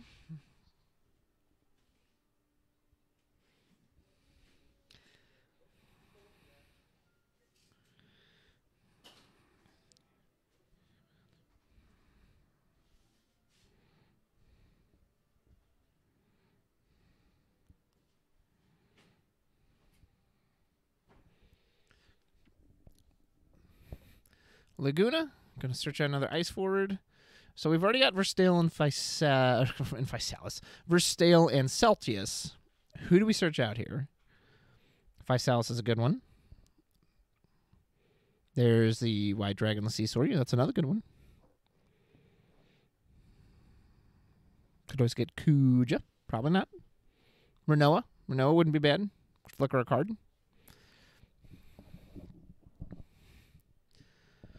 Everybody likes a good card flicker.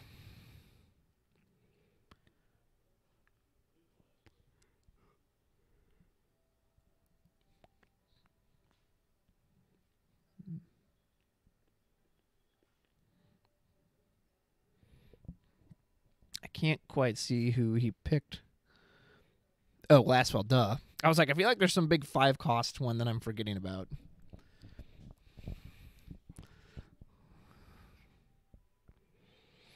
Yeah, Lastwell's really, really showing his strength in this deck. I remember when that card came out, and a lot of people were like, I don't know, that doesn't seem that great. Like, but again, a deck like this where you're just all these forwards, and now you're giving them a threat of removal. Swinging in with Doga. We're not up to 9 yet, so no free cast. God, I cannot see what that is. I think that's a Meath. Yeah, that looks like Meath. Here's Ursula.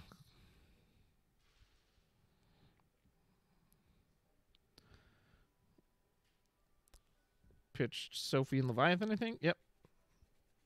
So Sophie's ready, and time for Sophie things. Aldori Emperor, and we drew a card. All right, now Doga's getting dangerous. That summon count's getting up there. We definitely need that last one. We need to be able to start removing some of these bodies. Which Ursula's just 5, so we could play the last well. Party attack. Get rid of the Ursula. That would put Sophie to 8.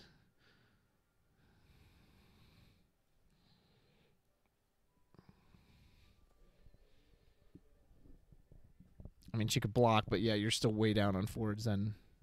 So I do think Lastwell could be pretty key here. What do we have in hand? Aaron, stop shuffling. Just too fast. I see Sildra. I saw Leviathan. I think a Fenrir.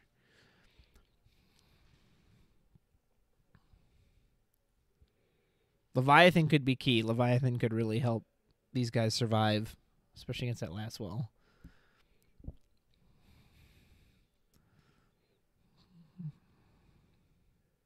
Is that Bismarck in hand too, maybe? Can't tell.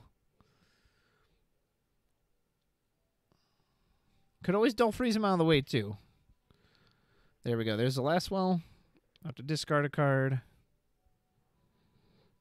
And now we've got our removal. There goes Sildra. And looks like he's casting. I can't see what that was. Oh, it's a 3-cost summon. Is that Leviathan? Is that the Opus 6 Leviathan that protects from damage? He did it very quickly, so I couldn't quite tell, but... Or did he, like, blank it with Kuchulain? No, it's gone. Okay, so I think he must have bounced it back to his hand. Yeah, I think he returned Lastwell to his hand with that Leviathan. Is that the one that gets 1 effect or 2 effects? I can't. It's been a while since I've looked at that card. Nonetheless, well, I don't know. Can you attack here? I mean, you can still party attack. But you can't solo attack. That Sophie's too big.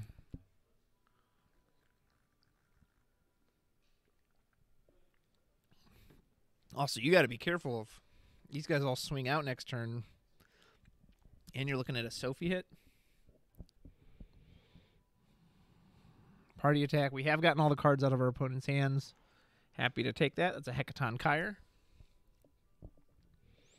So, by the way, my pronunciation is based on, in Persona 5, there is a persona or a monster you run into in one of the dungeons, possibly even Mementos. And it is that card, you know, it's got all the big arms. It's that, and I've seen that many places in mythology. And when Joker summons it as his persona, he says, Hecaton Kyrus. And that's with an S, and this version doesn't have an S. So I believe if that pronunciation is correct, it should be called Hecaton Kyre. I know a lot of people call it like Hecaton Shear. But if Persona 5 is accurate, and what Joker's pronunciation is accurate, it's Hecaton Kyre. There's Verstale. Not much good to us with one on the mat. I think we have enough summons. I can't quite see his summon count. But you know what you need to cast a summon for free? An actual summon to cast. And I see a Kolka, and I think that was a Ceremobius in his hand. 2 cards, just 2 dead cards. You can't do anything with them. Here comes Sophie for 10. Ursula can't get over Celtius, so that's good for KP. But, I mean, unless he's got a trick in hand, which this deck doesn't really run on, he's going to 5 damage this turn.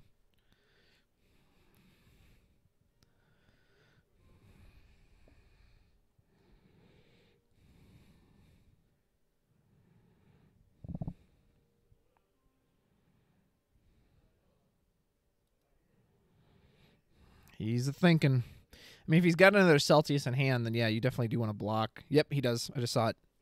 So he wants to get that. And then we're just going to go to end step. Go to 4. There's a Lastwell. Kind of sucks, but I think he still has Lastwell in hand.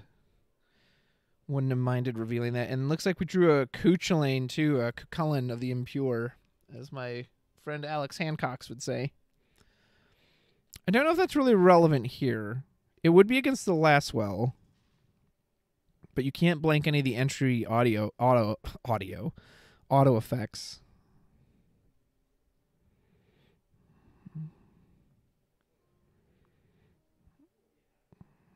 Could be decent against like a Physalis. But nothing on the board at the moment. Will that have any effect? There's that Lastwell. Okay, so it could be relevant here. So I think you discard the Kolka, yeah, and this way you can Cuchulainn if you need to. Man, he's really keeping this Lastwell down, I think, is a key part of this deck. There's the Celtius.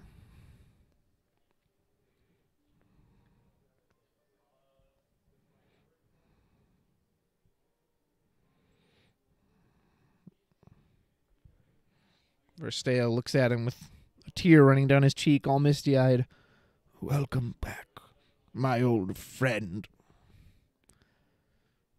Sidalstein, the Dragon, Sephiroth, Renoa, Ignacio. Renoa is an easy hit. You could just Celtius again. Ignacio gives you a good body. Sephiroth you can't pick. Sidalstein's pointless. So I'm thinking either the Dragon or the Renoa here. Either Renoa, and then you flicker... Who do you flicker? Do you flicker the Lastwell? Make him discard? Flicker the Celtius? Does he have enough to... If he's got enough to remove it, you flicker Celtius, right? Just try to get another body. Or, always Verstale. And then just draw 3 cards.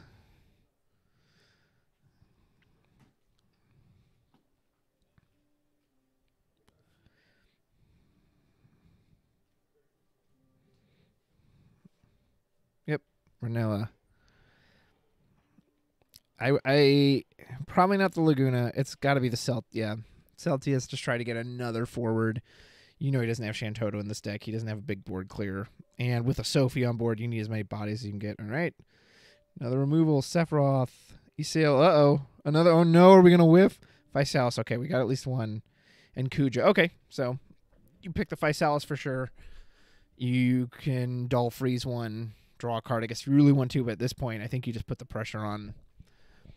Dull Freeze. Ursula?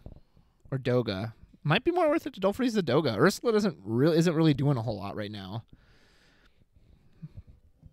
And he's at the summon point where he can start casting summons for free, so... Because you're not going to win this turn. You don't have enough attackers. So yeah, I think, yeah, you make sure that Doga can't cast some summons. Whew, what a board. And he is going to, yep, blank the last well. Make sure we can't kill that Ursula. Draw a card. I mean, you can still swing in. Swing in with Laguna. I think even offer the Verstale. Like, okay, let the Ursula...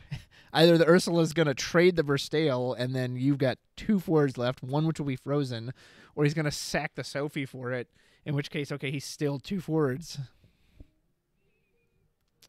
Last one just got played, I thought, yeah. I'm pretty sure only Laguna and Verstale can attack. He's got 1 in hand. You know he can't do anything. And then, yeah, you 100% attack with Verstale. Yeah, because he's going to... I mean, Leviathan will draw him a card. He's definitely going to need that. There's a Minwoo. Oh, man. I mean, I don't know how you kill Kyle this turn with 3 defenders, but you need to kill Kyle this turn because you're not going to live another turn if he's able to attack with all that.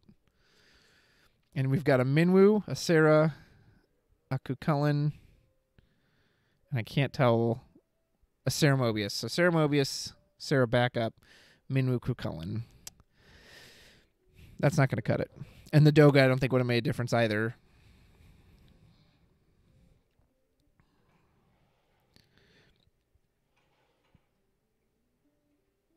Oh, man. I think your only shot is Sarah Mobius, make Sophie and, whoever's the biggest threat.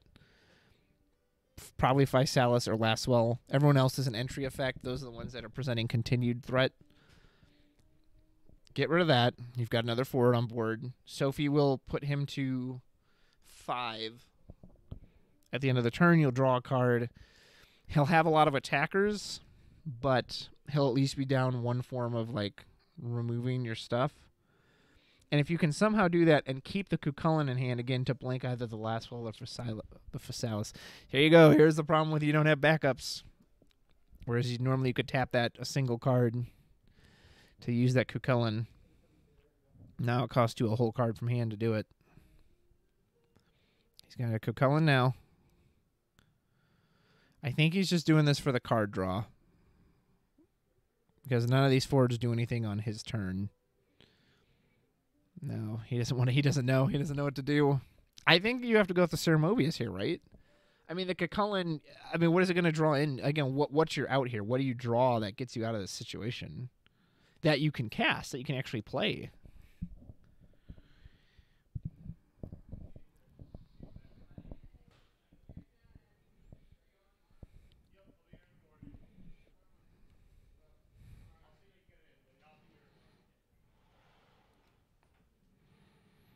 The Sarah Mobius at least not only makes your Sophie bigger, gives you another body, and it removes one of theirs. I think that's your best play. Kukulkan doesn't do anything. And again, if it draws you something amazing, but what is it going to draw you? What is it going to draw you? It's going to cost you 2 cards to use it. So you have 3 in hand, so whatever it draws you, you need to be able to play it off of the other 2 cards you have.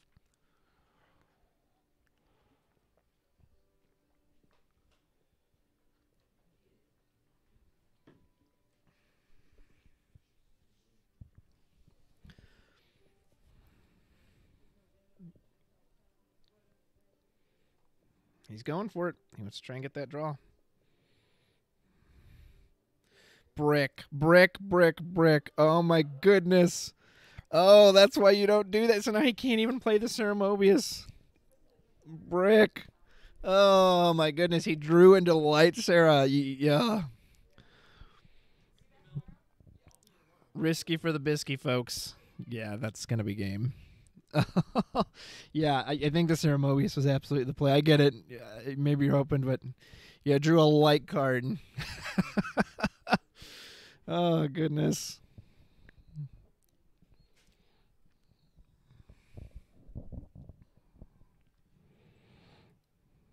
Well, you guys probably couldn't hear it here, but from the game room, I could hear like an audible, like, "Oh no!"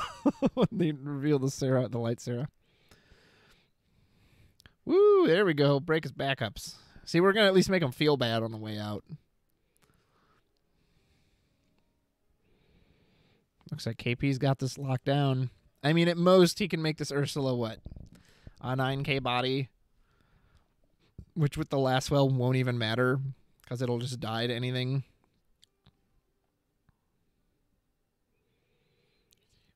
Yep. There we go. KP on a roll. He is on tournament point here, folks. He just needs one more victory.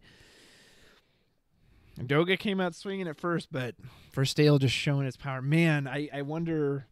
I don't know if the Ceremobius would have been enough to stabilize, but that was absolutely the play. The Cucullin bit us hard on the bottom.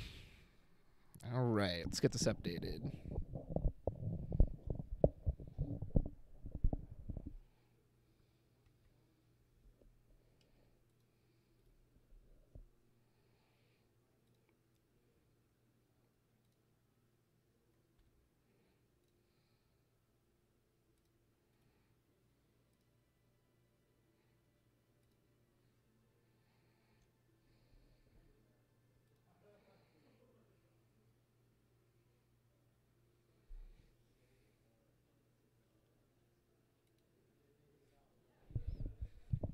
Checking in with the chat, a couple people were making the point that he didn't actually have Earth to play. Let me try to think. He had Minwu, Ceremobius, Sarah, and the Cucullin. Oh, yeah, so you guys are right. He actually didn't have any Earth, so he was fishing for that Earth. So, yep, great point. I was going on and on about the Ceremobius, and he couldn't even play it, so. Yeah, he was probably hoping then to draw into the Earth card to play the Ceremobius, but that was big old nope. All right, this is tournament point for Kyle Peters. Farron Weissman still wants a shot at this. He's got to win this match. I'm sure KP's looking to end it early so he can go home. All right, so we got a backup this time. Not too bad. We'll get a Kolka. We've got a second backup. I wonder if we're just going to play that right now. Interesting he didn't search the Princess Sarah. Get the light card out of his deck. I wonder if he already has it in hand.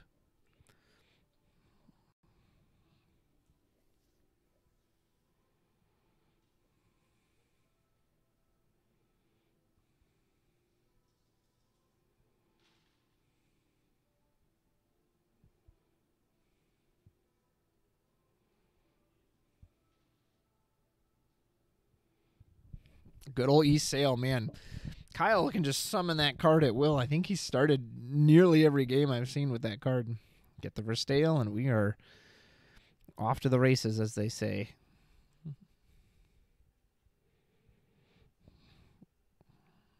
I'm guessing we have the Princess Sarah in hand. Otherwise, I don't know why we wouldn't have fetched that off of this Sarah.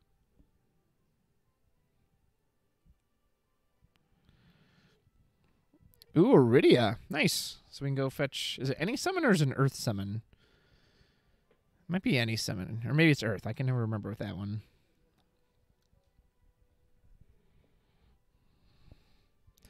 Oh, man. You better look out, Kyle. He's got 2 backups this time. True to your puny one.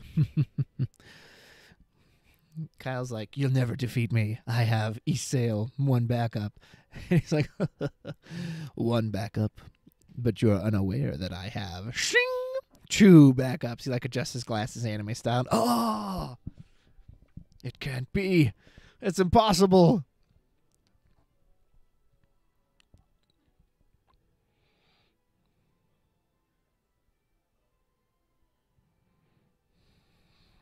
Gonna go grab himself a Hecaton Kyre. He's probably like, let me just get rid of that East Sail. So you, I wonder if there's an inclination to cast it right now. Obviously, you'd overpay, but you would then make him overpay for the Verstale. I don't know if that's worth it. It might not be, but it could be fun. Yeah, yep, he absolutely did. He said, "Yep, get her out of here. You want to play that Verstale? It's going to cost you 4 cards from hand. I'm not letting you play that off of 3."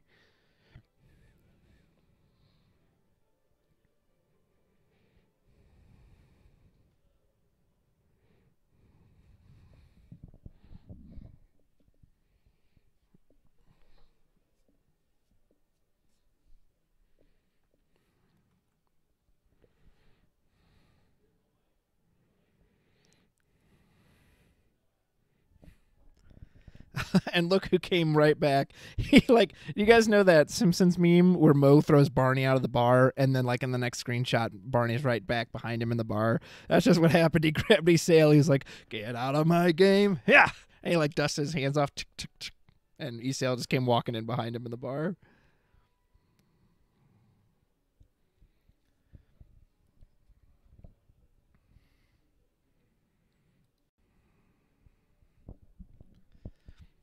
Well, we've got the Verstale already, so do we go get another one? Or do we want Celsius? And if we have both Celsius and Verstale, then who do we get? My goodness.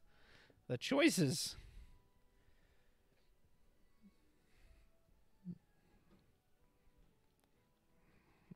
I'll grab Renoa. Yeah, I guess that's the next best friend, because then you can just flicker either one of those. Well, as we have double the backups of our opponent, we are set up to play. See, now we can play just the Ceramobius or the Sophie off of just the backups if we need to. Doga's going to be a little cleaner. Oh, are we going to throw the Amaterasu out? It's kind of risky. Risky for the bisky. But I wonder if that's what we had to do. Maybe it was only fire CP. Here comes Celtius. Sidalstein. Another Esail. Ameeth. Oh, my goodness. And Physalis. Ooh, he almost whiffed on that. Which, again, there's 6 backups in the deck, and he just saw half of them in that Celtius reveal. Good gravy. I'll go ahead and draw a card.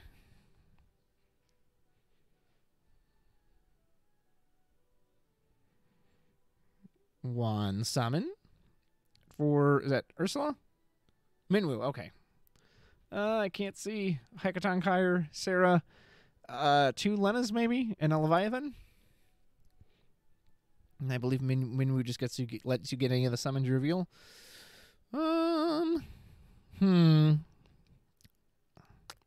on what he has in his hand, I guess maybe the Leviathan.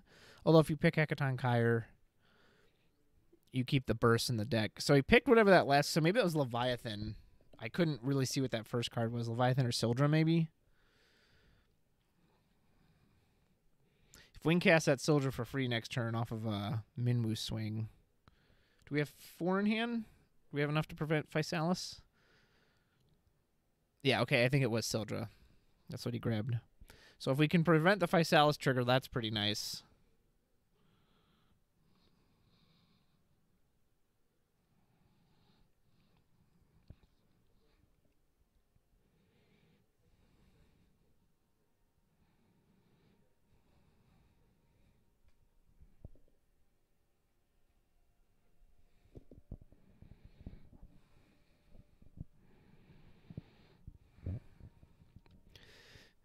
Manuel Padilla in the chat seems to think that it's over because he just basically missed all those backups. He might have a point.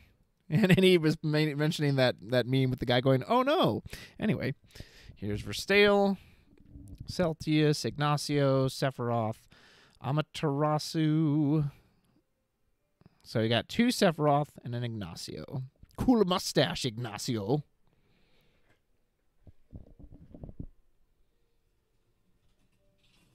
Oh, Eternal Memories from Final Fantasy X-2 is playing in the background. I love that opening. It's such a soft little piano melody. So good. I don't know, Emmanuel. I never underestimate the power of double your backups.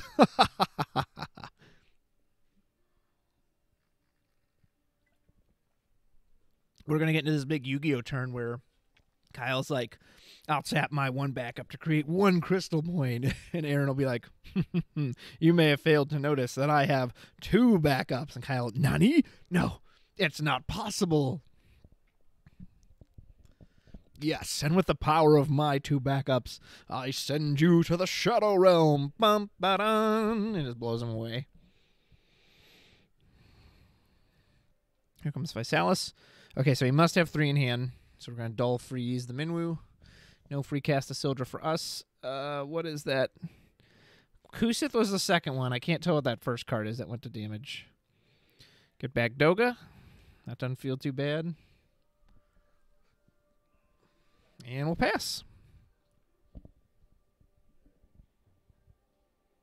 We drew 2 summons, some Mist Dragon and Fenrir, so we can definitely get a big Doga draw. I don't know if we want to cast one of the... I mean, we could Fenrir here, right? I can't see if we have any targets for it in the break zone. But we can absolutely blow up as 1 backup. Again, if we had Sophie or Sarah in there, pull that back. Make Minwu fight something, get Doga out first, then make one of them fight something. So we've got options. Oh, and I don't know if you noticed, folks, he's got 2 backups, so he can play Doga off of those 2 if he so wished. So desired.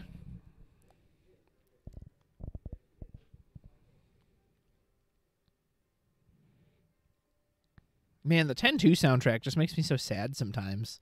Like listening to one of these melodies. It's very, very somber and melancholy.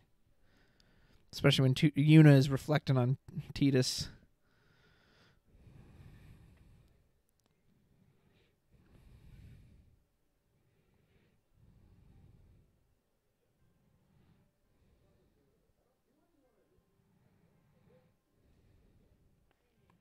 There's a Doga. I think he pitched 3 summons. Yep, so we're going to draw 3 more cards. That Doga's at least 9k. He might be bigger. Unfortunately, I can't see all the summons. Did we pitch another Doga? Are we casting Sildra? Yes, so we're kind of cast Sildra. So we can either get Sophie or Sarah Mobius here. Complement that with Lena, maybe? Sarah back up just to fish it out so it's not a dead card in our deck.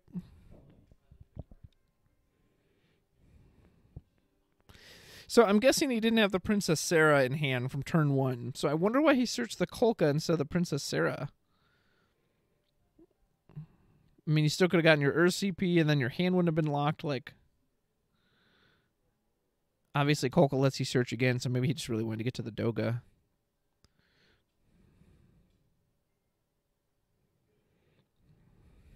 Who am I to question these guys, right? These guys are in the grand finals of the Chaos Cup. And I'm just hiding in the back room.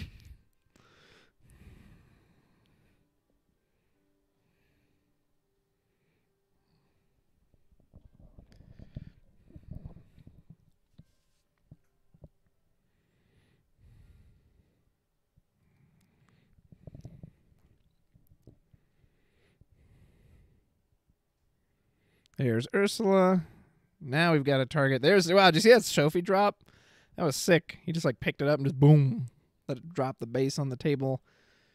And now Sophie's going to do her thing. KP will take his first point of damage. 9,000. I'm guessing that's Ignacio. We'll draw a card. All right, maybe we can start fighting back against some of this Verstale pressure.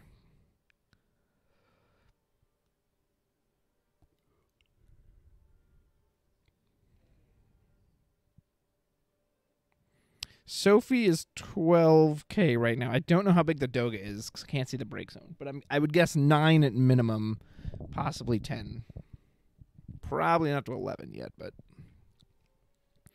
Ooh, any Yoko Shimomura fans in the chat? We've got Final Fantasy 15 soundtrack playing overhead in the store right now. Apocalyptus Noctis, man. God, what a great song that is. I really liked Ignis and Ravis's theme, too. There's some really great stuff in there. Whatever the choir theme is that plays when the Eidolons come in, or the Astrals. The Astrals come in. And Ramu, man, what a summon. What a summon. And just think, if we ever get those 15... If we get summons based on the 15 versions, the Opus 8 Noctis can actually recover those off of his flip off the top, because he just says card, not character. I've been waiting for it. Maybe we'll get it with Opus 15. They make that... 15 centered.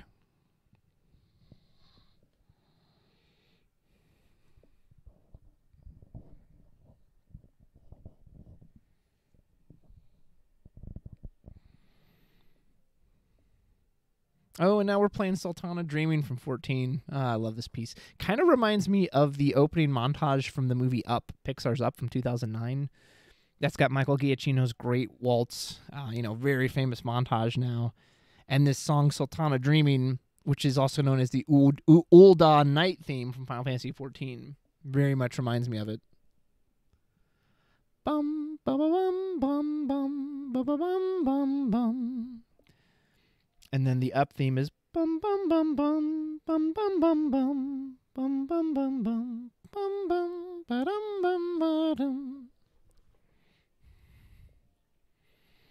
But I can't think about that montage too much, or I'm just gonna start sobbing right here in the store. All right, we are going for Laguna, as the Moombas in Final Fantasy VIII would say, Laguna, Laguna, Laguna. I don't know if that's what they actually sounded like, because there was no voice acting back then, but that's what I pictured, because they would excitedly say his name, and it would come up with an exclamation point, and their whole body would move, like they'd kind of do this little jump. So that was always the voice I used for those Moombas, was Laguna, Laguna, Laguna. Gonna grab Physalis. White Mage, I see your comment in the chat. I stand by what I said. Opus 15. Mwahaha.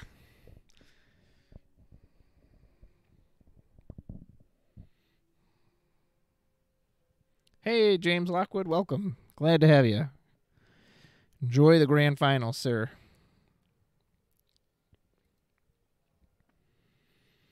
We played the Physalis. Looks like did we dull freeze something?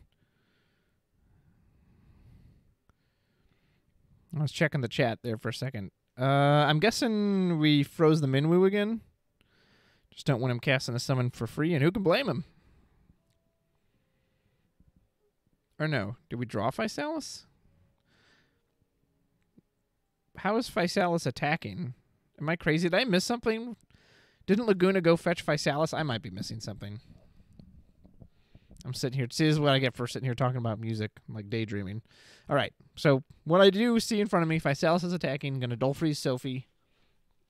Physalis is coming in for 9. I'm guessing the Doga is a 9 as well. I can't imagine he's going to swing into a 4 that's bigger than him. I'm pretty sure he's got at least... I mean, I can see 5 summons on screen. I think there's one to the right of the Fenrir, because I feel like he's just pitched so many, but... Oh, there's the premium Physalis bullet. She just loads up. Boom. And he's just going to counter with Mist Dragon and say, all right, well, you can shoot him, but he ain't dying. So he won't receive that damage. Physalis still comes in. Hits a Sarah backup. Probably pretty happy about that if we're Aaron, because that was just a dead card for us. Here comes Celtius. And there's Kusith. Kusith can get us back any of our forwards. Looks like we'll opt for the Lena. Do we have a target? Is there a Sarah Mobius in there? Is there even a target for that Lena? I mean, the Ursula and the Doga, I guess, are kind of pointless. Ursula's kind of weird in this deck, because obviously she plays Sophie for free, which is great. But she doesn't have any... She doesn't do anything beyond that. Like, Sophie is the only monk she has to throw at people, so... That being said, when you're frickin' Sophie and you're the queen of Opus 13, maybe that's enough. Speaking of which, I see we drew one in hand, and we drew Sarah Mobius. That's got to feel pretty good. She can come in, remove any of these forwards on the board for us. Sophie's going to be huge if we do that. Lena. We could even... Uh-oh. Camera got bumped. It's all right. We can still see everything. There's the Lena. I'm going to bring back Sarah Mobius. Boop. God, Sophie's... What? So there's 2 multi-elements on board. So she's getting 4 from them.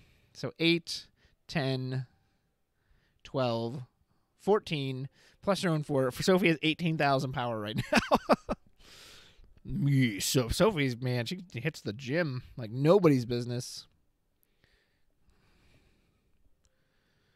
Go ahead and bonk that Physalis. Bonk. I mean, Kyle's only taken 1 damage so far. Although I think we had to dump our hand for that, didn't we? Yeah, so like we don't even have any summons to trigger off of Doga or Minwu, even if we wanted to. So we've got Laguna on defense as well as Verstale. Reveal a nail. What I'm sure Kyle was hoping would be the nail in the coffin. And are we passing? Yeah, going to end turn. So Sophie hit a Laguna, dead card for Kyle. He's probably happy to see that go. And, I mean, Aaron's stabilizing here. He's got a big board. Kyle's going to need to do some shenanigans with a capital S. Maybe even a capital nanigans to be able to get us through this.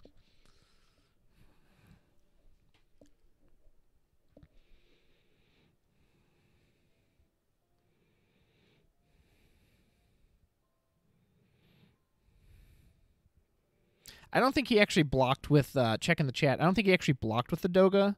I think he used the bullet to just try to kill the Doga before it ever even got a chance to block, and then he just missed Dragon to protect it.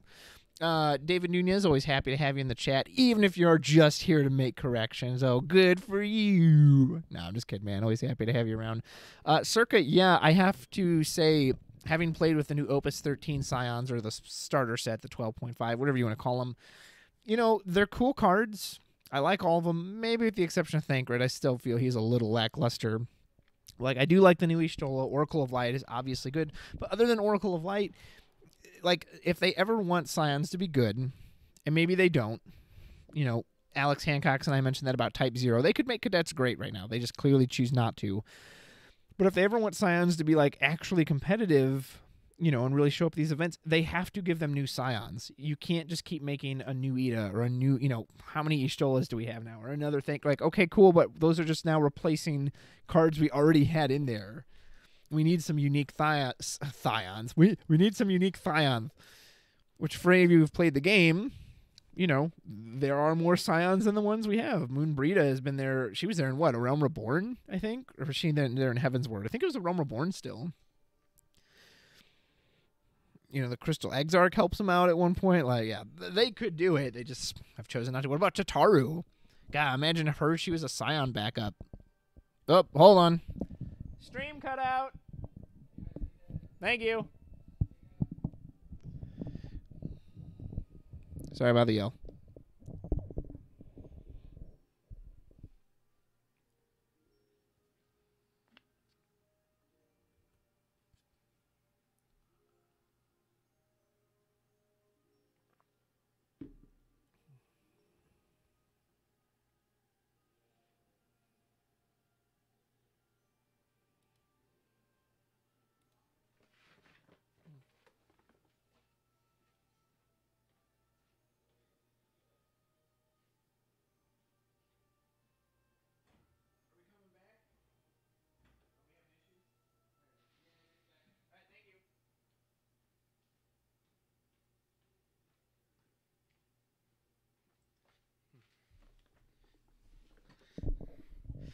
Okay, sorry about that, folks.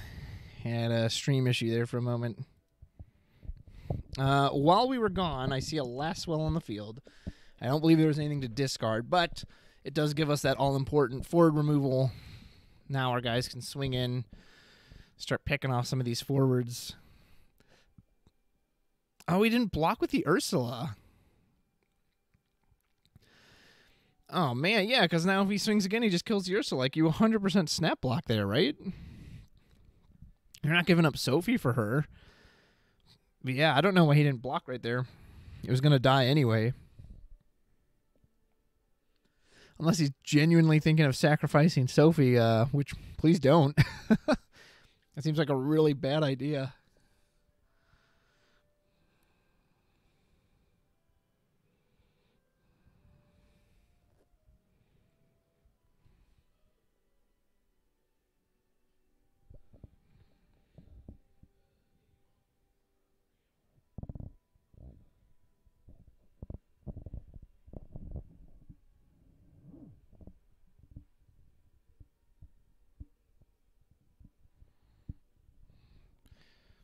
Minwoo will offer to block against Verstale.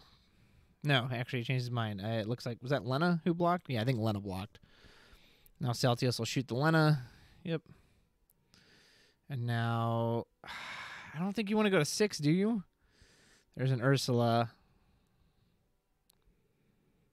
What has he got on defense? Lastwell? I mean, maybe it doesn't matter. Maybe you just kill him. Because you got to hit him 3 times, and you've got 4 forwards to do it with. But only 2 of them are big enough to get over that last swell.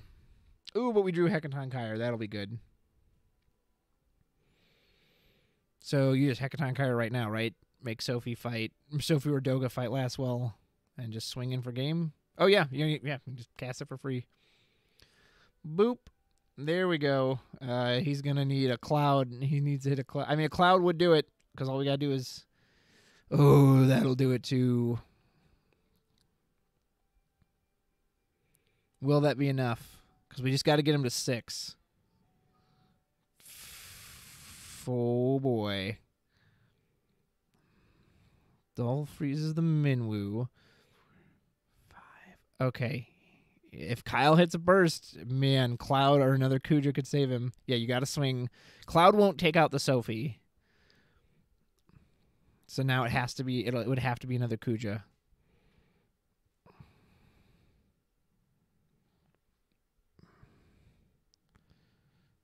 Oh, man, it's going to be reveal an ice card. He got it. Does that do anything? Does he have anything in hand? Nope, doesn't look like it. That's going to be 6. Sophie's going to do our final point of damage. Woohoo! Oh, man, we were all tied up. A game apiece. Doga bringing it back. He's like, you young whippersnapper. I've still got a few tricks in this magic box. This is it, folks. Going to the all-important Game 3. Let me get the scores updated for you. Give me just 1 second.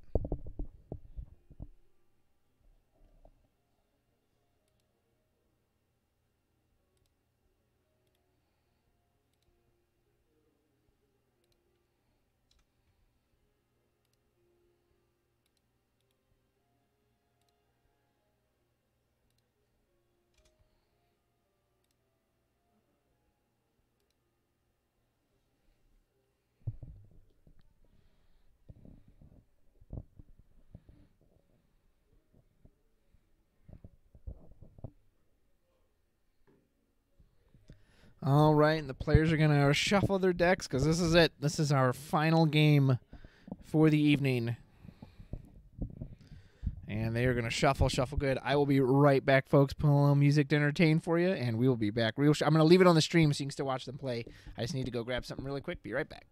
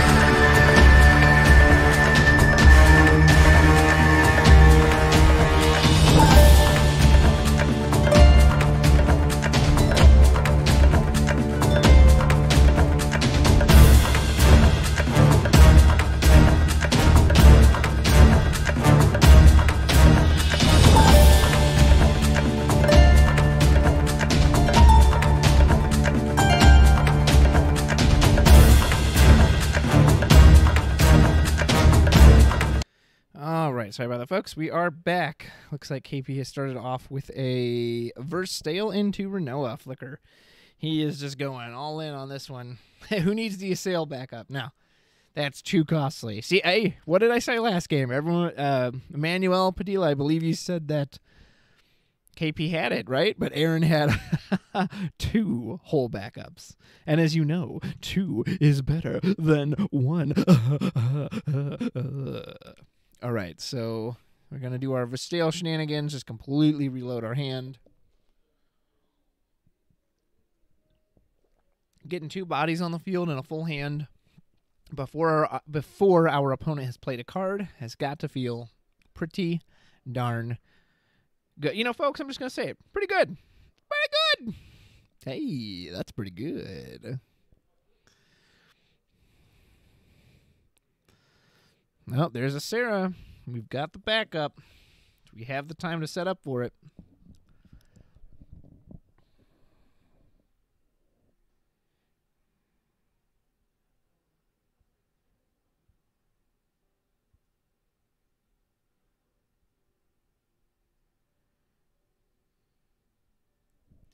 We will do that, Sarah. I really wonder why he didn't get the Princess Sarah last time. I mean, obviously it didn't matter. He won. That's for the same reason he's not getting it this time, because there's frickin' Kolka. How about that?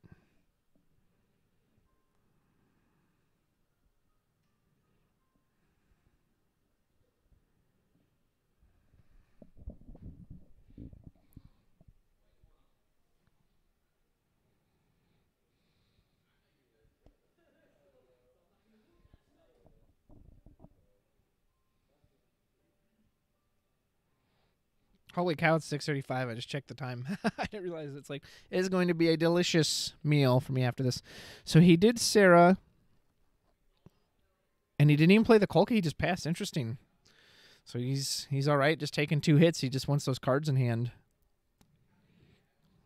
I mean, I hope that's not too slow of a start. But we do have, 100% more backups than our opponent right now, right?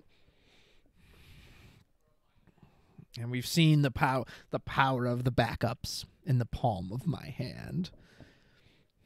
If Matt Rice was here, I would try to get him to say for me any 5 backup gamers in the chat. I'm a man who likes his backups. What can I say? It's nice casting a 4 CP card and only using that card in hand and just doling 4 backups and not having to pitch 2 cards from hand. That's just my play style, but I'm like the old fogey right now. Is that Sophie or Sarah Mobius? I think that's Sophie because I see 4,000. You know, these kids are playing forwards for free every time. And back in my day, we used to play backups. As a matter of fact, if anyone were to deal point of damage before turn 10, we called him a hootenanny. Not allowed, I say. I just can't keep up with these kids anymore. Gonna hit 2 cards off of Nail. As expected, we did lose 1 Amaterasu, but again, probably not too big of a deal. We're just happy to get 2 cards off of it.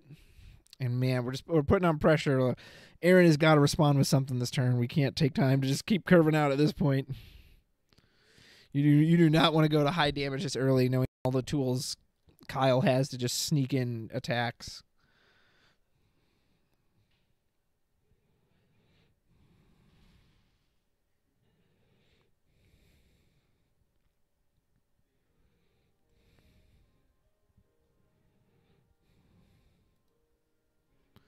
Well, there's Kolka, so we can go search out Doga. We can get the Doga down. Good news is his actions abilities are pointless because there are no backups. He's just going to be a big body. Big old body.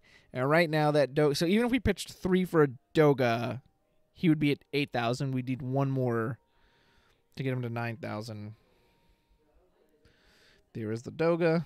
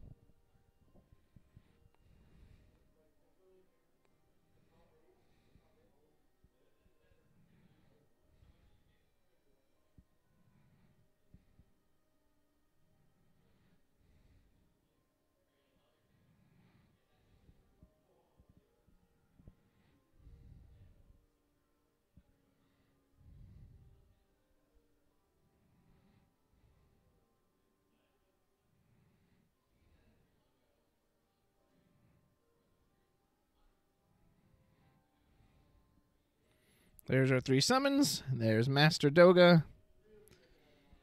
And here we go. Draw 3 cards. 1, Cuchulainn the Impure. 2, Sophie the Monk. 3, Remora. Man, casting that Remora for free off a Doga feels so good if you can get to that point. But we're about 4 summons shy. I mean, what else do we have in hand? I guess we could put out Sophie. That doesn't really do a whole lot right now.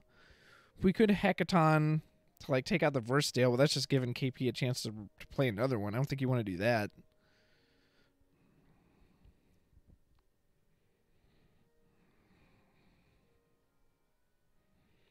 We could play the Cuchulainn. Just try to draw into another card. I don't know. Yeah, he doesn't really have a whole lot to do with that hand.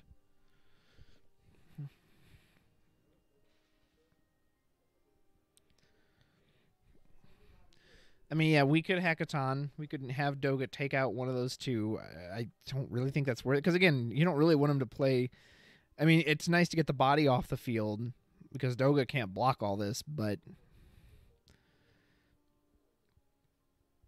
you also don't really want to give him a chance to replay either Versatile or Renoa. I'm going to go ahead and Shrink Nail. Draw another card. Got another Hackathon Kyre. We could Hackathon. Doga is up to 9,000 now. Although, again, same issue as before. Do you really want to get rid of one of these cards? I don't know. But, I mean, if not, here's the other real issue. Like, you're probably going to 4 next turn, right? You're not going to trade with this nail. Maybe you can. Let's see if... But if KP swings with the party attack first... Because ideally, like, if he swung with the nail first, you can block... on the stack Hackathon, kill one of the other 2, and then you'll take out the nail as well. That would be pretty nice. But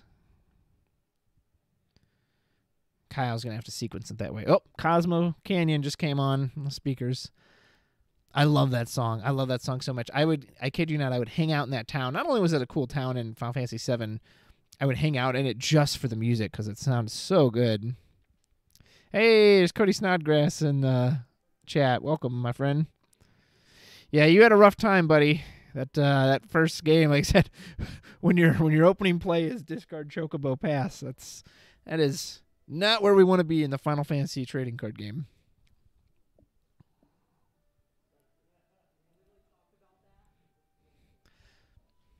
There's Esail. Uh-oh. We're getting into backup territory now. This is where it gets dangerous, folks. And there's Celtius. Ooh, Celtius.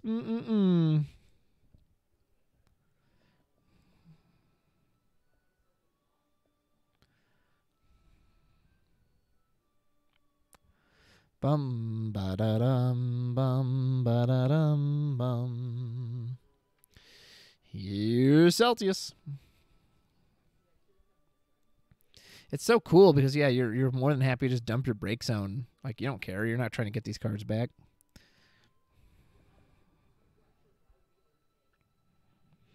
There's Sephiroth. There's Meath.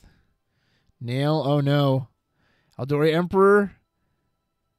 And another Eldori Emperor. Okay, we have to play him. So, well, I mean, we'll do what? Probably 8,000 to Doga? Do 8,000 to an active forward? So Doga won't die, but now he can't do any of those block plays. Now he blocks anything, he just dies. Which means unless he's willing to give up the Doga, he's going to 5 damage this turn.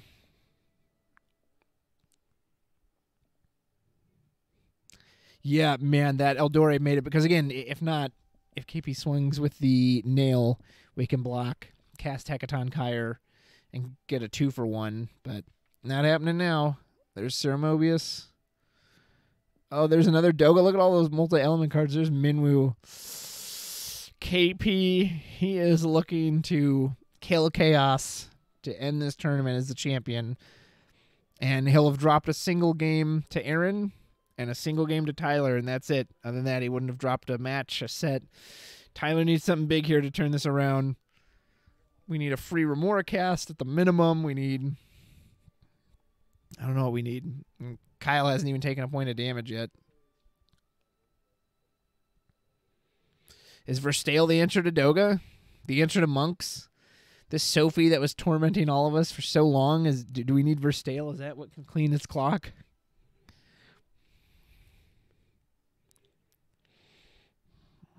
Kyle may have made a few believers with this. Aaron, man, can he pull this around? I see he's got 2 Hecatons in hand, a Cucullin, I think a Mist Dragon. Like, and those are all summons, but those summons don't really even do anything at this point. Like, yeah, they draw you cards.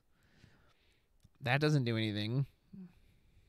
If we had the Mist Dragon in hand, I'm not sure if we did or not, but we definitely should have dumped our opponent's Break Zone when they tried to Celtius. But we might not have had it in hand at that point. So here you go. For everyone who thought this deck was just unstoppable, this crazy dog, here's the problem with it. When you have a bunch of summons that don't do anything, and when your opponent's got 5 forwards to your 1, that is not helpful.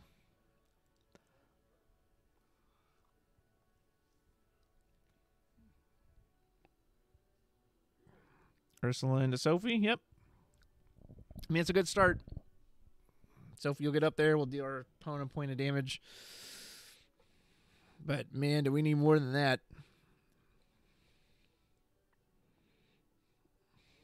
You know, especially in fear of the last spell coming down, I wonder if at this point we just got to start killing forwards. And we Hecaton, have Sophie fight the Renoa or the Celtius or the Verstale. I know it's not like super ideal, and again, you don't want your opponent to play multiple of those, but you also just don't want them to keep bodies. Hits a Sid Alstein, doesn't do anything for him. That's good at least. He's got a Hecaton Kyre backup breaker. I mean, a last well here would be pretty brutal. Or a Physalis. I mean, I think he's got too many cards in hand to be hit by Physalis. Yeah, he does. That's good. But anything that deals with a forward here. Kuja to dull. Last well to deal damage. I mean, but Sophie's only at 10, and even like Nail, we can just pop that E-Sail to get over it, so I don't know. I don't know if he's going to survive this turn. Now, he does have Hecaton and Remora in hand, as well as Cucullin. So he does have some options, but yeah, here comes a party attack. Oh, man, what do you do?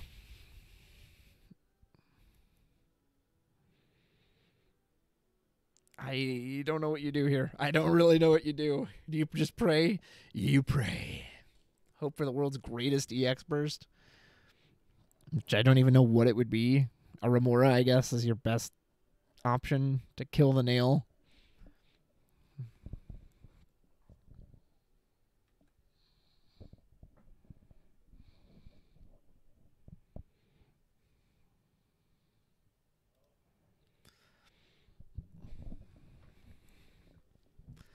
I mean, again, you can do some Hecaton shenanigans. You can like block with the Sophie, then Hecaton, have Sophie kill the Adore, and then she can take out one of those guys as well. I mean, yeah, you give up your Sophie, but or your Doga's big too. Hecaton, Sophie fight. The Renoa, okay. And then I don't know how big Doga is right now. He's either a 10 or and it looked like he said block with Doga.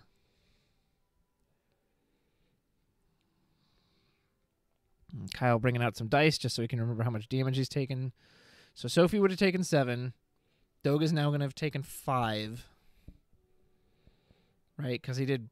I thought I saw him declare the block with the Doga. He put it in front of him, so yeah. So Doga's taken 5. And Sophie's taken 7, so we have to be careful because if Doga dies, Sophie dies. And matter of fact, if Ursula dies, Sophie's going to be very close to death.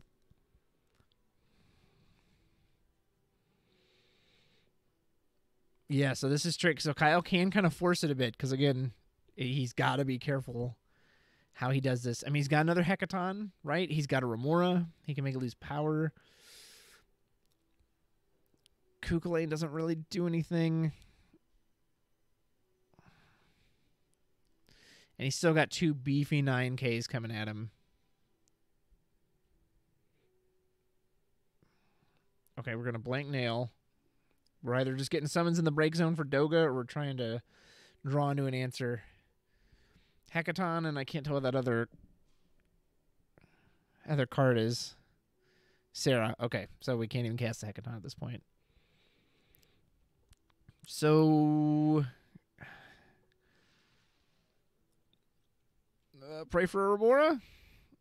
I think that's Alena.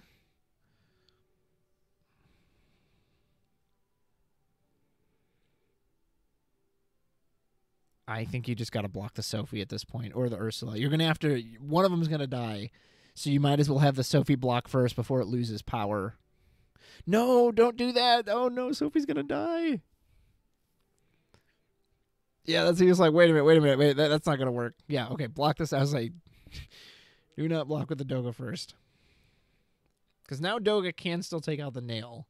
You just have Ursula, which sucks, but I don't know what else you do. Or if you pray, I don't know how many Ursula you have left.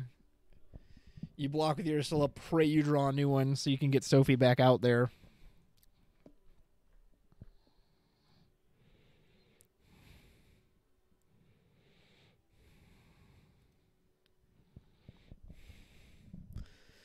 And Kyle's actually probably trying to debate whether he wants to even attack with the nail, because he'd lose it to the Doga for sure.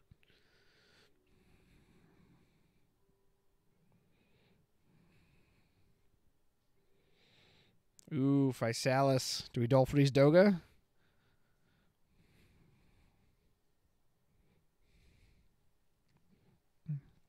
I mean, it's just...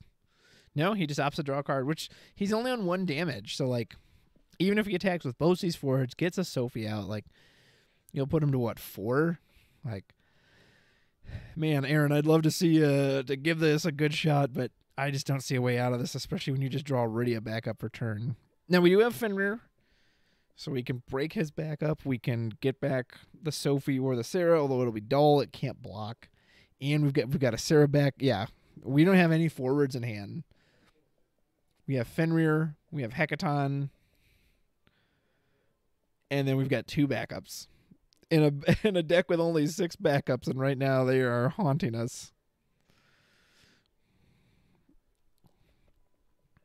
I mean, Sarah Mobius, if we have enough to cast the Fenrir for free, we can attack with a Doga. We lose one of our blockers.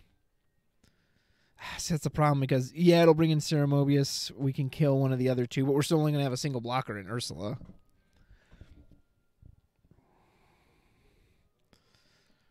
I don't know. I don't see a way out of this. I think this might be game for Kyle.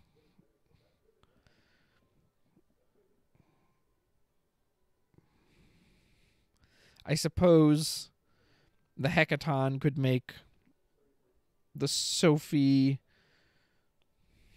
So maybe what we do is we swing with the Doga. I think assume he's got enough for a free cast. Yep, cast Fenrir. Get back. Yes, I've got to play summon first, Fenrir. And then Sarah Mobius make... I mean, the thing is, you're going to have to make Doga fight twice if you do it that way, if you're not using Sophie. So Sarah Mobius will make Doga fight twice. And then the other option was you put the Sophie out instead of the Sarah Mobius, and then you use the Hackathon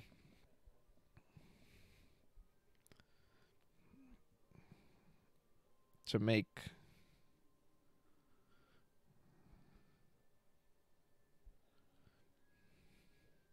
And it looks like KP exiled the Esail to pump up the nail.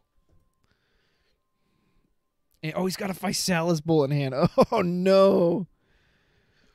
That Physalis bullet might just be the game ender. On the stack, Hackathon, fight the Physalis, which will kill it before it resolves.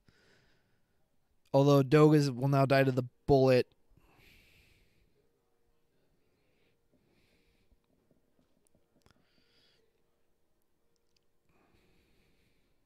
Doga dies. We'll have to discard. Now the Fenrir resolves. Sarah Mobius comes in. I guess you have to draw a card at this point and just pray for your life. I don't know what it could even be. I don't think there's anything you can draw here that gets you out of this.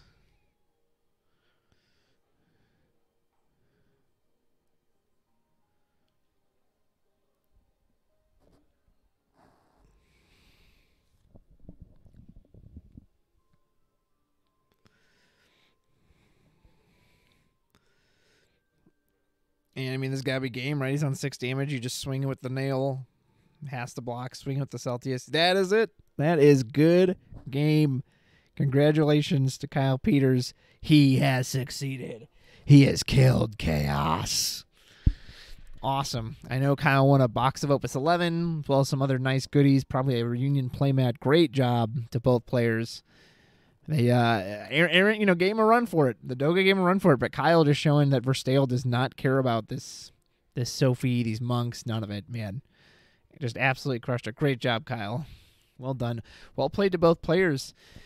And with that, man, we are clocking in at close to 8 hours of this stream. And folks, we are going to be wrapping up here for the Chaos Cup. I wanted to give a special thank you to all of those of you watching, and thanks for hanging out with me. Thanks for hanging out with chat. It was a really fun time. This is the first time I got to do it, and I really enjoyed it, getting to talk to all of you and just bring it to you. And I hope you enjoyed it. I hope I was able to entertain, back here in my little storeroom area. But hey, I had a great time. Major thanks to Nick Toth, Fantasy Books and Games, everyone who helped make this possible. Alex Jellyfish Man, for letting, he set up the camera and everything for us. Alex and Massidia Gaming, go check out his channel. He does great War of the Vision stuff. He made my initial thumbnail, which was great. And then my buddy Steven Sawyer also making the transition thumbnail. So that's going to do it for us here at the Chaos Cup. Great job to Kyle Peters. Those lists will be on FFDex at some point in the near future. And big thanks to all of you in chat. So much. Appreciate it. And until next time, take care.